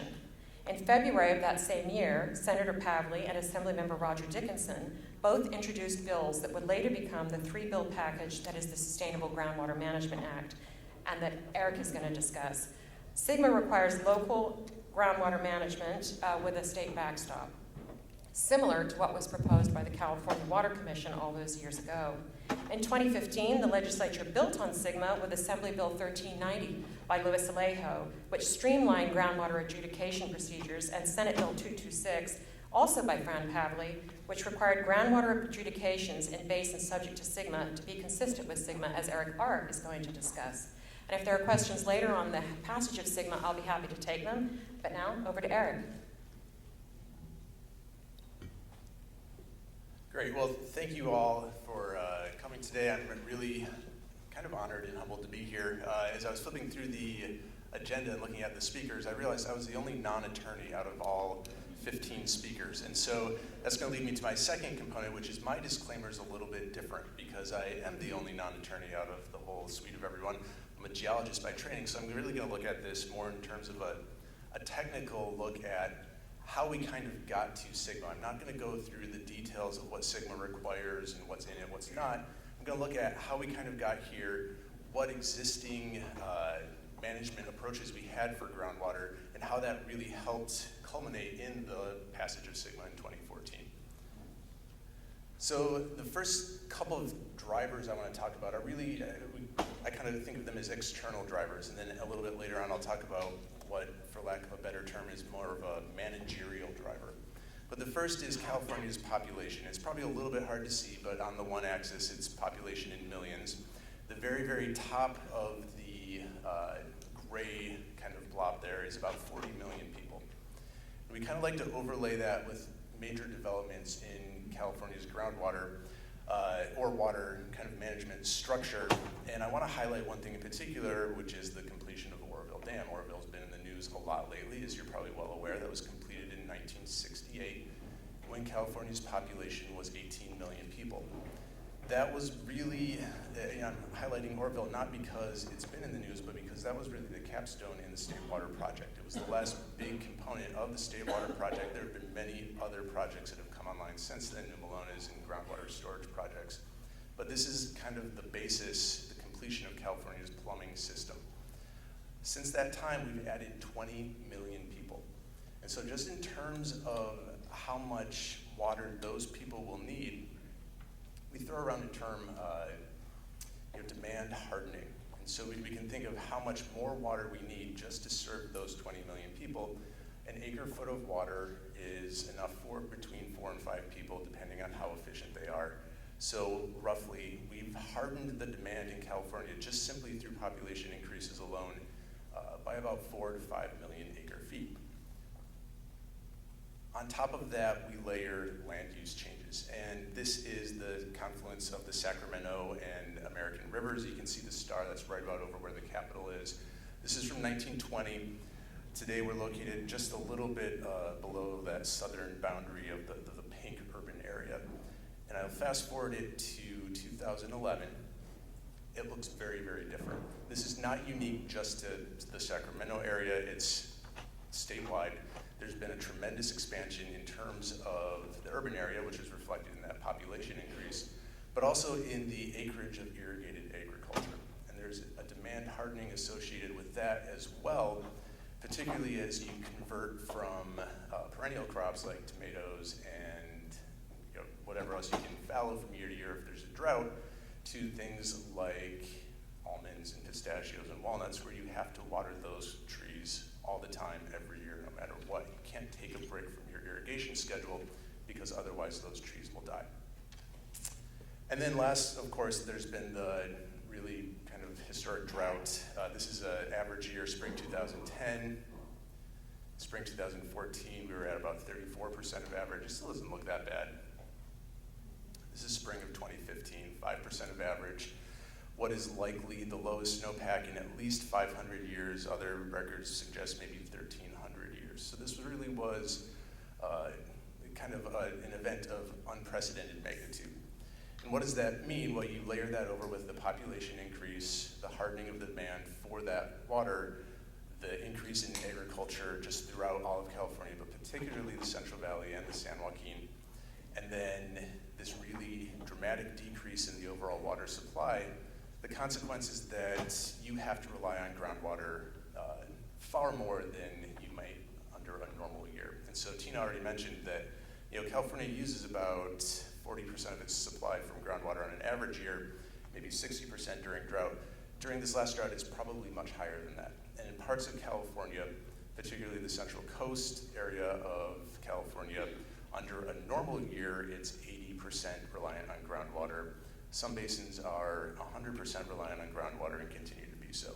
So the consequence of this is a tremendous lowering in groundwater levels. There are places in the southern San Joaquin Valley where groundwater elevations have dropped by over 600 feet in the last 20 years. There's rapid subsidence right now in the Central Valley. There are places that are sinking at the rate of 18 inches per year, so that's that much. Kind of coincides directly with where there may be high-speed trains in the future. It's hard to route a high-speed train when your baseline keeps dropping. So there are real consequences to this. It's affecting the aqueduct. There are already places where the Department of Water Resources is having to reconfigure how they manage the flow of the aqueduct because the land around it is sinking so rapidly. That's kind of a quick overview of the external drivers. We have population, land use, climate. Over the last 100 years, we've also developed, then kind of working with our existing water law structure, a series of approaches to manage groundwater. And I'll go through these really quickly. overlying and appropriative rights, adjudications, special act districts. I included subterranean streams. I'll talk a little bit more about those later. Those are technically surface water under California law. Scientifically, they're actually groundwater. And then that culminates in SGMA. And from there, I'll turn it over to some of the others in the audience, or on the panel, rather. So the typical way that we manage groundwater in California is through what we call an overlying right. In an overlying right, you have a group of landowners, they have land in a basin, they get a share of that basin's safe yield. The safe yield, very, very basically, is how much you can pump from a basin compared to how much is going in it. So input versus output. And I'm greatly simplifying. We don't really know how many overlying right holders we have in California. It's probably over 1 million. We guess that we have at least 800,000 wells in the state of California, perhaps as many as 2 million. The kind of subtext there is we actually don't know where the wells are located, and we don't know how many of them there are. There's a requirement that a new well going in has to complete a well log report to the Department of Water Resources. During periods in California's history, that was more or less enforced, and some drillers don't really do it. So we don't really know. They're all in paper records. There's no electronic format, although they're kind of working towards that now. The other main problem is that this has never really been enforced, particularly the component of the basin's safe yield. Most basins don't know what the safe yield is, and so it's kind of morphed, mutated maybe, into this attitude where if I have a well, I can sink it and pump as much as I want, kind of ignoring this whole part about, well, you're only supposed to pump what's your safe yield and what your actual overlying right is. And there's no permitting system in place. In a couple of places across California, kind of the fight over what the basin's actual safe yield was, combined with very clear cases of overdraft and harm to other overlying pumpers of groundwater, the courts have stepped in. They've adjudicated the basin. That basically means that the court has stepped in and directly spelled out how much water you can pull out. It's assigned rights and allocations to different parties within the basin. There are 26 existing adjudications that are exempted, specifically in SGMA. There's also 3 others kind of pending, and I'll skip ahead. This shows where they are. You may notice that they're all predominantly in Southern California, where there tends to be a lot of people and a lot of people to pay for them. You can also see Owens Valley. That's one of those other cases. It's not technically an adjudication, but it's treated as one in SGMA for those areas where that's subject to the long-term agreement between LADWP and Inyo County. There's also a number of special act districts, and special act districts are places where the legislature has essentially provided additional authorities under what might normally be found in statute to a group of public agencies or a certain set of groups.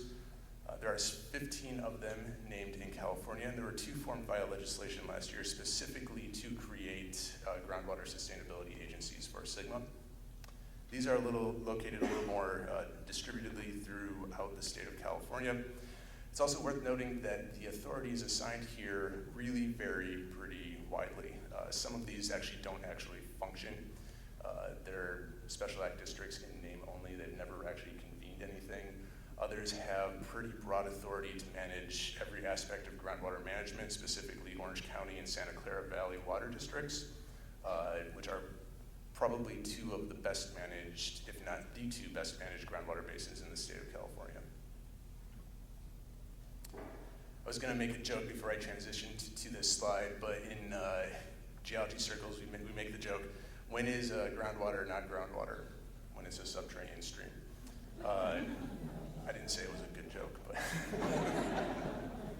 Subterranean streams are a legal creation by the state of California. They're based on a 4-part test that there's a subsurface channel, there's impermeable bed and banks. The course of the channel can be easily determined, and the water must be flowing in the channel. Realistically, scientifically, there is no such thing as a subterranean stream. And so every year, when I sit around with my staff and we try and talk about, well, what should we do for any ledge proposal this year? There's always some geology in the background that goes, abolish subterranean streams. Good luck. They are basically places where groundwater and surface water are so closely connected that when you pump from groundwater, it's almost a one-to-one relationship. You can see the depletion in the surface water in the stream almost right away. And there's really coarse and permeable gravels, and so there's this connection where the state has essentially found that pumping in this certain area really amounts to a depletion of a surface water flow. And so those are useful legally, even though, again, as a geologist, it kind of really hurts to see them ever mentioned. So where does that bring us then? It brings us to Sigma. We have this structure where we've had these external drivers. We've had immense population increase. And if you think ahead to the future, if you think ahead to 2050, where California's population is estimated to be 60 million people, that's another demand hardening of another 4 to 5 million acre feet per year. Where is that water going to come from? Sigma creates a structure in which that water, if it comes from groundwater, has to be sustainably managed. That extractions in groundwater basin over the next 20 years have to get to a place where what goes in roughly equals what comes out. It requires the development of something called a groundwater sustainability agency, and that groundwater sustainability agency will be directly responsible for developing plans that will manage groundwater extractions in that basin. The problem is right now we're heading towards a scenario, even in these 127 basins, where we estimate that there's probably going to be between 300 and 400 GSAs, each one jockeying for their own slice of the pie, each one trying to establish themselves in a scenario where they don't lose out in the end. It's also kind of a grand experiment. Sigma, if you think about a lot of the water quality aspects that the board works with, there's really a top-down approach. So the state comes in, we set a public health goal for a constituent, we then develop a maximum contaminant level for drinking water, and then we promulgate that rule through our cleanup programs, our drinking water programs, and we set the standard that everyone has to meet. In Sigma, that whole model is really flipped. So we have a scenario where the locals are directly responsible for defining what is unreasonable in that basin. And they propose that to the state and say, here's where we think we're okay, where there's not one of these undesirable results, where there's no overdraft, stream water depletion, water quality degradation, subsidence, there's a couple others I'm not going to remember. And they bring that to the state, and the state says, more or less, we agree or we disagree. And if the state disagrees, then the state is responsible for stepping in and coming up with a management plan that does work until the locals can come up with a different plan or come up with a new approach. So that's a really, really high-level overview. I do want to note a note of thanks to my two staff that helped work on this presentation, Jessica Bean and Sam and Brian from the Groundwater Management Unit. I'd like to end with this quote: California will no longer be the only Western state that does not manage its groundwater. The cost of doing nothing here is the biggest economic gamble. And there will be costs associated with Sigma. Each plan we estimate is going to cost between $1 and $3 million, potentially more, where there are a lot of problems. What are the costs going to be in terms of economic output for those basins, and how realistic is it that there will not be significant reductions in agricultural output? Because in many basins in California, not all by any means, but in many, the scenario of overdraft is so severe that their only way that they can come into sustainability is by reducing groundwater extractions. So with that happy note, I'll turn it over. Oh, thank you very much. And now Rick? Well, thank you very much to Professor Jennifer Harder and McGeorge for convening this wonderful conference. I'm especially delighted to see so many former and present members of the board and staff of the Water Board. And finally, I'm delighted to learn today that in addition to all his other most impressive attributes, Justice Ronald Robie is a quite able oral historian. I very much appreciate your account of early days and evolution of the board. Well, my role here is, I think, to be a bit of the institutional or panel curmudgeon I'm going to offer, first of all, a somewhat downbeat assessment of Sigma, and focusing on what I believe to be the actually unfortunately circumscribed state role, particularly with respect to the State Water Board. But then to turn to a more optimistic note to talk about some of the other legal and regulatory tools the Water Board does have and had before to Sigma with respect to groundwater law and policy. And then finally to very briefly mention a piece of affirmative litigation that may also help develop the law of groundwater in California. All right, I don't consider myself usually a very downbeat person, but I think with Sigma there is both good news and bad news. The good news is that, to state the obvious, that after 164 years, California finally joined every other Western state in adopting some form of state supervised groundwater management. California, which prides itself in so many other areas of environmental and natural resources law, as a leader, was an absolute state laggard when it came to groundwater law and policy, when it came to groundwater. The key overarching principle of Sigma can't be underestimated or ignored, the idea of sustainability and promoting groundwater aquifers and groundwater resources in California that are sustainable over the long term. The principle of intergenerational equity, however you want to refer to it, is extremely important. And then finally, and something that I think will also make the engineers and hydrologists happy, for the first time it really recognizes to a limited extent something that California water law really never did. And this is true of a lot of Western states, really treating groundwater and surface water as distinct resources and never the twain shall meet.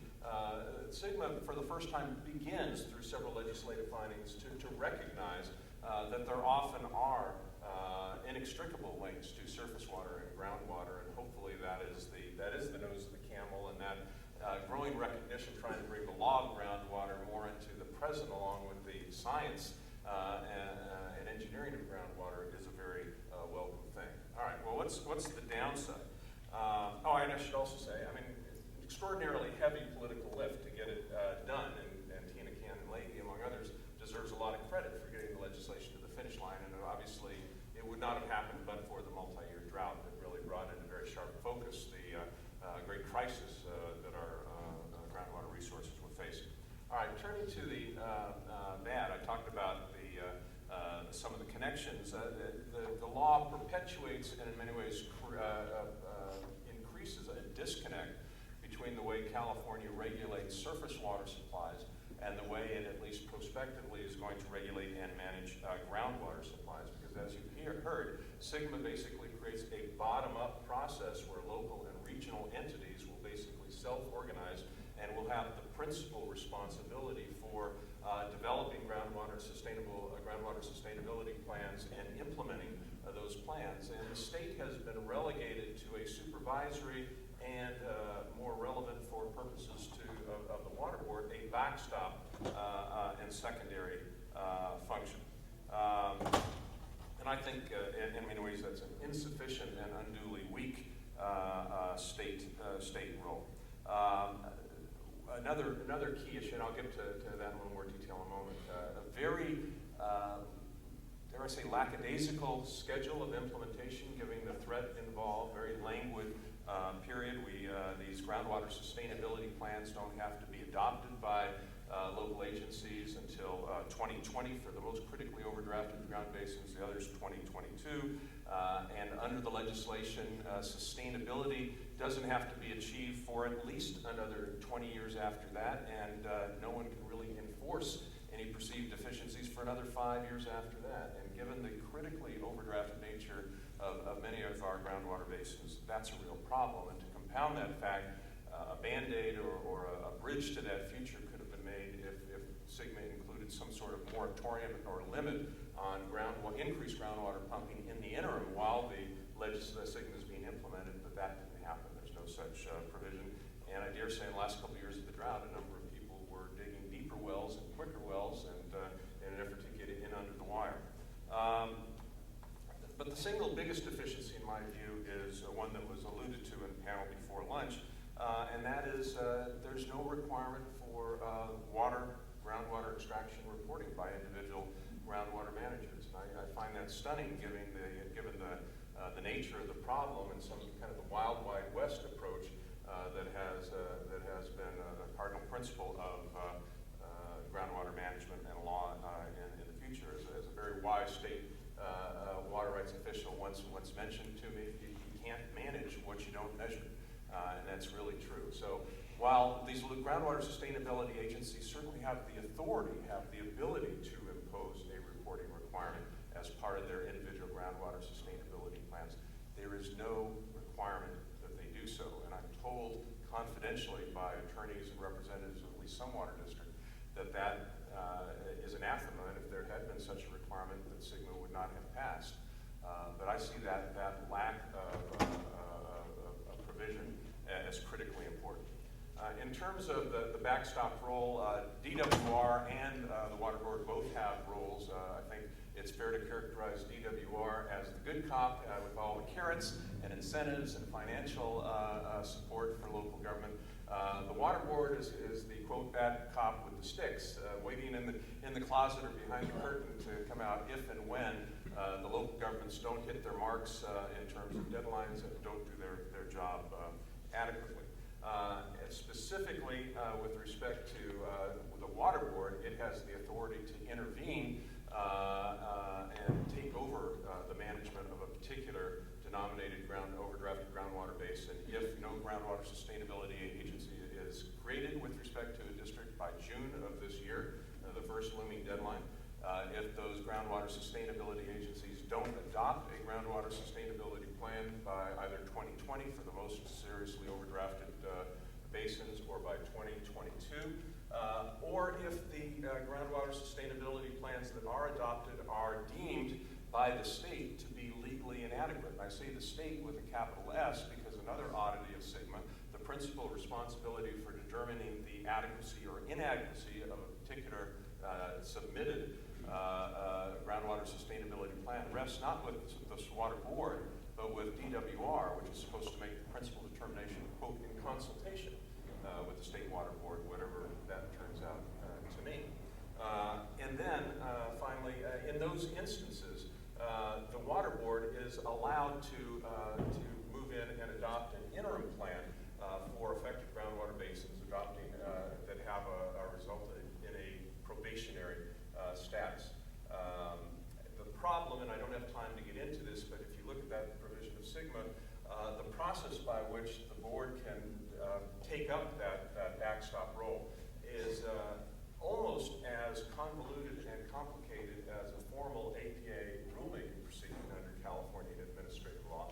And I dare say it will take longer because the board, there are a number of delays, 6-month delay or a year delay. So it really, I think, unless these folks are even more talented than I already give them credit for, even after you've got a lack of a groundwater sustainability plan or one that is demonstrably deficient, you're not going to see the state board be able to actually engage and adopt and begin implementing a backstop groundwater sustainability plan, an interim plan, for at least a couple of years after that. So it's a real problem. Okay, turning to a more optimistic, are there other tools, management and legal tools in the Water Board toolbox to deal with the crisis facing our state groundwater resources? And indisputably, there are. We don't have a state-managed permit system as we do for post-1914 surface appropriated water rights. But the board does have authority that you've heard mentioned over the course of the day. Article 10, Section 2, the reasonable beneficial use provision in the Constitution, and of course the public trust doctrine. Very important case involving the Russian River and surface water rights a few years ago, Light versus the Water Board, reiterated what I think a lot of us already knew to be true, was that those principles apply fully to all water rights in California, not just for those appropriate water rights for which the Water Board has a permit system.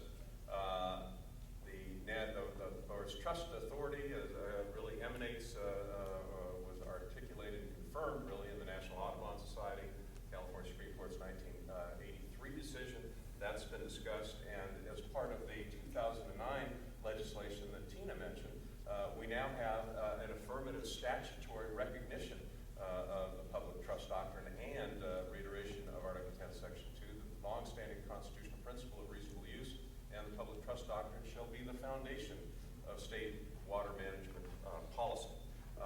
Again, Mona Lake makes it clear that the public trust doctrine applies to the board's water rights authority, and I dare say a lot of us have believed for a long time that that authority extends to the state's groundwater resources and the state board's authority, and I would argue affirmative obligation to manage resources. And with that, I'll turn to my last point.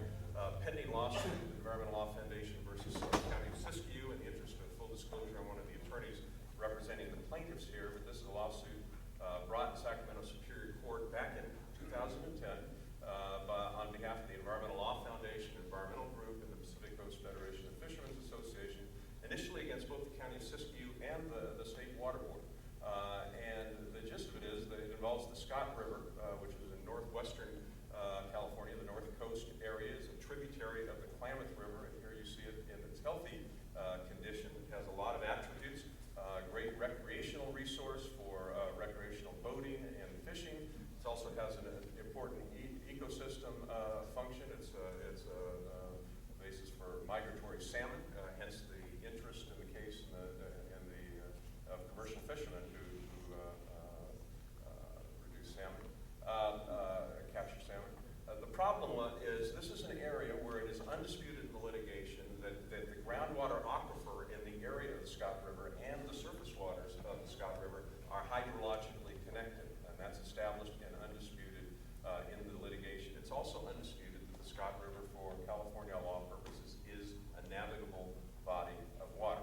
Our view was that the county's ministerial issuance of groundwater permits without any checking about the impacts of groundwater extraction on the surface flows of the Scott River, which completely dewater the river in summer and fall months. It has a deleterious impact on the stream, obviously, and that the county has an affirmative obligation to do something about that, and that the board does as well.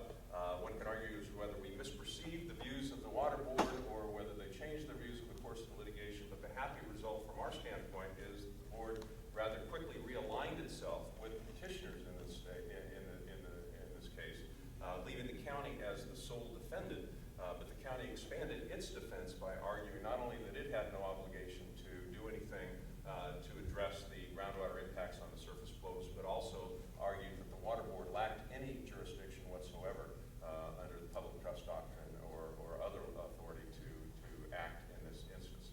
The case took a long time to be adjudicated in the Superior Court, which ultimately ruled in favor of the petitioners and the water board that the county had an affirmative obligation to consider the surface water flows and public trust principles in issuing these groundwater permits, and the county also lost its argument after SGMA was enacted that SGMA somehow superseded or displaced or preempted the public trust doctrine with respect to groundwater in the Scott River basin, despite the fact that the SGMA itself in no less than 3 or 4 places indicates that it is not in the intent of the legislature to alter in any way the substantive groundwater law of California. The county has filed an appeal, and the case is currently pending in the 3rd Appellate District here in Sacramento, so we'll see where the case goes, but I think that will have some influence and effect outside of the ambit of SGMA on future California groundwater law policy. Okay, and now to Eric. Everybody's marvelously been within their 15 minutes, so Eric, the pressure's on. I'm going to see if I can blow that. God love you. And I want to say Rick's making SGMA seem like a kitten, and the reality that Eric and I are living in is people are acting like it's a bloodthirsty tiger, so it's kind of interesting. Yeah. And you're going to hear a little bit of some differences of opinion about the implications of SGMA as I try to back clean up here. So I really have 5 different presentation objectives. Can you get closer to the microphone? Sure. Thank you. So I have 5 main objectives in my presentation as I do back cleanup. And the first one parallels a point that was made in the very first panel and in the oral history that Justice Robie gave us on the birth of the modern State Water Resources Control Board.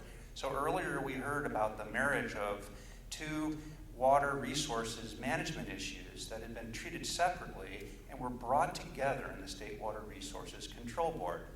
And that was water quantity regulation with respect to the appropriative surface water rights system, and water quality regulation, which is now handled by the Regional Water Quality Control Boards and the State Water Resources Control Board. So the parallel here is that we've had separate approaches to managing most surface water rights under a permit program administered by the Water Rights Division of the State Water Resources Control Board. And then and that also extends to these subterranean streams, right, that our geologists explained are an Alice in Wonderland sort of a fantasy thing. And then we dealt separately and basically had a laissez-faire approach to the management of groundwater resources, with some exceptions in certain groundwater management districts, special districts like Orange County or in adjudicated basins.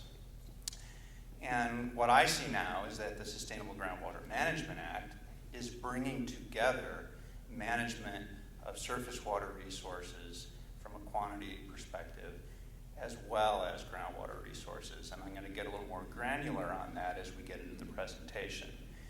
Because of this integration of surface water and groundwater quantity management, I also want to talk a little bit about some of the drivers on surface flows and how much surface flow should or should not be provided in a given stream or stream reach. Then I want to talk about when you have insufficient flows to meet all needs, well, how do you allocate these interconnected waters? And what are the principles that we have to do that? And then I want to talk about how the Sustainable Groundwater Management Act treats water rights, surface water rights, as well as groundwater rights.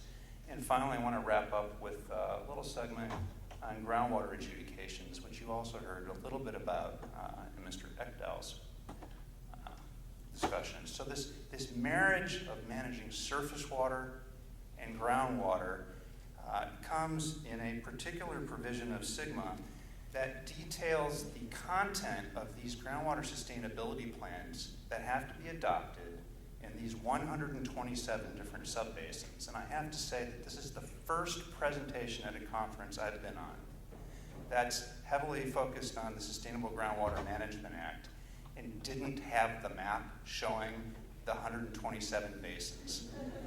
I left it out because I was trying to compress a 45 to 50-minute presentation into 12 minutes. And I figured I was batting last, and somebody would have the map, and nobody had the map.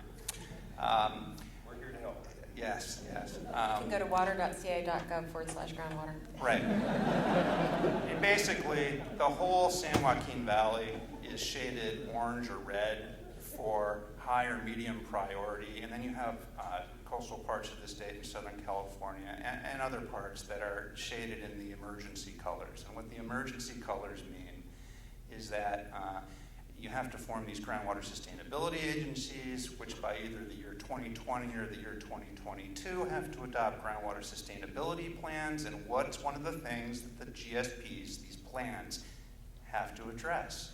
They have to address the interconnected water issue, or they won't be deemed adequate by DWR, and the state can step in and impose an interim plan. And what the plan has to do is it has to prevent, quote, depletions of interconnected surface water that have significant adverse impacts on beneficial uses of surface water. If a GSP doesn't deal with that, then starting in the year 2025, which is not that far away, the state board can step in and impose an interim plan to address that issue. So this is the marriage of regulating surface water and in-stream flows and groundwater. Okay, so this slide, this is to show you what we're talking about, the interrelated groundwater and surface water systems. In the top left, you have a hydrologic scenario where the groundwater surface elevation, the water table, is high.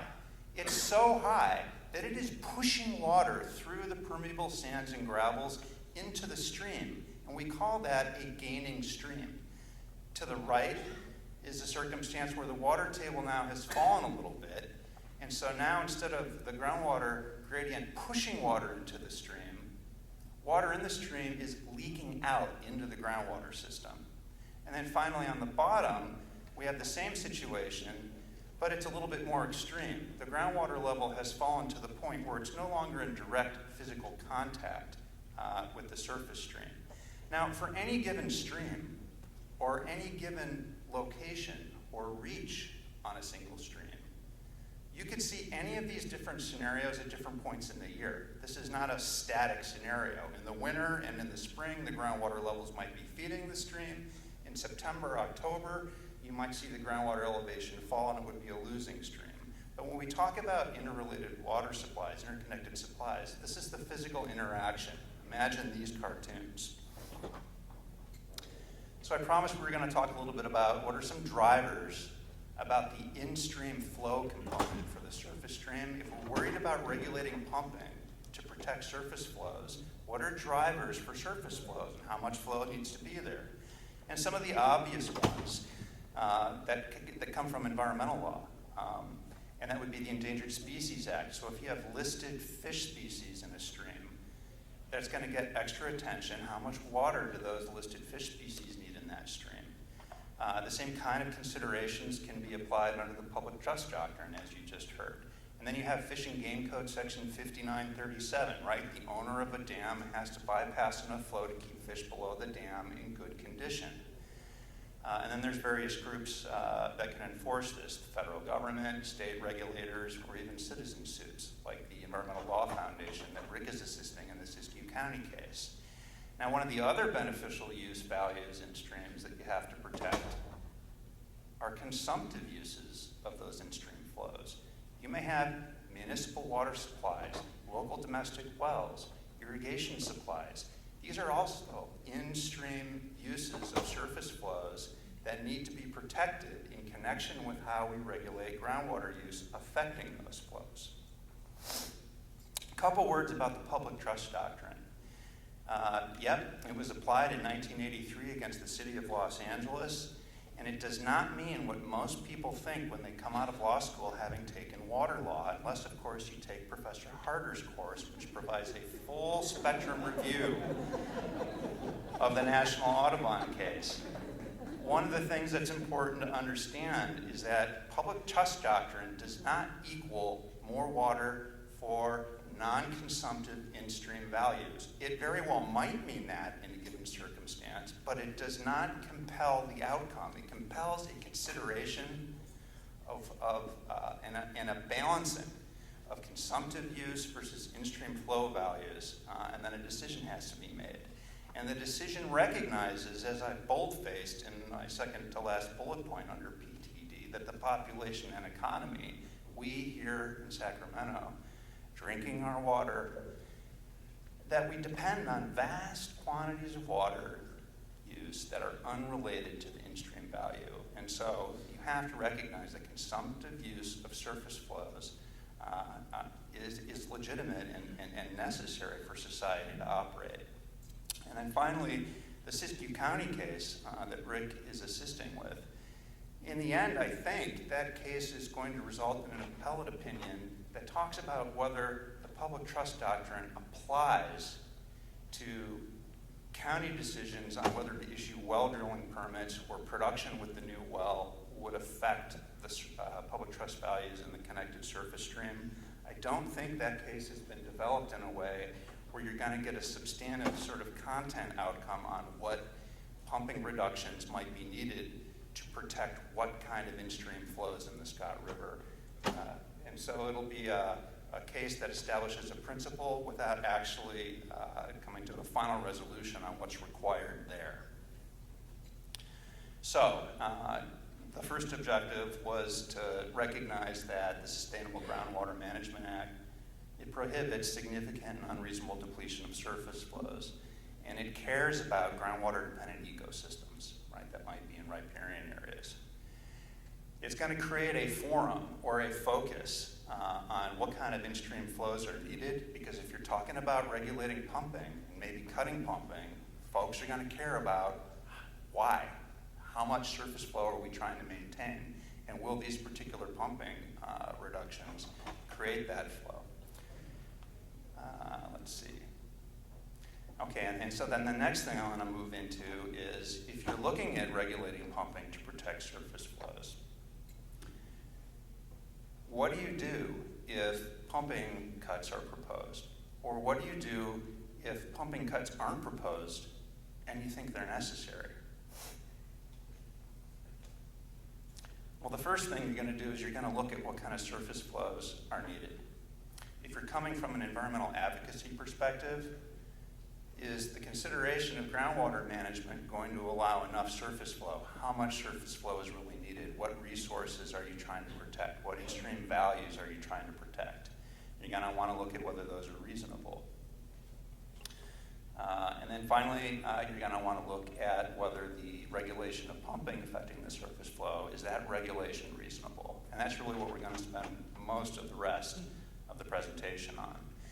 If you're thinking about restricting groundwater pumping to protect surface flows, you're basically going to create what I would call a regulatory shortage. By regulation, you're going to create a shortage to the developed land uses, ag or urban, that have been reliant on that groundwater pumping. So that's a regulatory shortage. And I'm going to suggest that there is a principled approach to dealing with the regulatory shortage. This is not just a free-for-all that you get to invent under the Groundwater Sustainability Plan development process. You're going to be able to have access to some principles that have been long established that should help you sort out how to allocate the pumping reductions, or perhaps reductions in surface water use. And SGMA contains multiple savings clauses that you heard referred to a few minutes ago that recognize that this law does not change groundwater rights, and it does not authorize a groundwater sustainability agency to determine groundwater rights.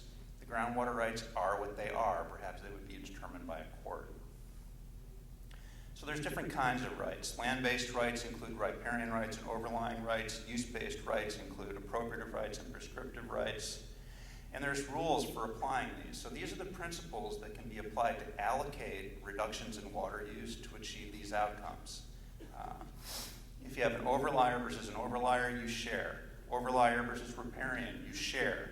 Overlier or riparian versus an appropriator. The land-based rights, the overlier and the riparian, they win. If you have an appropriator versus an appropriator, then the earliest wins. This is the priority principle, first in time, first in right.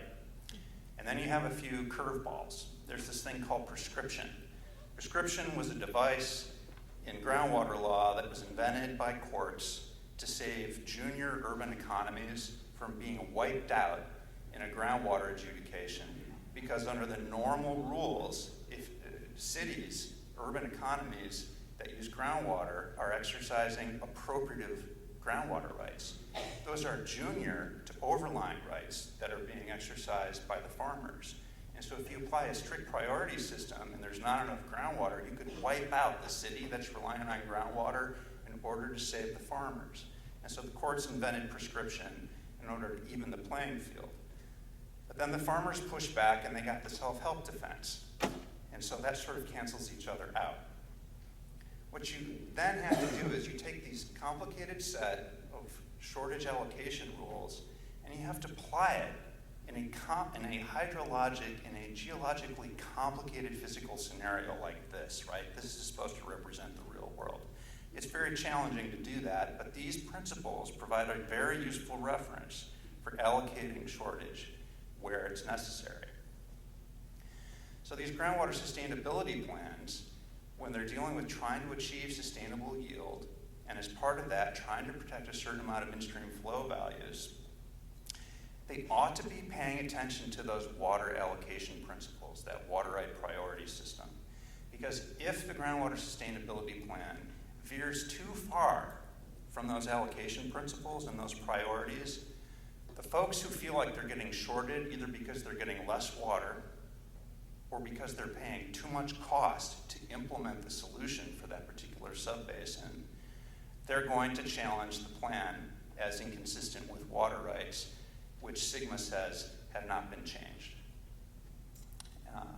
The other thing that those disgruntled water users may do is initiate a groundwater adjudication. Now, I've done 2 groundwater adjudications before the laws were changed to provide a more streamlined approach to doing these, and nobody has yet taken the new law out for a test drive. This will be coming in the next, who knows how many years before the next one. Could be this year, you don't know. This is important because prior to this law, there was a possibility that water users could initiate a groundwater adjudication to create a sort of end run around the Sustainable Groundwater Management Act planning process. If a particular group of users didn't like the direction in which a groundwater sustainability agency's development of its plan was headed, you could initiate a groundwater adjudication in order to create an alternative management approach. And this exact thing has happened in California, where existing institutions weren't quite getting it right in terms of groundwater management, and an adjudication was initiated in order to create a new institution to manage the basin.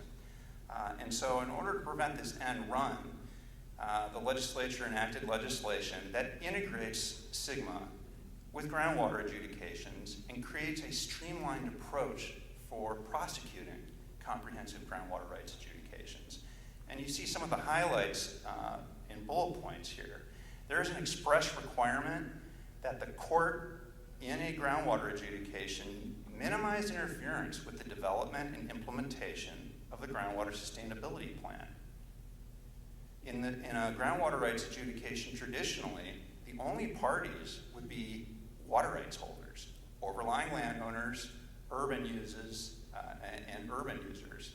You wouldn't have other interests at stake because they didn't have property rights to be adjudicated. Now, a groundwater sustainability agency can intervene even if it's not a water rights holder.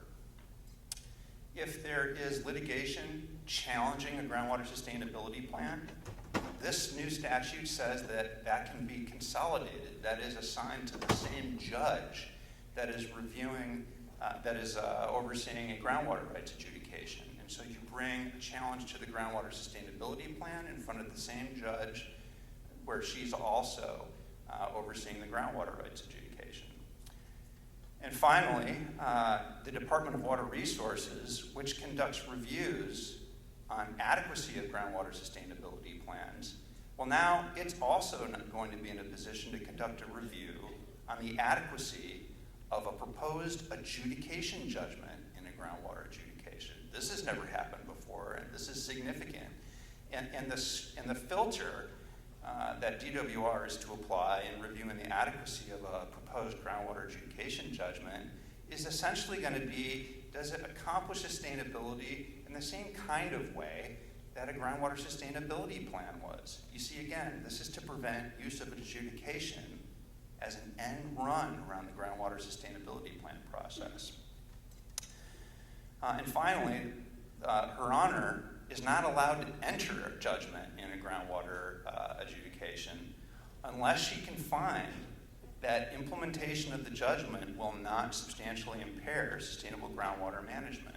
So you really do have this integration of surface water and groundwater, as we talked about through the groundwater sustainability planning process, and then an integration at the end of this of SGMA implementation through this planning process. And then if a groundwater rights adjudication ends up being necessary for whatever local reasons happen, the groundwater sustainability plan kind of planning process breaks down, and so you need an adjudication to make clear who's got what and who should be bearing what burdens, then that gets integrated back into the groundwater sustainability planning process through this DWR review and the findings that the board has to make. And so looking at all this, aside from full employment for groundwater engineers, and perhaps for water lawyers, I'm actually optimistic that SGMA implementation is a realistic and durable approach to managing California's groundwater system. And in my humble opinion, to suddenly have state-imposed dramatic cuts in groundwater pumping is alarmist, unnecessary, and would not be durable. If you allow the locals to try to develop their own physical solution to the problems in their subbasin, using the threat of state intervention and pumping cuts from an interim plan as pressure to get the job done locally, I think you have a higher likelihood of having something that will be durable and will work over time. It will not be pretty, but this is complicated. I don't know any groundwater engineer that I've ever spoken to that thinks that waiting until the year 2020 or 22 and then trying to achieve sustainability over 20 years thereafter is lackadaisical. Most people are afraid that the amount of work that has to be done is overwhelming, and that is a short period of time in which to accomplish these objectives. And so, I commend the legislature for providing a reasonable amount of time to try to do something that is an incredibly heavy lift. And with that, I'm done with my comments. Thank you very much. And we have time. We've been told we can go to 2:10, so we have time for a couple of questions. So if anybody would like to ask questions, we would welcome them. And I want to say on the timing thing, we were told both that it was too short and too long, so we figured we landed just right.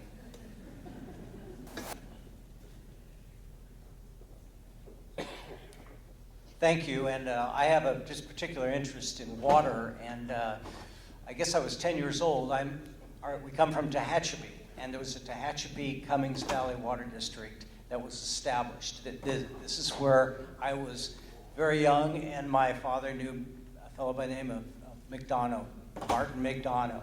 And so I saw this from a very young age, and then I served 20 years in the legislature in the Central Valley. And I think there are I think, Eric, you're really touching on a lot of the things that can make a lot of more water available. One I mentioned earlier, and I know others want to speak, and I spoke for a moment, but watering the West. I did pursue that with members of the Senate. I ran for the United States Senate. I was represented the Central Valley, the Owens Valley. I think that there are ways that a combination of people of the West can bring water to the West, but that's a longer conversation. But I saw it firsthand at between 8 and 10 years old when Martin McDonough came from here, and of course we know he is one of the greatest of the water. And he came down and he put it together, and guess what? We have more water than we need in the Tehachapi-Cummings district, notwithstanding. Well, I'll have to talk to you later. We'll do it. Thank you.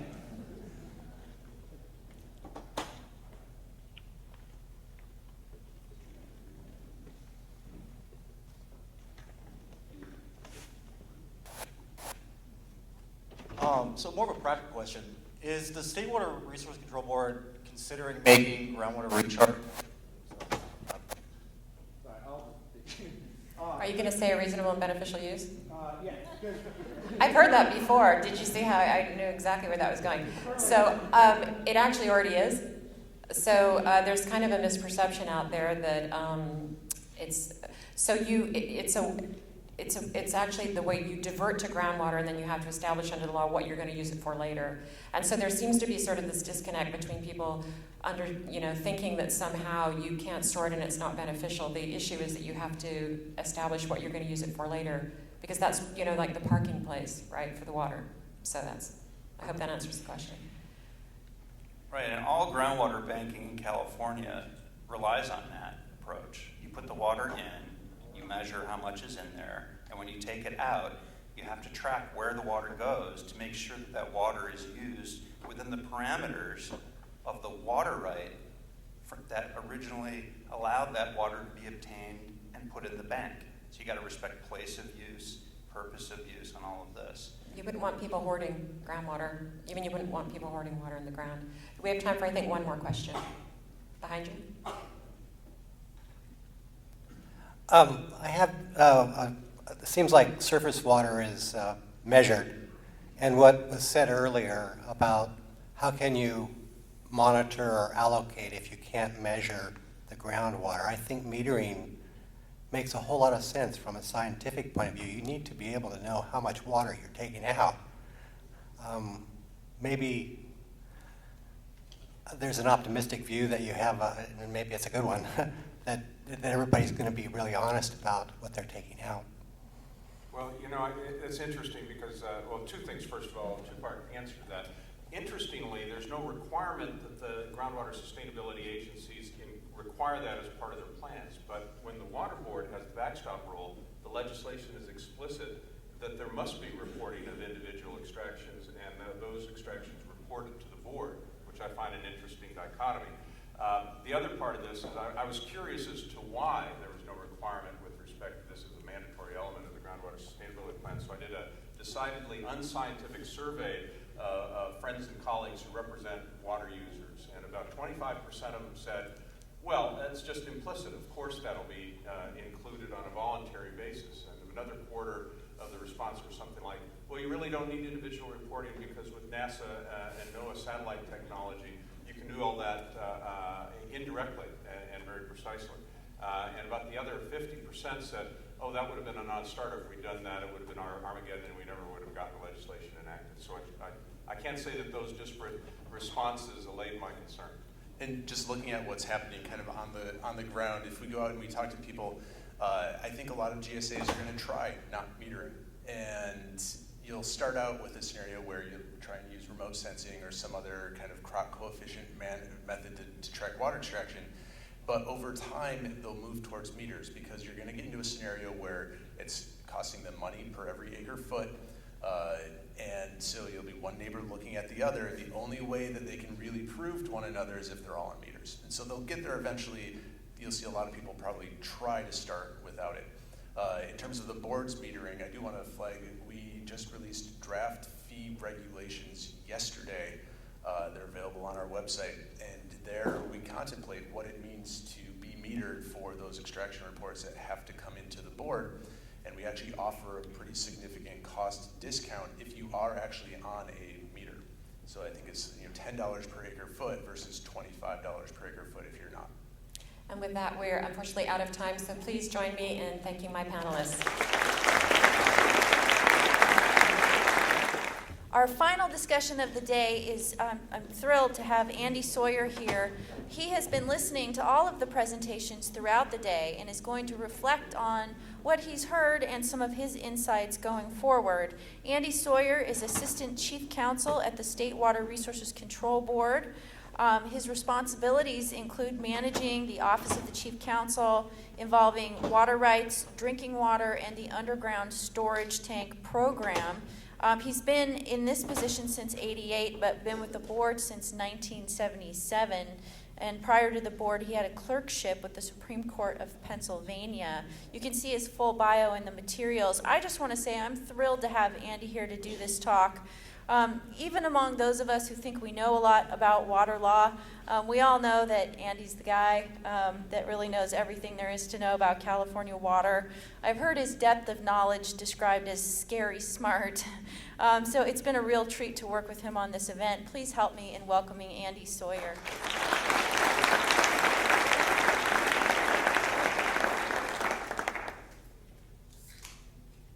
Thank you. The 1969 study report that proposed the creation of the State Water Resources Control Board proposed the Porter-Cologne Water Quality Control Act, states about the legislation passed 2 years before creating the State Water Resources Control Board, that it was based upon the principle that water quality and water quantity regulatory activities should be jointly administered because they are interrelated and cannot be effectively administered independently. That should seem obvious. You heard from Nicole Kenzie earlier about how the common law for centuries recognized the interconnection. Felicia Marcus quoted from the 1994 United States Supreme Court case impeding one of Jefferson County versus Washington Department of Ecology, saying that the distinction between water quality and water quantity is arbitrary. And yet, among the 19 Western states, that is, the states that have water right programs, California is unique in integrating water quality and water rights.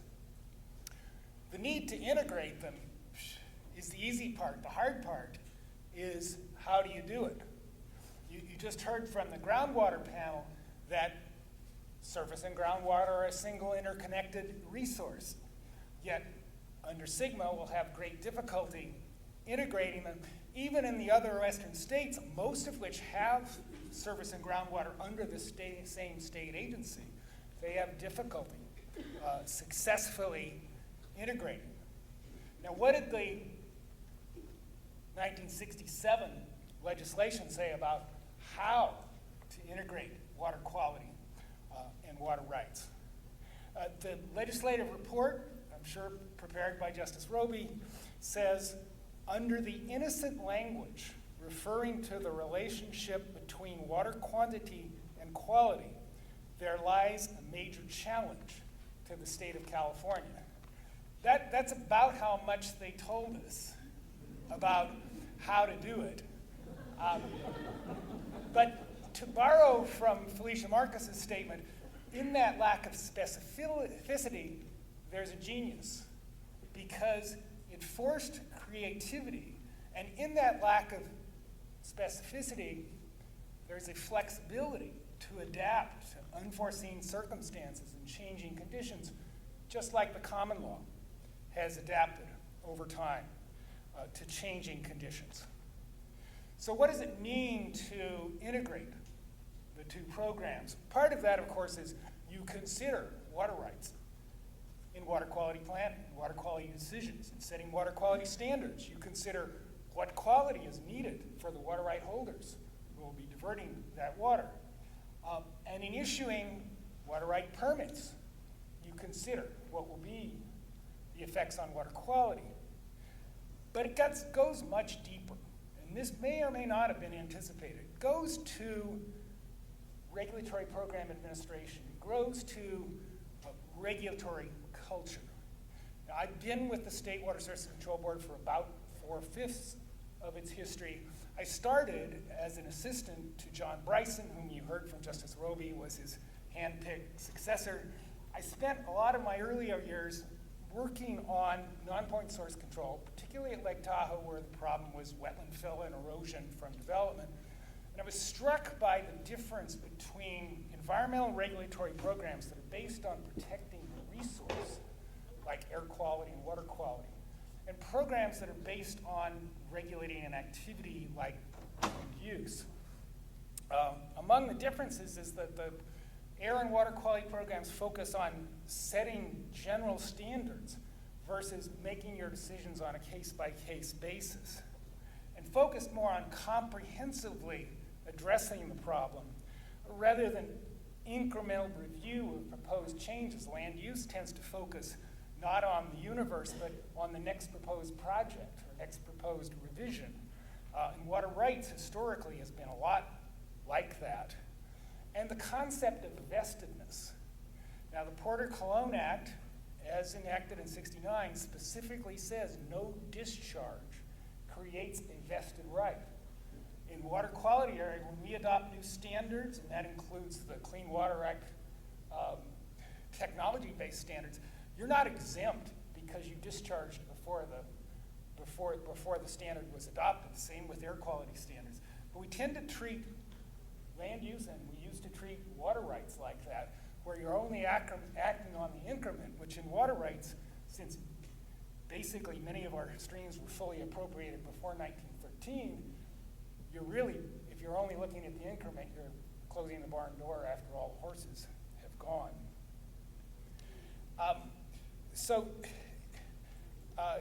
We've moved towards integration of those and using the water right program more towards the water quality model. Another important difference between the water quality program and water rights, which you heard a little bit about today, is enforcement. The water rights quality program is one of the most robust enforcement programs among environmental programs in the state of California. It was one of the first to have civil penalties, one of the first to have administratively imposed liability. $1 million penalties are routine in the water quality area, and not so much in water rights. The biggest penalty that's been imposed to date in water rights is $168,000. But the water rights program is moving towards a more water quality-like enforcement program.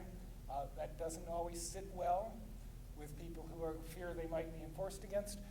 But we are seeing the regulatory model from one program being taken in and informed by and getting new legislation and new program activities in the other. And that's a major way in which the programs have evolved.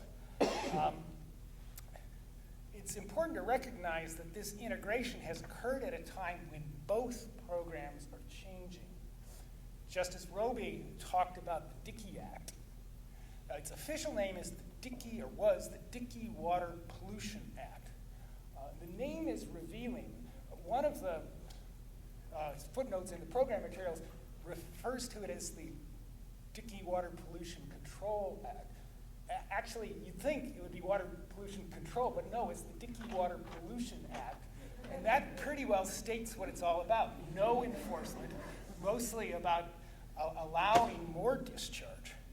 But one of the first acts taken by the State Water Resources Control Board was proposing the Porter-Cologne Act, which created the robust program we had, and that's evolved, and as it's moved ahead, water rights, about 20 years behind, has moved on to take on many of the aspects we learned were working in the water quality control program. I'd like to give some quick examples of how they have become similar. Perhaps the most important decision was the 1986 Racanelli decision, United States versus State Water Resources Control Board, because the issue was how do you apply water quality standards to existing water rights, or are you just working on the increment when new projects are proposed? Well, the Racanelli decision said that the public trust and reasonableness doctrines can be used to reopen a pre-existing water right to apply water quality standards. Now that's very important because the case law says that there is no vested right to violate the public trust or reasonableness standards. So now you have the tools to deal comprehensively with both existing and new water rights in applying water quality standards. Other important decisions worth mentioning, the State Water Resources Control Board Order 90-5, that's a 1990 order applying temperature standards from the Water Quality Control Plan to Shasta Dam. They installed a $100 million temperature control device so they can release from multiple levels in order to comply with that standard. The Mono Lake Order, Decision 1631, applied the federal anti-degradation standard in deciding what level to protect in the water quality of Mono Lake. I've talked about PUD number 1 versus Washington Department of Ecology that established that water quality certification can be used to set in-stream flows. More recently, the AB 2121 policy, the North Coast in-stream flow policy, has been used to use water quality planning authority to set in-stream flow and fish screening and other requirements for water diversions. The cannabis policy is very interesting. We have a problem here where we have to deal with 50,000 diversions to try to actually reduce the diversions during low flow periods to restore flows necessary for the fishery. Not easily done if you're trying to do it case by case. So what are we doing? We're adopting state policy for water quality control using the Water Quality Authority to set general standards which will then be applied to registrations to protect in-stream flows. The programs have changed dramatically over that time. Looking at the budget from 1967-68, $1.3 million for water quality, $1 million for water rights, $1.3 million for a study of discharges in the Bay Area. That's increased to $604 million in the water quality area, an increase of 60 times inflation. Water rights has lagged behind. It's now $43 million. That is 6 times inflation. Population's doubled, so you can say only 3 times inflation, but both programs have grown dramatically. Justice Robie mentioned that at the start of the program, the entire staff fit on 1/2 of one floor of the resources building. The Office of Chief Counsel, under the current State Water Board, takes 1/2 of one floor plus a few offices on another floor. So basically, the Office of Chief Counsel is bigger than the entire program was. At its start. I want to close by pointing out that these changes were not inevitable. I wrote in a law review article published in the Pacific Law Journal, now known as the McGeorge Law Journal, with a proper footnote, so it must be right, saying that California was unique in combining water rights and water quality. I wondered if that was right, because in fact, the Washington Department of Ecology has water rights and water quality under the same roof. And I talked recently to one of the attorneys there, and in fact, I was right.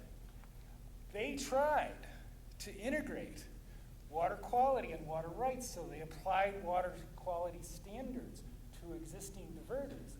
And the Washington State Legislature in 2003 said, no, you can't do that.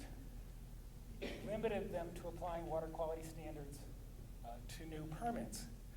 Another thing on inevitability here, Justice Robie talked about how in 1956, legislation was passed separating the water right function from the Department of Water Resources, which is a major water right holder.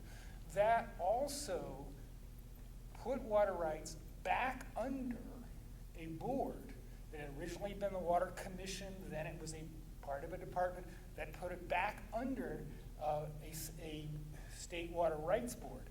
Well, about every 10 years, we see a piece of legislation that forgets the lessons learned, just as the little Hoover Committee wanted to put water rights back under, parts of the program back under the Department of Water Resources. We see something trying to separate water rights or put it in a department or something about every 10 years.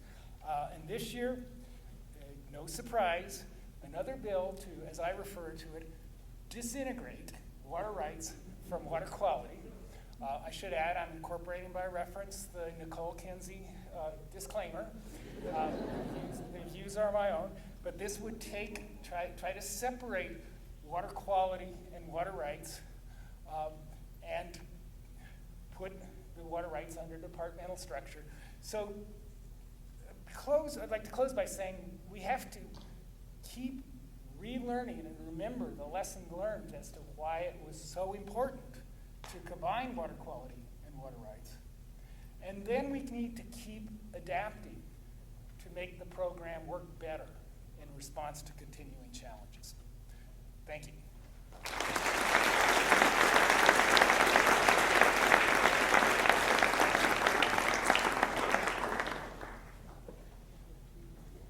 That brings us to the end of our program. I want to again thank Justice Robie, Felicia Marcus, Andy Sawyer, all of our panelists, our sponsors, and particularly our hardworking students who have been running around the place all day, keeping time, carrying microphones, carrying gifts, and just doing the hard work that makes this whole thing run smoothly. So please join me in thanking those students.